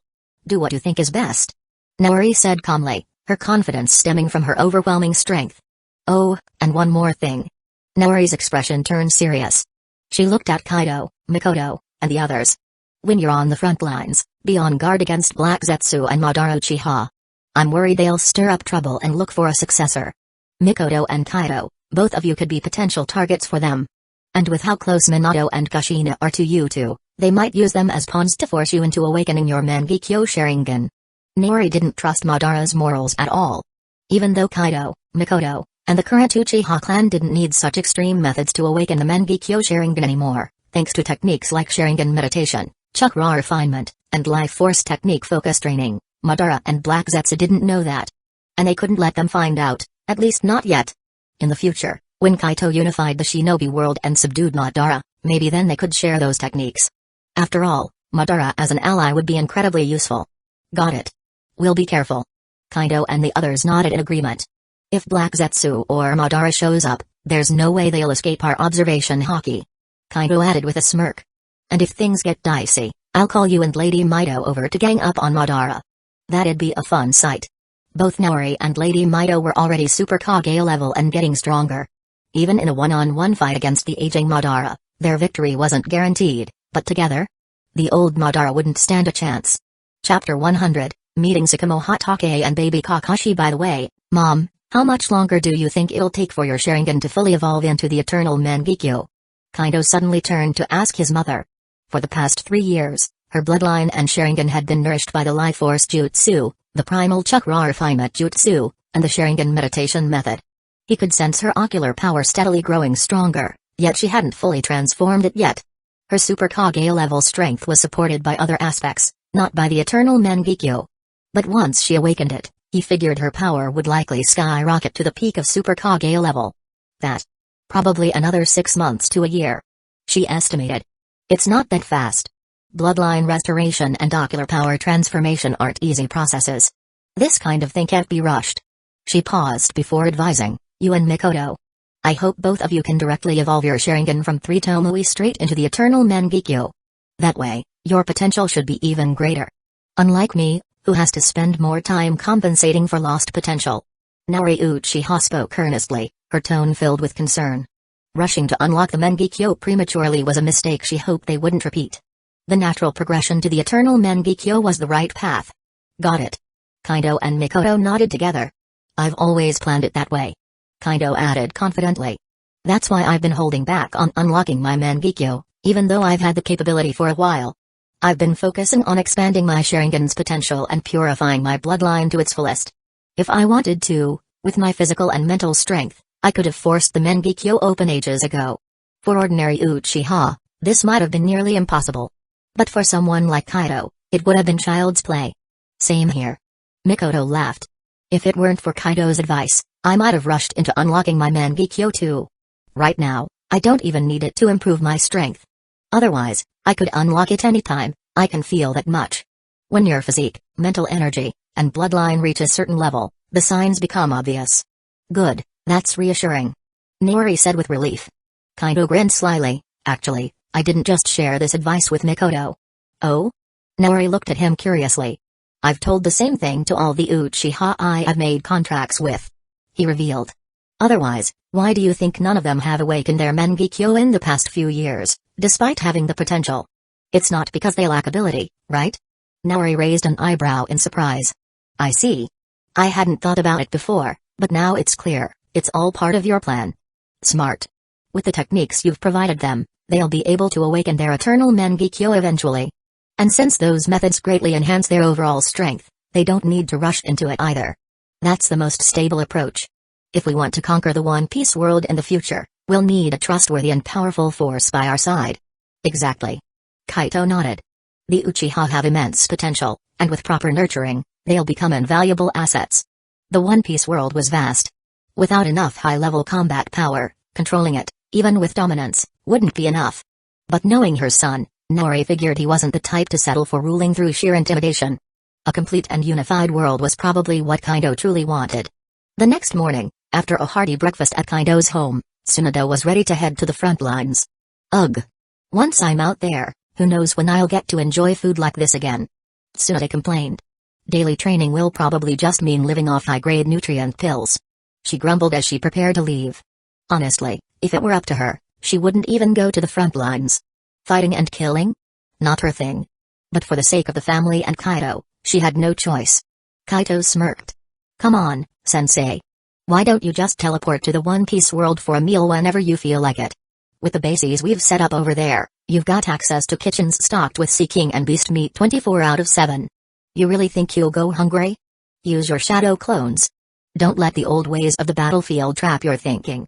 Hell, you could even teleport back here for meals if you wanted to. This spatial gate is there for a reason, just make sure no one sees you. By now, they'd explored and lit up a large portion of the map in both the Ninja and One Piece worlds. Maybe soon enough, Kaido would have access to just about anywhere in the Ninja world at a moment's notice. Wait, that's true. Tsunade clapped her hands together as if the idea had just struck her. How did I forget about that? Then she glared at Kaido. This is your fault. If it weren't for all the missions you've dragged me on lately, I wouldn't have fallen into this old mindset. Huh? How is this my fault? Kaido said, baffled. Besides, haven't we been doing exactly that? Every chance we get, we head over to the One Piece world for food and rest. Are you seriously forgetting that? Tsunade, did you lose your memory or something? Tsunade. It seemed like she really had. So, did her brain suddenly get foggy? No way that was possible. She immediately put on a fierce expression, waved her hand dismissively, and said, I don't care. It's still your fault. Whatever. I'm not wasting my time arguing with you. I'm heading out now. See you on the battlefield. After saying that, Tsunade disappeared in a flash. She left behind a completely exasperated Kaido. Seriously. I've never seen someone so stubborn. He shook his head in disbelief. PFFT. Kushina and Mikoto, standing nearby, couldn't hold back their laughter. Over the next 2 days, Kaido and the others spent their time immersed in training. By the third day, before they could head to the Hokage's office, an Anbu operative arrived with a message. The Hokage had summoned them for a mission. Wow, it's like he's worried we might back out. This is so obvious it's almost laughable. Kaido commented as he acknowledged the message and prepared to leave with Kushina, Mikoto, and Minato. As they walked, Kaido communicated telepathically to the group. Yeah, definitely. Kushina replied with a scornful look. Still, since he's decided to make a move, we won't have any guilt taking action against him or his clan later. This actually works in our favor. Plus, she added, we were planning to go to the front lines anyway. Kaido, you need to build enough reputation and earn sufficient merits to position yourself for becoming Hokage in the future. Exactly. Minato and Mikoto chimed in telepathically, nodding in agreement. Even Minato had long seen through the third Hokage's true nature. He had no objections to taking him down. Soon, they arrived at the Hokage's office. Standing outside the door, they pushed it open and stepped inside. Greetings, Lord Hokage. Upon entering, the four of them gave a polite bow to the third Hokage as a greeting.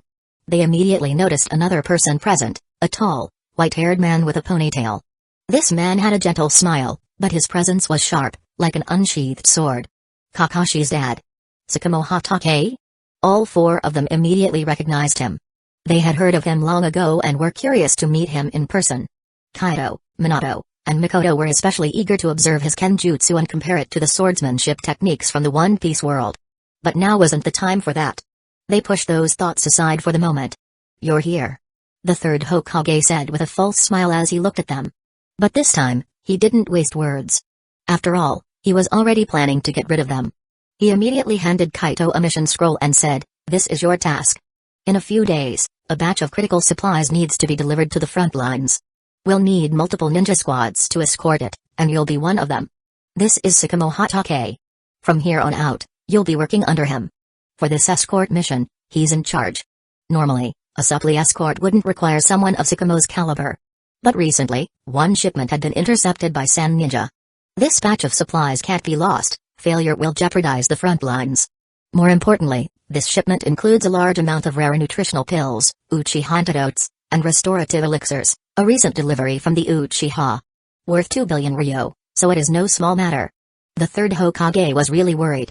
If this batch were stolen, it would take at least a month to restock, even if he paid out of pocket. The only other option would be for the Uchiha to dip into their family reserves, a highly unlikely scenario. The Uchiha had publicly declared that their monthly allocations were set, with no extras. Going back on that would damage their credibility. Tsukumo himself had returned recently because his wife had just given birth. Yes, Kakashi Hatake had been born 5 days ago. Unfortunately, even though he cherished his time at home, Tsukumo couldn't extend his leave. Reluctantly, he had to head back to the battlefield. It's nice to meet you all. I'm Tsukumo Hatake. I've heard about your talents and reputation. It's great to finally meet you in person. Let's work well together. Kaido and the others nodded, waving their hands modestly. Tsukumo-san, you're too kind. We should be the ones asking for your guidance. We're still young and might make mistakes along the way. Please feel free to correct us. Though Kaido was already stronger than Tsukumo, an elite-level shinobi, no one else knew that. So, staying humble and leaving a good impression was essential. Kaido also wanted to seize the opportunity to build Tsukumo's trust and goodwill for the future. Tsukumo was an upright and honest person. If he couldn't be brought over to their side now, Kaido worried that Tsukumo might one day become an obstacle, following the third Hokage's orders to oppose them. That would be a waste. Kaito had plans to groom Tsukumo and send him to the One Piece world to shine, maybe even face off against swordsmen like Mihawk. And, of course, Kakashi was also worth investing. Chapter 101, Tsukumo's unusually high affection level. Haha. No problem. If you ever have any questions, feel free to ask me. Kaido could sense it. Tsukumo seemed to have quite a favorable impression of him. Tsukumo Hatake laughed cheerfully as he responded.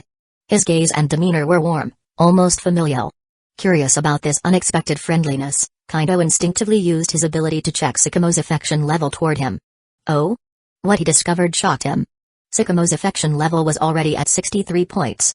That was extremely high, especially considering they didn't even know each other before this. There must be something I'm unaware of here. I'll have to figure it out later. Kaido thought. Alright, you all should head out quickly. The supplies are urgently needed at the front lines. The third Hokage's voice suddenly interrupted them, his tone sharp. For some reason, seeing Tsukumo and Kaido get along so well left him feeling sour. If he could openly act against Kaido right now, he wouldn't have assigned him to this escort mission. But with Tsukumo's presence, it was almost guaranteed that the task would go smoothly, leaving no excuse to harm Kaido and his team directly. Still, the Hokage thought this was the safest way to cover his tracks. If Kaido and his companions died during the mission, anyone with half a brain would suspect the third Hokage's involvement. Danzo, don't let me down. The Hokage muttered internally. This kind of task was best left to the Shadow Hokage. Danzo. And if something went wrong, the Hokage could easily shift all the blame onto him. If the Uchiha clan and Uzumaki Mido pushed back too hard, sacrificing Danzo would resolve the issue. As the Hokage, his reputation had to remain spotless. Yes, sir. Tsukumo immediately straightened up, his cheerful demeanor replaced by professionalism. He called Kaido and his team to follow him as they left the Hokage's office and headed toward the village gates. By the time they arrived, dozens of carriages and hundreds of regular drivers had gathered. Close to 100 ninja were also stationed there to assist. When Tsukumo appeared, the ninjas present immediately saluted him respectfully. Many of them also noticed Kaido and his team. The famed Genius Squad was widely known in the village, and most of the ninja smiled and nodded toward them. For such a talented group with strong backing, forming a friendly connection was only logical. Especially since Kaido's family currently had a monopoly on precious resources like nutritional pills and restorative elixirs. If there wasn't any major conflict with Kaido's team, the Hidden Leaf Village ninja wouldn't mind showing some goodwill. Who knew? Maybe building a good relationship with Kaido would make it easier to buy the coveted Uchiha exclusive advanced nutritional pills in the future. Of course, not everyone was friendly. There were a few individuals who openly displayed disdain toward Kaido's team. These were mostly ninjas from the Sarutobi and Shimura clans. They had long harbored resentment toward the rising power of the Uchiha and other clans, feeling their own wealth and influence dwindling. Coupled with the third Hokage's manipulative rhetoric, their animosity was obvious. Alright, is everyone and everything ready? Tsukumo observed the scene carefully, but his expression remained calm as he asked. Everything's ready, sir. We can move out anytime. A veteran ninja stepped forward and confirmed. Good. Let's get moving then. Tsukumo nodded in satisfaction. He turned to a Byakugan ninja and said, Hisashi, I'll need you to keep a close watch along the way using your Byakugan. This shipment must not be lost. Yes, understood. Hyuga Hisashi, the father of Neji Hyuga, nodded firmly. Oh, so it's him. Hearing the name, Kaido glanced at Hisashi and made a mental note. This guy might be the key to bringing the entire Hyuga clan under my control in the future. Kaido couldn't help but think about his plans. In his vision for Hidden Leaf Village's future, the Hyuga clan would eventually fall under his leadership. Once he became Hokage, he wouldn't tolerate the existence of the caged bird seal that let the main Hyuga family control the branch family's lives. Such a system was a ticking time bomb, unstable and unpredictable. It had to be reformed. Hisashi, being a branch member and a natural sympathizer, was the perfect starting point. For now, though, that was a long-term goal. The immediate objective was to raise Hisashi's affection level to 80 and secure a contract with him. While Kaito was deep in thought, the convoy officially set off, moving steadily toward the borders of the Land of Rain. During the journey, Tsukumo made an effort to engage with Kaido and his team. This allowed them to bond quickly. It was during one of these casual conversations that Kaido finally learned why Tsukumo held him in such high regard. Honestly, I should be thanking your family, Kaido. Tsukumo said with a warm smile. Eh? Kaito was momentarily stunned and asked in confusion, Uncle Tsukumo, why do you say that? I had a faint feeling you held a good impression of me, but isn't this the first time we've met? Did someone from my clan help you with something major? Something like that. Sakamo chuckled and nodded. He explained, it's not exactly that, but let's just say the nutritional and restorative medicines sold by your clan saved my wife's life. My wife's health had been deteriorating ever since she conceived my son. It started because of an old injury she sustained in the past, which had damaged her core vitality. Even under such conditions, she insisted on carrying our child. This only made her condition worse. Normally, it was almost certain she wouldn't survive the childbirth. But thanks to the nutritional pills and restorative medicines your family sells, her body was strengthened and her vitality restored. Over time, the medicines even healed her internal injuries and repaired the damage to her core vitality. None of the worst-case scenarios came to pass. On the contrary, she's in great health now, and so is our child. Our child is far healthier than I ever imagined.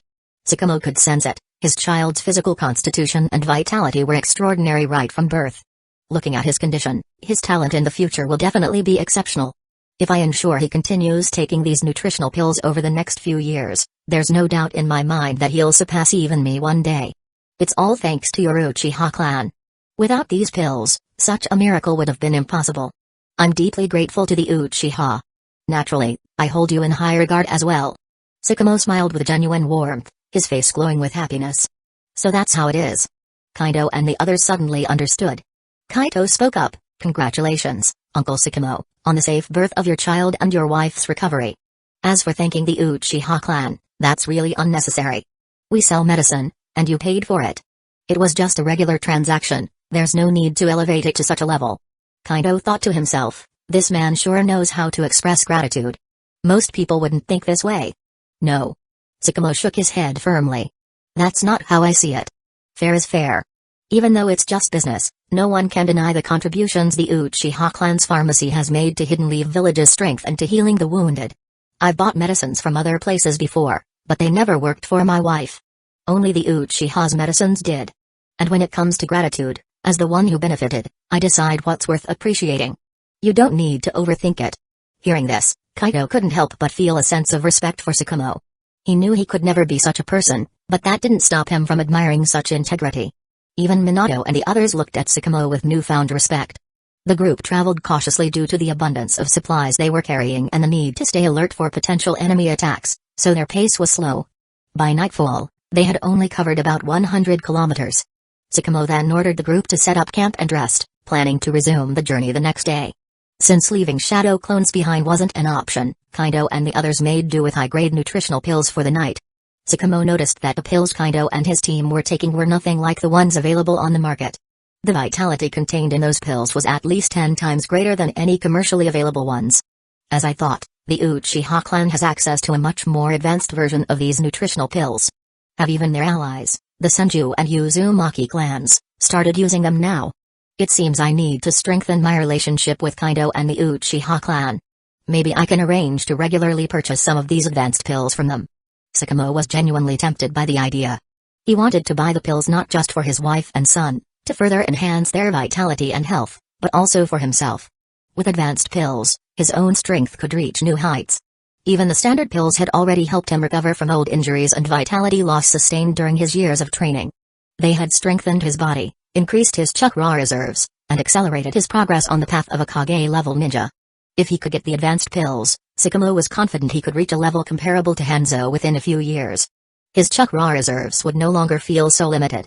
Yes, in the past 2 months, Sakamo had faced off against Hanzo several times. So far, he wasn't Hanzo's match. Each encounter left him at a disadvantage before long. As for the strange attitude the third Hokage had toward Kaido and his team back in the Hokage's office, Sakamo had a rough idea of the reason.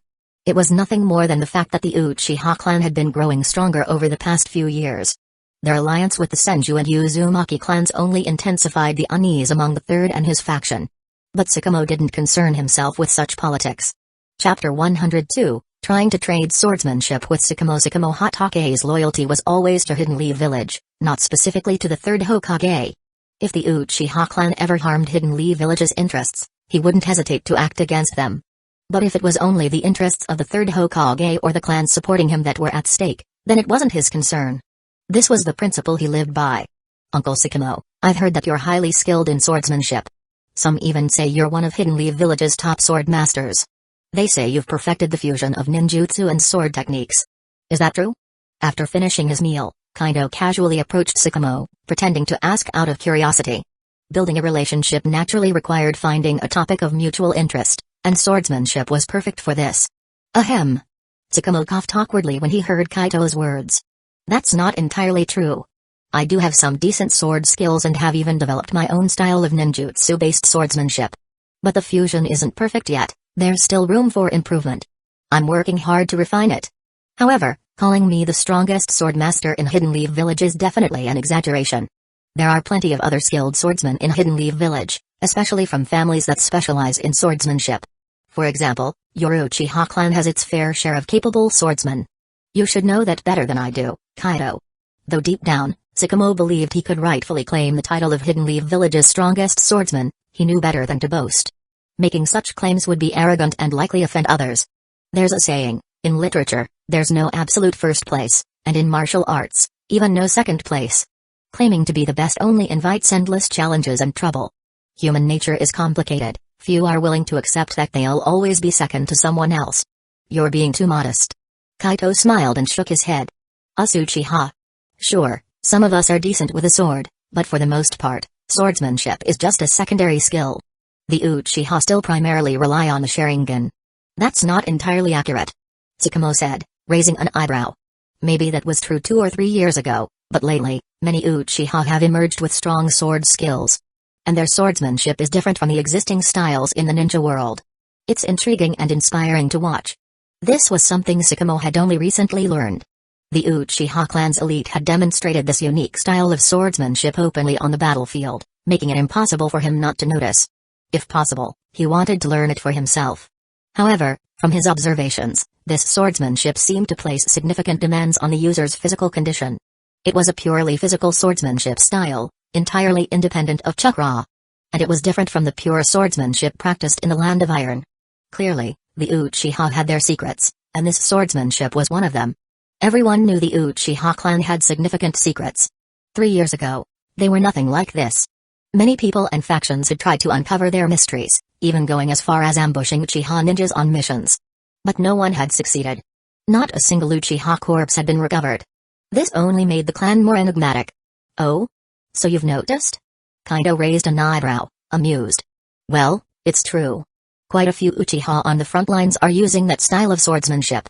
But none of them have truly mastered it. We don't even have a single true sword master. It's not worth mentioning. Uncle Tsukumo, if you're interested, we could exchange insights or even trade techniques. What do you think? After all, Tsukumo was destined to be contracted by him in the future. Trading now was practically free in the long run. Besides, Kaido trusted Tsukumo's character. Even if he learned the techniques, he wouldn't spread them recklessly. If it were someone like the third Hokage, Kaido wouldn't have even considered sharing. Huh? Tsukumo had been planning to slowly get closer with Kaido and then gradually explore the possibility of an exchange or trade. He hadn't expected Kaido to be so direct, openly proposing an exchange. This genuinely surprised Tsukumo. Are you sure you have the authority to make this decision? This concerns the interests of the Uchiha clan, after all. If you don't, I can't risk trading with you. The last thing I want is to offend the Uchiha. If you're serious about this, you should discuss it with Lady Nari Uchiha or your clan head. Have them handle it officially. Tsukumo's response was measured. He didn't want anyone thinking he was taking advantage of a child, which could easily sour relations with the Uchiha. That would be a disaster. You're really cautious, huh? Kaido couldn't help but roll his eyes, though he understood Tsukumo's reasoning. Alright, I'll have my mother send you an official letter soon.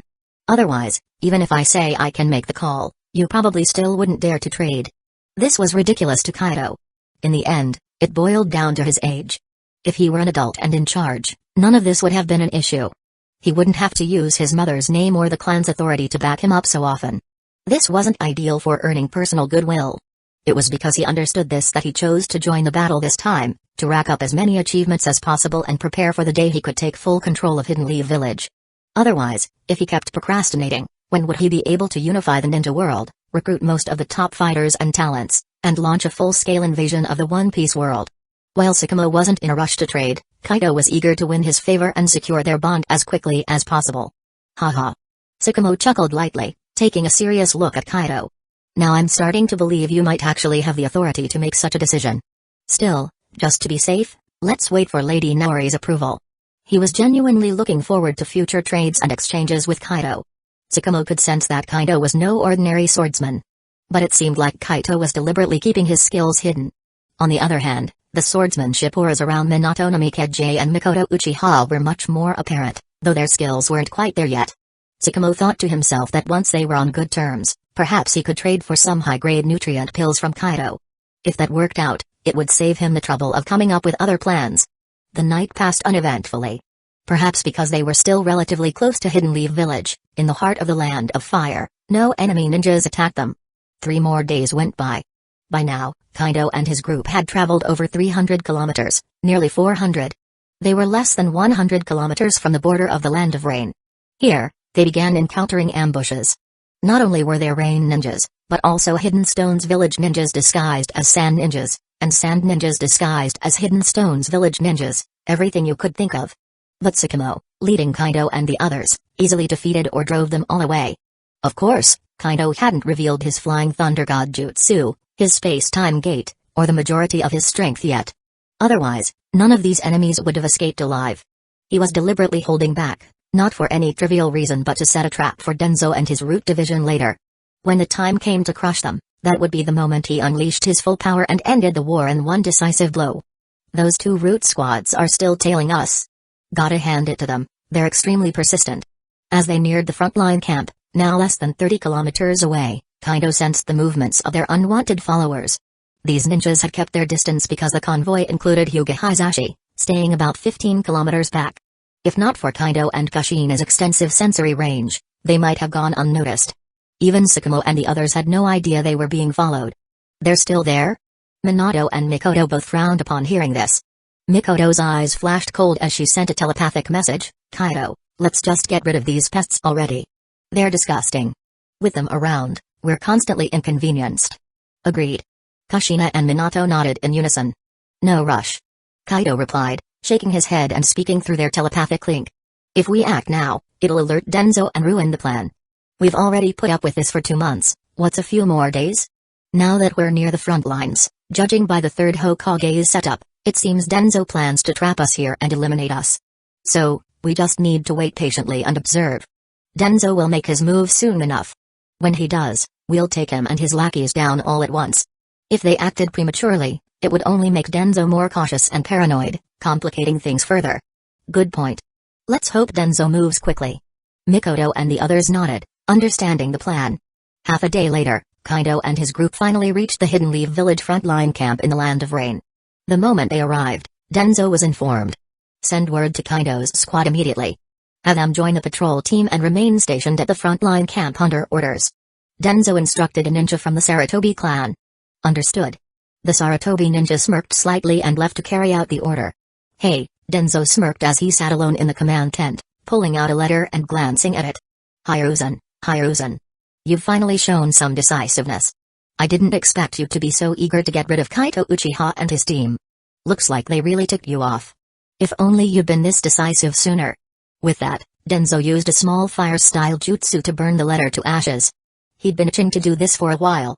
Since they couldn't serve his purposes, it was better to destroy such talents. From the intel I've gathered, it seems both Kaito Uchiha and Mikoto possess the 3 Tomoe Sharingan, huh? Hey, good. That means I'll be getting 2 more pairs of 3 Tomoe Sharingan for my collection. Danzo's heart swelled with satisfaction. For over 2 years now, it had become nearly impossible to ambush Uchiha members and steal their Sharingan during missions. Every time, the Uchiha managed to recover their fallen comrades' bodies before anyone else could. Danzo even suspected that some of these so-called deaths were staged, with the Uchiha secretly hiding their injured instead. Because before their disappearance, none of these Uchiha were ever confirmed dead, just gravely injured. If treated in time, they could easily survive. Chapter 103, Danzo's Conspiracy and Kaido's Counterplan. Right now, the Uchiha clan just so happens to possess incredibly effective healing medicines and advanced medical techniques. Their secret weapon? A top-notch doctor named Dr. Kira, who they somehow managed to recruit. Her medical skills are absolutely exceptional.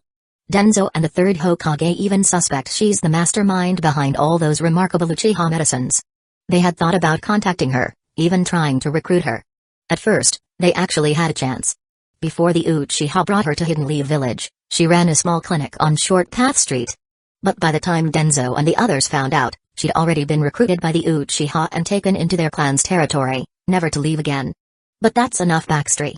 The point is, those people who vanished may or may not still be alive.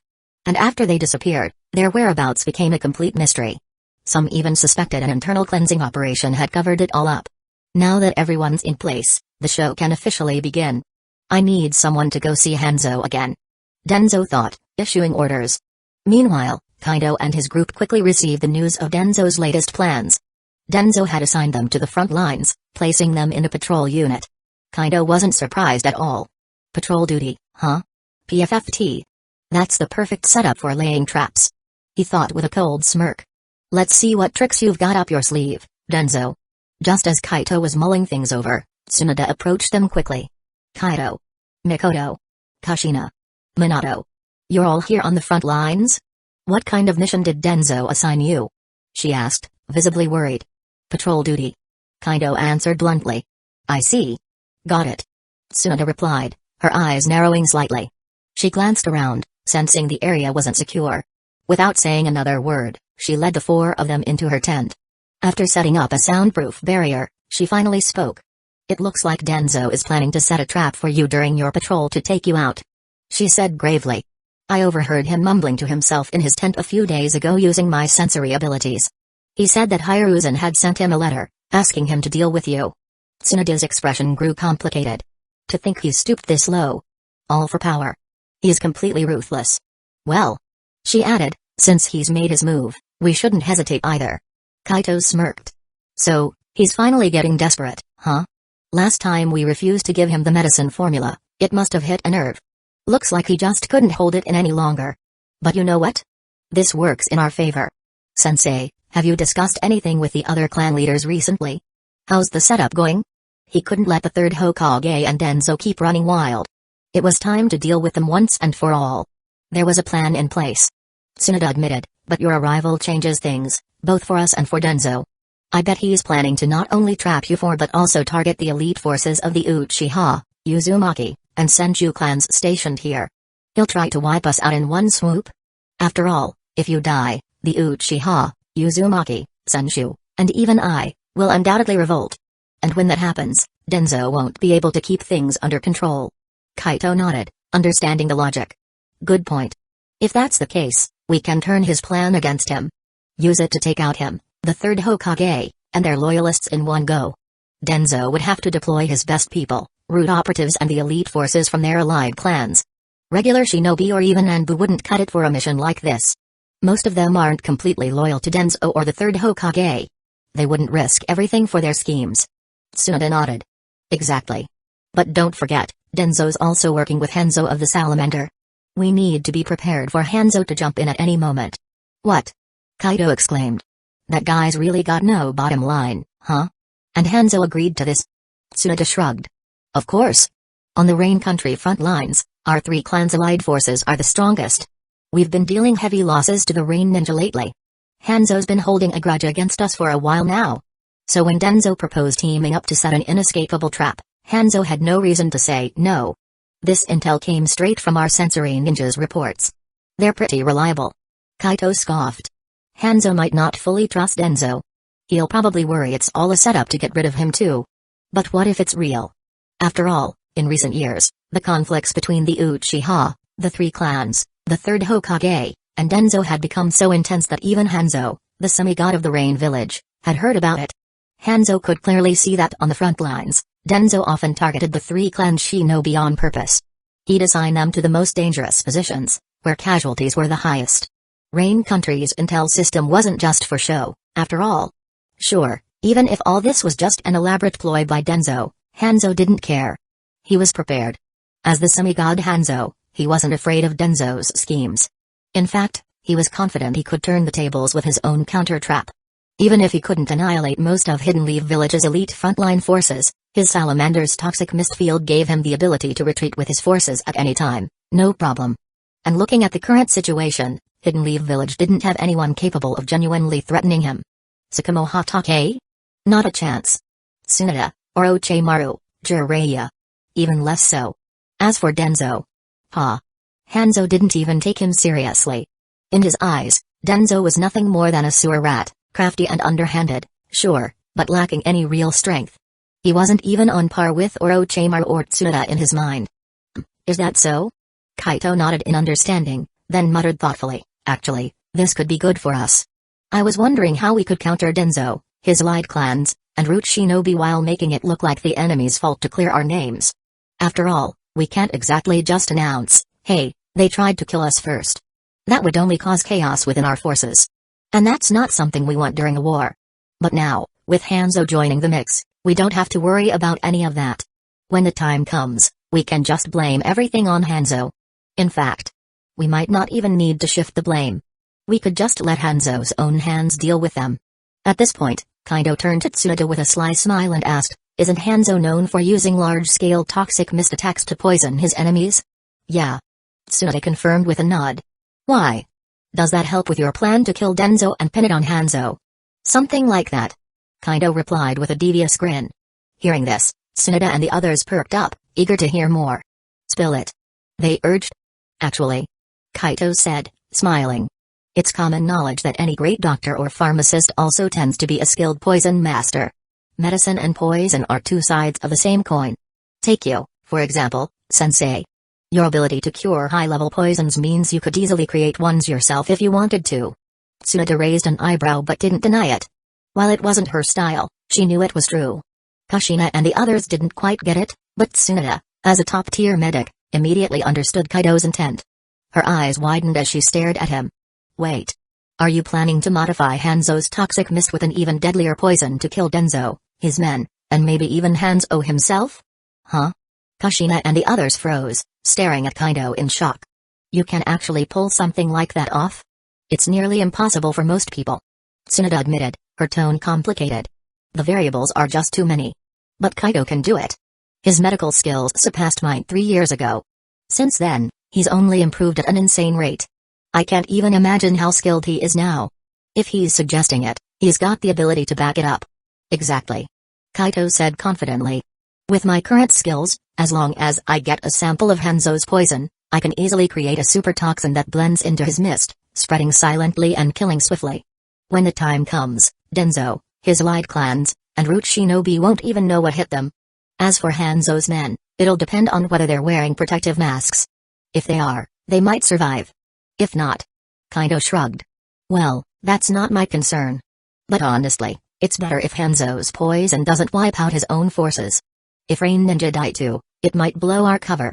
No one would believe Hanzo would kill his own men. Better to leave Hanzo and the Rain Ninja alive so we can deal with them head-on later. That way, we can both frame Hanzo for killing Danzō and claim the credit for defeating him and his forces. Perfect, right? We'll milk Hanzo for all he's worth. He should feel honored. Poor Hanzo, you devil, but what about our own people? Tsunoda asked. Will you give them an antidote ahead of time? Won't that raise suspicion? Not at all. Kaido replied. Over the past 2 months, I've been distributing anti-poison pills. Anyone who takes one will be immune to all known top-tier poisons in the ninja world. Hanzo's poison, even with my modifications, will fall within that range of immunity. And besides, by the time this happens, Danzo will have already made his move. The gloves will be off. No need to hold back. We just need to finish the job and clean up afterward. As long as Hanzo and the Rain Ninja are taken care of, we'll be golden. Chapter 104, Who is really trapped? Well, that makes sense. Tsunoda nodded knowingly, a relieved smile spreading across her face. Alright, let's go with your plan. Later tonight, we'll secretly gather the frontline leaders of the 3 clans for another round of discussions.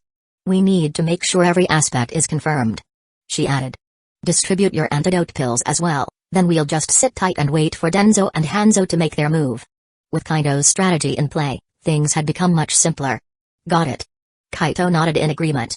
Oh, by the way. Suddenly, Tsunoda added, we also need to consider the sand and stone villages. Lately, we've been having conflicts with them, not full-blown battles, but smaller clashes keep happening. It's clear they're gearing up to fight us too. I'm worried they might catch wind of our movements and adjust their plans accordingly. We have to prepare for that possibility.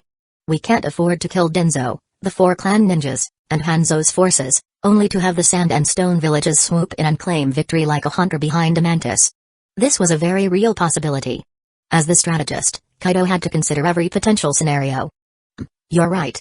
Kaito nodded approvingly. In fact, we can't even ignore Madara Uchiha. Granted, the chances of him interfering are slim, but what if? No one could predict what choice Madara might make when the time came. In short, preparing for every possible outcome was the safest bet. Even if nothing happened, all it cost was a bit more mental effort. Madara, huh? Let's hope he doesn't show up this time. If he does, we might have to call in reinforcements, like my grandmother and Lady Nori. But if it really comes to that, we'll have no choice but to flip the table. That won't do your efforts to win people over any good, Tsunade said, hesitating before nodding reluctantly. Forcing the third Hokage to step down, even with his shady dealings exposed later, would still leave a bad impression. Plus, if Uzumaki Mido and Nori Uchiha stepped in, they would steal the spotlight. Kaito wouldn't have the chance to gain favor or build influence. That was definitely not ideal. So Tsunade could only hope Madara stayed out of it this time. Agreed. Kaito nodded again. That night, Tsunade used a communication seal to summon the three frontline leaders to a meeting via their shadow clones. The group had a detailed discussion, refining the plan to account for every possible scenario before finally adjourning. At the same time, Kaito handed out antidote pills to the three leaders, who distributed them to the frontline ninjas under their command. Then, it was back to business as usual as they waited for things to unfold. From the next day, as expected, Kaito and his team were assigned patrol duties, marking the start of their frontline mission. Throughout this period, they could sense that the root ninjas hadn't let up their surveillance of them, not one bit. In fact, the monitoring had intensified, with an additional squad joining the effort. Now, there were 3 squads tailing them, seemingly intent on tracking their every move and collecting any useful information. Meanwhile, the operatives Danzo had sent reached Hanzo for another secret meeting, delivering a letter from Danzo. What's Danzo up to this time? Hanzo asked, raising an eyebrow. The root ninja simply replied, read the letter, and you'll understand. Once you've finished, please respond quickly so I can report back. Hanzo shrugged and opened the letter, his eyes widening as he read. By the time he finished, his expression was a mix of disbelief and disdain. Well, Hanzo sneered. Danzo sure has guts this time, doesn't he? Planning to wipe out the elite forces of the Uchiha, Senshu, and Uzumaki clans in one fell swoop? That even includes Nori Uchiha's son and the Uzumaki princess? If he pulls this off, Hidden Leaf Village will be in chaos. This guy will stop at nothing to achieve his goals, he doesn't care if it destroys Hidden Leaf Village in the process. Hanzo scoffed at Danzo's ruthlessness. If someone like him existed in the Land of Rain, Hanzo wouldn't hesitate to eliminate him immediately, otherwise, he'd never sleep soundly. But since Danzo was a Hidden Leaf Village problem, things were different. So, what's your answer? The root ninja asked again, unfazed by Hanzo's mockery. Hanzo studied the ninja for a moment, then smirked. A brainwashed pawn, huh? Classic Danzo. This plan benefits both me and the Land of Rain, so there's no reason for me to refuse. Go back and tell Danzo I agree. However, we need to plan carefully to lure the enemy into our ambush zone. Otherwise, dreaming of annihilating so many elite ninjas in one go is just that, a dream. From their skirmishes, Hanzo had already realized how tough and resilient the 3 clans were. Not to mention their physical strength and stamina, which far surpassed that of regular ninjas. Those nutritional pills of theirs. I'll have to get my hands on a batch someday. Hanzo thought to himself. Such a treasure, something that could enhance physical strength, vitality, and chakra reserves, how could he not covet it? If this plan succeeded, he could use the opportunity to crush Hidden Leaf Village's frontline forces and then invade the Land of Fire's heartlands. Seizing the Land of Fire's territory would not only showcase the strength of Hanzo and the Hidden Rain Village but also force recognition of the Rain Village as the 6th major shinobi village. Afterward, he could even unite with the Stone, Sand, Cloud, and Mist villages to launch a full-scale assault on the Land of Fire, carving it up between them. If he emerged victorious, this wasn't an impossible goal. With this thought, Hanzo's ambition burned even brighter. I understand. I'll return and report to Lord Danzo immediately. The root ninja said with a nod before swiftly departing. He raced back to Hidden Leaf Village's forward camp in the Land of Rain and reported the outcome to Danzo. Haha. Excellent. Danzo's face lit up with excitement upon hearing Hanzo's agreement. With this, the most crucial part of the plan is in place. Later, Hanzo and Danzo found an opportunity to meet in secret. They discussed the plan in detail before parting ways again. Half a month later at the Hidden Leaf Village camp, a sudden emergency signal came from Kaito's squad and over a dozen other patrol squads. Tsunade and the 3 clans' leaders were shocked, their expressions turning grim. They immediately approached Danzō to explain the situation, requesting permission to lead the three clans' ninja forces in a rescue mission. Danzō made a decisive call, granting their request and even promising to bring part of his forces as reinforcements, while instructing them to move ahead. At the same time, he claimed that most of the camp's troops needed to stay behind to guard against potential ambushes from Hanzo, the Sand, or the Stone Ninja. Tsunade, already aware of Danzō's scheming thanks to her observation skills, had no objections. She readily agreed and gathered the three clans' ninja forces. She personally led them to Kaido's location. Hours later, in a valley in the Land of Rain, Hanzo stood on a high ledge at the entrance of the valley, overlooking the hundreds of Hidden Leaf Village ninjas from the Uchiha, Senshu, and Uzumaki clans entering the valley below. Without hesitation, he summoned his salamander. The massive creature spewed a dense, poisonous mist into the valley, carried further by the wind and fog. The toxic cloud quickly spread, sealing off the valley entrance and expanding in all directions. Quick! Block the valley! Trailing about a kilometer behind the three clans' ninja, Danzō's eyes lit up at the sight. He immediately ordered the Sarutobi clan, the three other ninja clans, and the Root operatives to act. The four clans' ninjas and Root members quickly obeyed. Earth Style, Mud Wall. In unison, over 100 ninjas skilled in Earth Style stepped forward and unleashed their jutsu. With a deafening rumble, a massive earthen wall, several hundred meters long and dozens of meters high, rose at the valley entrance. Its thickness exceeded 10 meters, sealing off the valley completely. Not good. Inside the valley, the three clans' ninjas had just reunited with Kaido's group. Seeing the scene unfold at both ends, many panicked and cried out in alarm. These were the uninformed members of the three clans who hadn't been brought into Kaido's plan. Winning over adults' loyalty and trust wasn't an easy task, especially when Kaido hadn't yet demonstrated enough strength or prestige. Stay calm. Everything is going according to plan. Kaido's voice suddenly echoed in the minds of every ninja present. Is that Kaido-sama's voice? What's going on? The panicked ninjas froze in confusion, turning their gazes to Kaido. They couldn't figure out how he'd transmitted his voice, but that wasn't important now, survival was. Before they could ask anything, Kaido spoke again. Everyone, take the antidote pills you were given earlier. These will make you immune to Hanzo's poison. As he spoke, Kaido swallowed his own pill and crouched down, pressing a hand to the ground. Boom. Instantly, intricate sealing symbols radiated from the ground, spreading across the entire valley. The seal expanded rapidly, encompassing not only the valley but also Danzō's and Hanzo's forces outside. In moments, a massive barrier, over 3 kilometers in diameter, appeared in midair. What the? Damn it! A sealing barrier? When did they set this up? A barrier of this magnitude would have required extensive preparation, skilled seal masters, and a huge amount of chakra. How could they pull this off? Damn it! We've been outplayed. Both Hanzo and Danzo's faces darkened as the realization hit them. Their initial smug expressions vanished, replaced by shock and fury. Attack the barrier. Quickly, before it's too late. The poison mist is spreading. Danzo shouted, his gaze darting between the valley and its surroundings. Seeing the toxic fog spreading faster, his expression grew even grimmer. He barked orders at the 4 clans' ninjas and Root operatives under his command. As they moved to attack the barrier, Danzo dashed toward its edge while weaving hand seals. Chapter 105, The Death of Danzo Wind Style, Vacuum Great Sphere.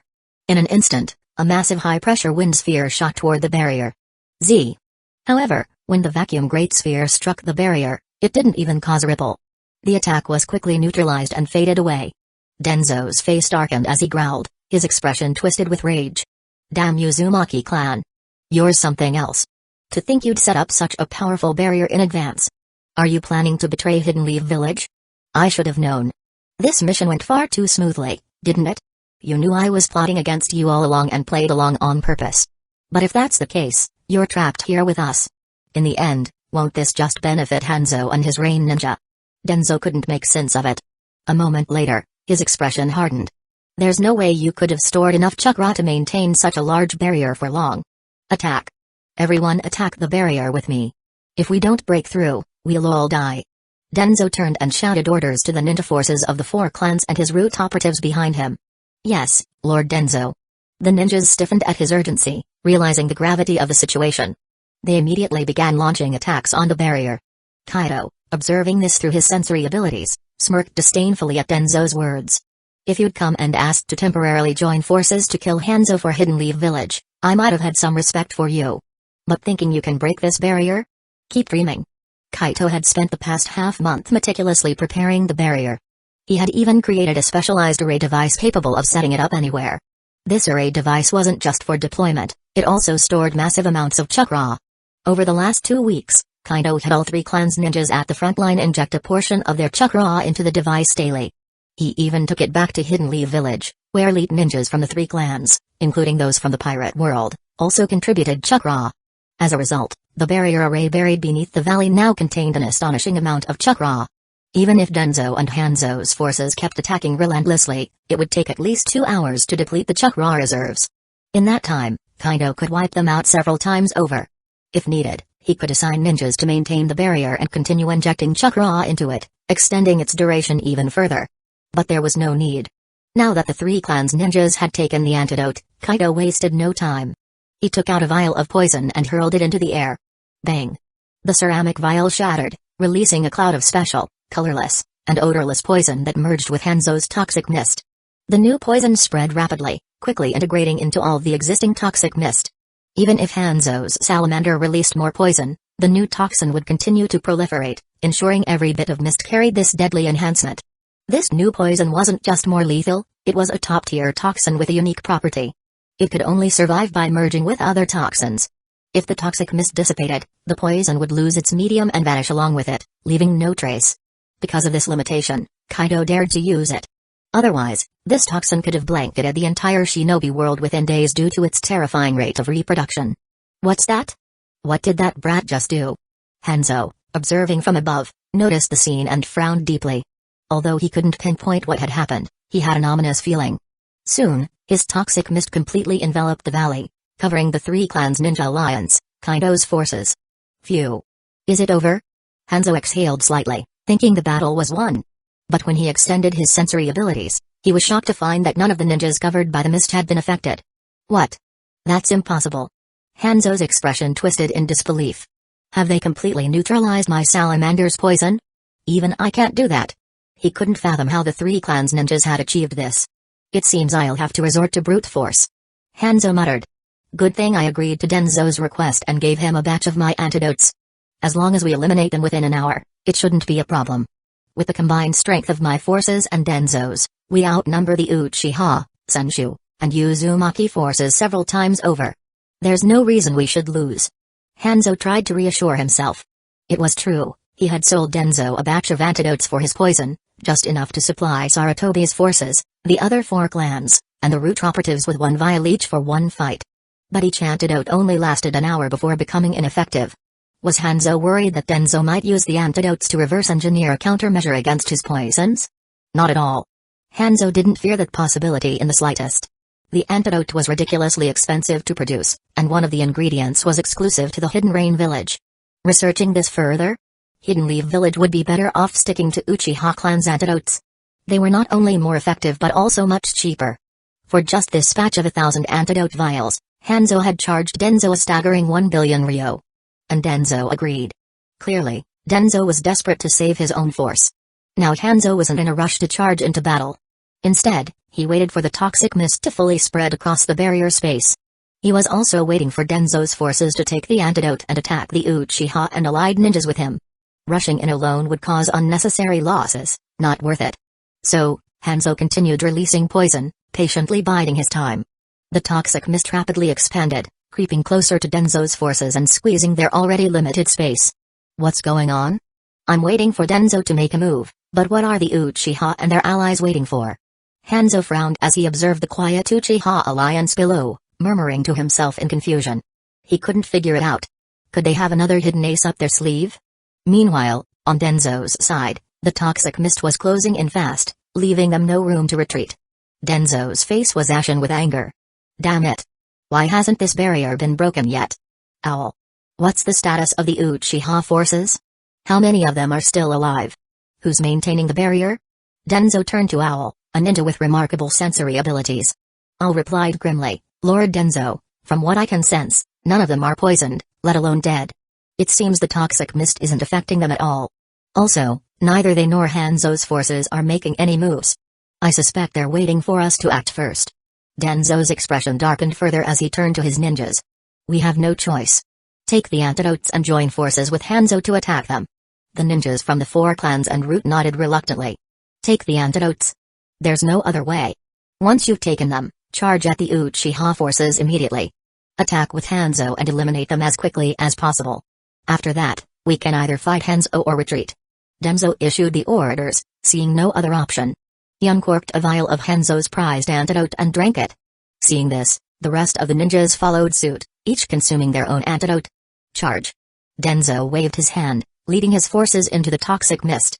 But before they'd even run 10 meters, Danzo and his men began to feel their breaths grow labored. Their bodies grew heavy, and their minds foggy. Something's wrong. I'm poisoned. How is this possible? Why isn't Hanzo's antidote working? It doesn't make sense. I checked these antidotes, they're genuine.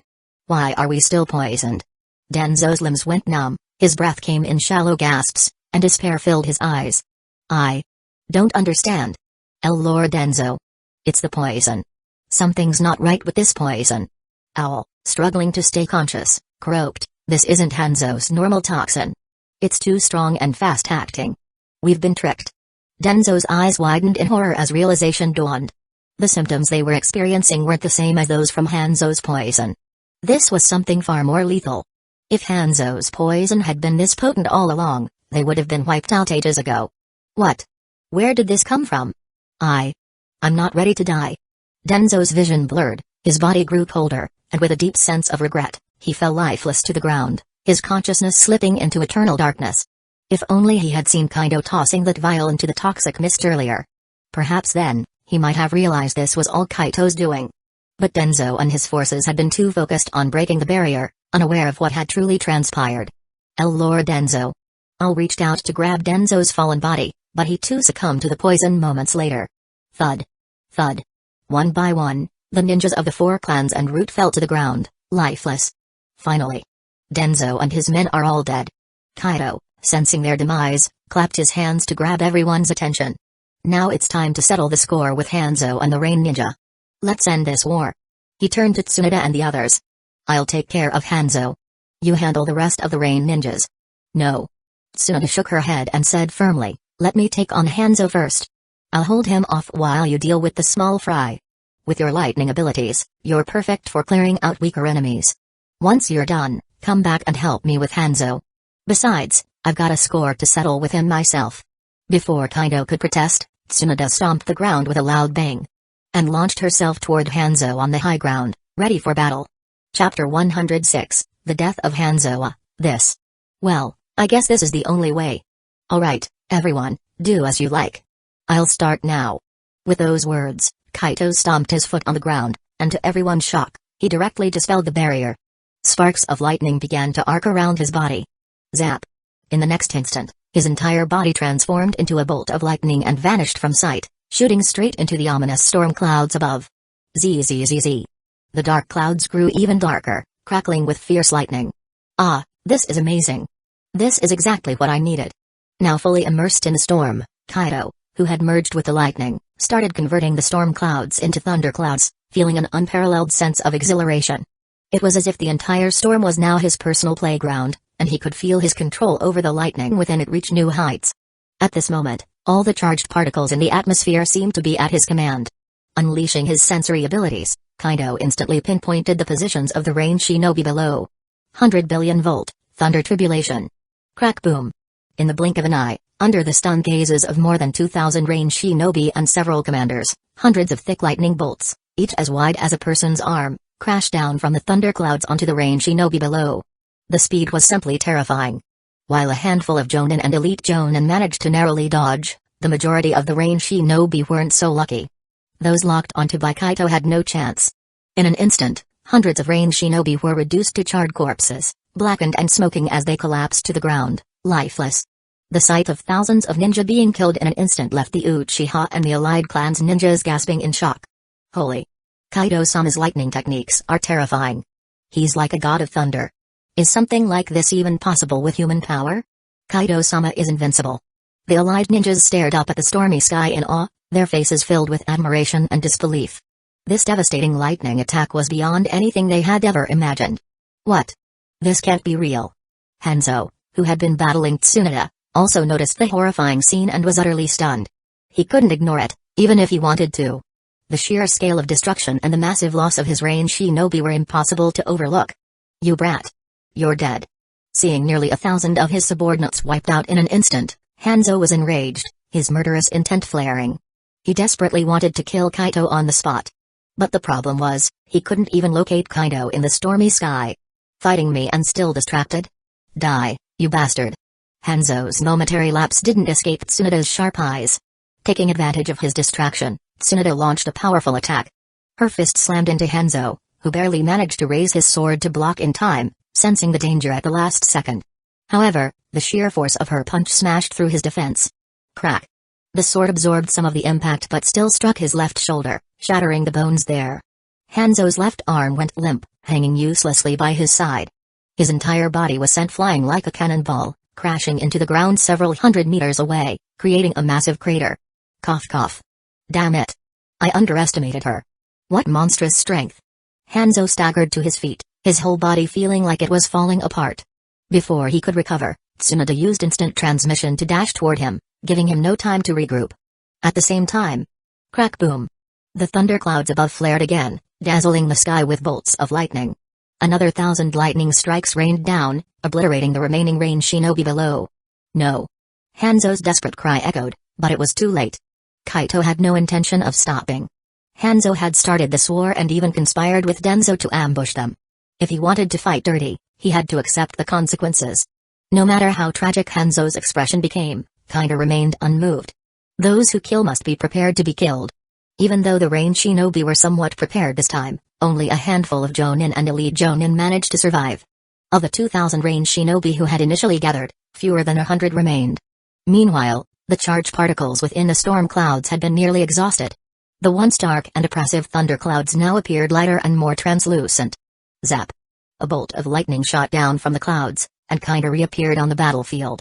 Huff. Huff. Breathing heavily, he glanced at the remaining range shinobi, ready to attack again. But before he could move. Kaito, wait. Leave the rest to us.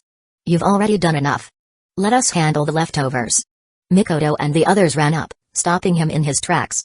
Yeah, Kaito-sama. You've earned a break, or maybe you could go help Tsunada-sama deal with Hanzo. Either way, you don't need to handle these weaklings. Let us do something too. The allied clan's ninjas gathered around, eager to contribute. Kaito sighed and relented. Alright, they're all yours. Don't let me down. They grinned, drawing their weapons and charging toward the remaining range shinobi. At last, they had a chance to act instead of feeling useless. Even those bound to Kaito and aware of the whole plan, they were feeling even more frustrated than the others. Originally, they thought such a big operation would involve an intense fight against the enemy, slicing off a few heads along the way. They even anticipated significant risks and a brutal battle. But the reality? They didn't even need to lift a finger. They just walked into the trap, popped an anti-poison pill, and that's it. It felt unreal. Alright, fine. These guys are yours to deal with now. Just be careful, though. The remaining ones are the elites of the elites. If they manage to avoid my earlier attacks, they're no joke. Don't let anyone get hurt. Kaito nodded helplessly. He was especially concerned because some of the troops this time weren't bound by contracts with him. That meant no life-saving teleportation charms for them. If they died, they'd stay dead. Understood. Leave it to us. Boom. Meanwhile, on Hanzo's side, he was briefly stunned again. This time, however, he was somewhat prepared and avoided taking further serious injuries. After trading a few blows with Tsunada, he suddenly caught the force of her monstrous punch with his blade, absorbing the impact. The next moment, he was flung through the air by her terrifying strength. Adjusting his direction midair, Hanzo sped toward Kaito like a missile. Watch out, Kaito. Tsunada's face changed slightly as she shouted a warning. Wow, delivery service? That's overly polite. Kaito had already noticed Hanzo before Tsunada even said anything. After all, he had his observation haki on full alert. There was no way such a sneak attack would work. Seeing Hanzo hurtling toward him, Kaito smirked. With a quick flick of his wrist, he pulled out dozens of flying Thunder God kunai and threw them with precision and blinding speed. In the blink of an eye, they landed within a 100-meter radius around Hanzo, who was closing the gap in an instant with his current speed. Clang! Clang! Clang! Hanzo swung his blade furiously, deflecting the kunai that came close enough to pose a threat. But he ignored the others, focusing solely on Kaito. Ha! A petty trick. You think these can hurt me? So, I was right, You're out of chakra after using that lightning-style technique earlier, aren't you? Now, die. As he batted away the remaining kunai, Hanzo charged forward with a menacing grin. However, swish. In the next instant, Kaito vanished from his spot, reappearing directly above Hanzo. A sharp blade gleamed in his hand, seemingly appearing out of nowhere. Ishinryu, flow-severing slash. A cold light flashed as Hanzo felt a chill at his neck. He froze, eyes wide, his mouth uttering two final words, not possible. Then, blood spurted from his neck. His head, propelled by the momentum, flew several meters before hitting the ground. Hanzo's lifeless body collapsed, his eyes still open in disbelief. That's it? The demigod Hanzo just got sliced by Lord Kaido? Isn't that kind of anticlimactic? Or maybe it's because Lord Kaido is just too powerful. Yeah, who knew he mastered the Flying Thunder God technique? Amazing. So, we've won? Is the war with the Land of Rain finally over? Maybe. But there's still Sand and Stone Ninja to deal with. Guess it depends on what they decide to do next. Long live Lord Kaido. After a brief shock, the Uchiha and other allied clans erupted into cheers. This war, from the beginning to the end, had been almost entirely wrapped up by Kaito's brilliance. In their eyes, he had become a towering figure, his reputation soaring to godlike heights. Kaito instinctively used his innate ability to check their feelings. To his delight, every single ninja there had a favorable opinion of him, with scores surpassing 80 points. As for the remaining Rain ninja, they had been stunned by Hanzo's death and were promptly taken down by the allied forces in a fierce assault. Not a single one was left alive. Haha, what a jackpot. Looks like we've got ourselves a new batch of workers. Kaido thought, feeling quite pleased. And with no need to worry about their safety on the battlefield anymore, he relaxed. At that moment, Tsunade appeared beside him in a flash, smacking him on the shoulder. Ignoring his pained groan, she playfully scolded, "Not bad, huh? I've been fighting him all this time, and you took him out with just one move. Ugh. I really envy people like you who can master the Flying Thunder God technique. That space-time ninjutsu, it's a total game changer. You never know what kind of miracle it'll pull off. Actually, Tsunade, and all the other contractors, you guys can probably learn it too. If you just keep using the teleportation function, your space-time abilities should gradually develop and improve. Haven't you noticed?" Kaido hesitated before explaining. He had figured this out himself while training with the Flying Thunder God technique, noticing his innate talent growing over time. He had even shared this discovery with his mother, Mikoto, Kushina, and Minato. Chapter 107, Teaching Tsunade the Improved Flying Thunder God Jutsu, huh? Tsunade's eyes widened in shock as she exclaimed, "Are you serious? Why didn't you mention this before? When did you figure it out?" Kaito scratched the back of his head awkwardly and replied, "It's been a while, I guess. Didn't I tell you?" Actually, it had been several years since he noticed it. About 3 months after starting to train in the Flying Thunder God Jutsu, he had completed the verification process. He could have sworn he told Tsunade about it. Didn't he? Well, if not, he must have forgotten. With so many things to train and not enough time in the day, forgetting something was perfectly normal for him. Crack, crack, crack. Of course you didn't. Tsunade's face darkened as she clenched her fists, glaring at Kaido with a menacing look. Gritting her teeth, she growled, "You forgot something this important? Seriously?" In the next moment, she pressed her fists against his temples, twisting them aggressively. "Ah!" Kaido winced and hissed in pain, quickly swatting her hands away. Alright. I forgot, okay? It happens when there's too much going on. I thought I had already told you. And besides, it's not too late to know now, is it? You've been under contract for years, used teleportation countless times, and your talent for space-time techniques has already hit the ceiling. On top of that, you've mastered plenty of sealing techniques yourself. Learning the Flying Thunder God Jutsu should be quick and easy for you now. Especially since I've already improved and simplified the Flying Thunder God Jutsu further. All you have to do is follow the training steps, and it shouldn't take long before you master it and start using it effectively. Here, let me pass the updated training method directly to you." As he spoke, Kaido raised his hand and lightly tapped Tsunade's forehead. Using his mental energy, he transmitted the refined Flying Thunder God Jutsu and some of his experiences directly into her mind. With his current mental strength and quality, transmitting information and experience was no longer a challenge. Receiving the influx of information, Tsunade quickly closed her eyes to digest it all, temporarily forgetting to argue with Kaido. Meanwhile, Kaido turned to Mikoto and the others. "Huh? What's wrong with Tsunade? Is she about to break through or something?" Mikoto noticed Tsunade's unusual behavior and couldn't help but ask. Not exactly. Kaito scratched his head again, looking embarrassed. She's just processing the Flying Thunder God Jutsu and related experiences I passed on to her. Eh? Mikoto and the others were momentarily stunned. Didn't you already teach Tsunade the Flying Thunder God Jutsu a long time ago? Don't tell me. You forgot? Ahaha. Kaito let out an awkward laugh. Yeah, I forgot. There was just too much going on back then. I never got around to it. Well, at least I'm making up for it now. With her talent, she might catch up in no time. Honestly, she might even master it faster than you guys. At this, Mikoto, Kushina, and Minato, who had all completed the prerequisite sealing technique training, felt a sudden surge of pressure. They were just about to begin formal training in the Flying Thunder God Jutsu. Hearing Kaito's words, they couldn't help but feel the need to work harder. Guess we've got to step up our game. Minato said with a wry smile, shaking his head. As the conversation continued, more and more Uchiha clan members, along with the other two clans allied with them, began gathering around. They looked at Kaito with expressions of awe and admiration, unsure what to say. The Uchiha, in particular, were stunned. Even those who had been contracted didn't fully realize how strong Kaito had become. Up until recently, many of them had still viewed him as a mere child, a young master to be protected. But now it was clear, Kaito was no ordinary kid. He was already a top-tier powerhouse. Seeing their reactions, Kaito thought for a moment before stomping his foot lightly. Immediately, a barrier reactivated, covering a 3-kilometer radius around them. Huh? Coincidentally, Black Zetsu and White Zetsu, who had been trying to sneak closer, were stopped by the barrier. What's going on? Why can't we get through this barrier? The two were shocked. They quickly realized they couldn't penetrate it. This is the second time. Looks like this is the work of the Uzumaki clan. There was such a massive commotion earlier, clearly, an unprecedented battle took place here. But what was the outcome? Whatever the case, we should retreat for now. If this barrier can stop us, it's likely we've already been detected.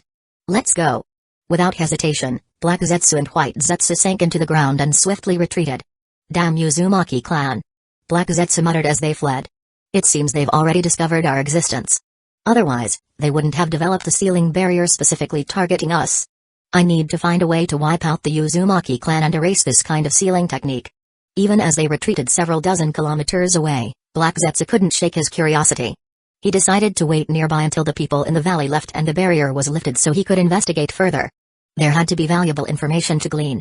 Back to Kaito's side with the barrier reactivated, the surrounding crowd was visibly alert. Did something happen, Lord Kaito? Uchiha asked nervously.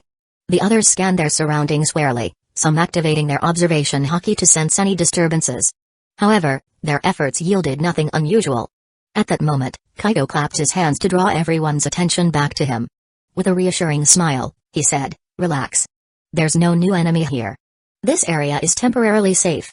He paused, letting the crowd calm down and look at him curiously before continuing. "The reason I activated the barrier isn't because of enemies but because some of you are about to undergo something important." His words piqued the curiosity of the crowd. Some of them began to realize where this was heading. "I'm sure many of you have noticed that some of your clansmen seem to harbor secrets, acting mysteriously at times, right? And haven't some of them experienced rapid strength growth in recent years?" Those who were already under contract with Kaito immediately understood. They exchanged knowing smiles and glanced at their uncontracted comrades with excitement. It was clear that Kaito believed these individuals were ready. Given the display of Kaito's power earlier, it was only natural for everyone present to be in awe. The alliances between the three clans were strong, and admiration for him ran deep. Huh? Many among the uncontracted crowd looked surprised. "Lord Kaito, how did you know? Does this have something to do with you, Kaito-sama?" "Exactly." Kaito nodded. "It's because their goodwill toward me met the required threshold. They entered a contract with me, gaining immense benefits in return. Of course, there's a price. Once contracted, they'll be bound to me to some extent. Previously, those of you who weren't contracted simply didn't meet the conditions. But now, you've all reached the necessary level. So, I'm here to ask, would you like to sign a contract with me? Take your time to consider it. Of course, this is entirely voluntary. No one will be forced." Though he gave them the option, Kaito was confident no one would refuse. Goodwill levels of 80 or higher practically guaranteed trust and loyalty. Unsurprisingly, the uncontracted individuals immediately expressed their willingness to sign. Kaito wasted no time. With a wave of his hand, he conjured hundreds of runes, sending one to each uncontracted person. Touch the rune and choose agree in your mind. That's all it takes. he instructed. The crowd eagerly complied, each person touching the rune in front of them. A stream of light flowed from the runes into their arms, traveling up to their minds and settling in the center of their consciousness. Moments later, a surge of information flooded their brains, forcing them to close their eyes and focus on processing it. This is the first time I've seen such a large-scale contract ceremony, Tsunade remarked as she approached, smiling. It was clear she had already digested the revised Flying Thunder God training method Kaido had shared with her. I've seen the younger generations undergoing group contracts before, Mikoto added with a grin. But never on this scale. How long do you think it'll take you to master it? Kaido asked, turning to Tsunade. Tsunade tapped her chin thoughtfully. I have to admit, you were right. My spatial abilities are already pretty decent. After learning the Flying Thunder God technique, I can clearly perceive spatial dimensions. I just need to fill in a few gaps in my ceiling knowledge. With that, I should be able to get the basics down in about 2 weeks. Thanks for this. Your revised method is so much better than my granduncle's original version. With his, even with my spatial talent, it'd probably take me years to learn. I wouldn't say that. Kaido chuckled. Creating a technique like the Flying Thunder God is incredibly difficult, let alone it's a powerful space-time ninjutsu. Back then, your granduncle achieving that much was already amazing. And for a genius like him, he probably thought his training method would be manageable for anyone with spatial talent. People tend to use themselves as a benchmark when creating things. Your granduncle was no exception. In truth, the second Hokage's version of the Flying Thunder God technique was tailored for prodigies. Only exceptional geniuses could understand and master it. Yeah. Now that I think about it, you're probably right. Tsunade admitted, recalling her own experience with developing medical ninjutsu. I had similar issues when creating my medical ninjutsu and writing down my techniques. So it wasn't that he couldn't make a more accessible version. He either didn't see the need or didn't realize there was a problem. Probably both. Kaido agreed with a smile. Chapter 108, Searching Danzo's memories. At this moment, the new contractees had just about digested the information Kaido had given them and began opening their eyes one after another. They couldn't help but burst into excited chatter, so that's how it is. No wonder these guys improve so quickly in their training. It's all thanks to Lord Kaido's incredible gifts. Damn it. Why didn't any of you tell me earlier? Exactly. I've missed out on so much. If I'd known, I would have approached Lord Kaido myself and worked my way into his good graces. Danny, you used to be far behind me, but these past few years, your growth has been explosive. Even your talent has increased. I thought you just figured things out, but turns out it's all because Lord Kaido is basically hacking the system. This is so unfair. No, I think it's totally fair. I mean, I was the first one to reach the approval threshold for Lord Kaido's favor. Haha. I agree. Being on Lord Kaido's side is an advantage in itself. Damn it. Don't get cocky. I've formed my contract now too, and I'll catch up soon, and surpass you again, just wait and see. Hey, I'll be waiting. But don't think I'll stop moving forward either. The scene became lively as everyone began teasing and debating with one another, their hearts filled with anticipation for the future. With Kaido's buff, they were all confident that becoming Kage level, or even beyond Kage level, was merely a matter of time. After about 10 minutes, Kaido clapped his hands to get everyone's attention. Alright, everyone, stop chatting for now. Let's get to work cleaning up the battlefield. Bury all the Rain Ninja corpses except for Hanzo and the Jonin level ones. The Jonin will be sealed in scrolls to bring back to the village later. As for Hanzo's body, I'll personally handle it. Also, don't forget Danzo's group and the other Root Ninja corpses on the other side of the valley. Collect those properly to bring back to the village as evidence. We don't want anyone accusing us of anything. Let's move quickly so we can get this done before nightfall and return to the frontline camp. Tomorrow, we might have to launch an attack on the Rain Village itself. Understood. The ninjas swiftly acknowledged the orders and got to work. Meanwhile, Tsunade casually followed Kaido, watching as he gathered Hanzo's body. She curiously asked, "What do you need Hanzo's body for?" Kaido sealed Hanzo's body and head together in a sealing scroll and stored it in his dimensional space. Well, it's the corpse of a near Kage-level powerhouse. It might come in handy someday. We could use it for our own Edo Tensei resurrection or prevent others from using it for theirs. Either way, it's useful. And I'll destroy any remaining blood traces too. Raising his hand, Kaido unleashed a bolt of lightning that scorched all of Hanzo's blood trails clean. Satisfied, he turned back to Tsunade. By the way, Tsunade, what about the salamander? Tsunade shrugged helplessly. That thing's too cunning and cowardly. I hit it hard with a single powerful punch, and it immediately reverse summoned itself. I couldn't stop it. What, are you interested in that salamander summon? That ugly, poisonous creature? Seriously, you'd be better off contracting with my slugs instead. No, I'm not interested. Kaito said, exasperated. I was just curious since I didn't see its body.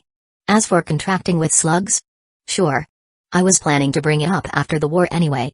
I'll go to Shikatsu Forest to meet the Slug Sage and learn Sage Mode too. It's about time I started training in it. He couldn't wait to adapt Sage Mode into a version most suited for humans and achieve a breakthrough in his abilities. A technique granting true immortality after Sage Mode, perhaps? He mused excitedly. Sage Mode, huh? Tsunoda's expression darkened slightly as if recalling unpleasant memories. She took a deep breath. If it's you, I'm sure you can learn it. Hee. I think so too. Kaito grinned confidently. Then, curious, he asked, so, did you fail to learn Sage Mode from Shikatsu Forest back then? Yeah. Tsunoda admitted with a wry smile. It's tough for me. The hardest part is merging with nature and maintaining a calm, distraction-free mind. Neither I nor Orochimaru could manage it. She added. But Jiraiya, that idiot, somehow pulled it off. It frustrated both of us to no end. To make it worse, Jiraiya would rub it in our faces and brag about it every chance he got. It was infuriating. And he's not even that good at it, barely halfway decent.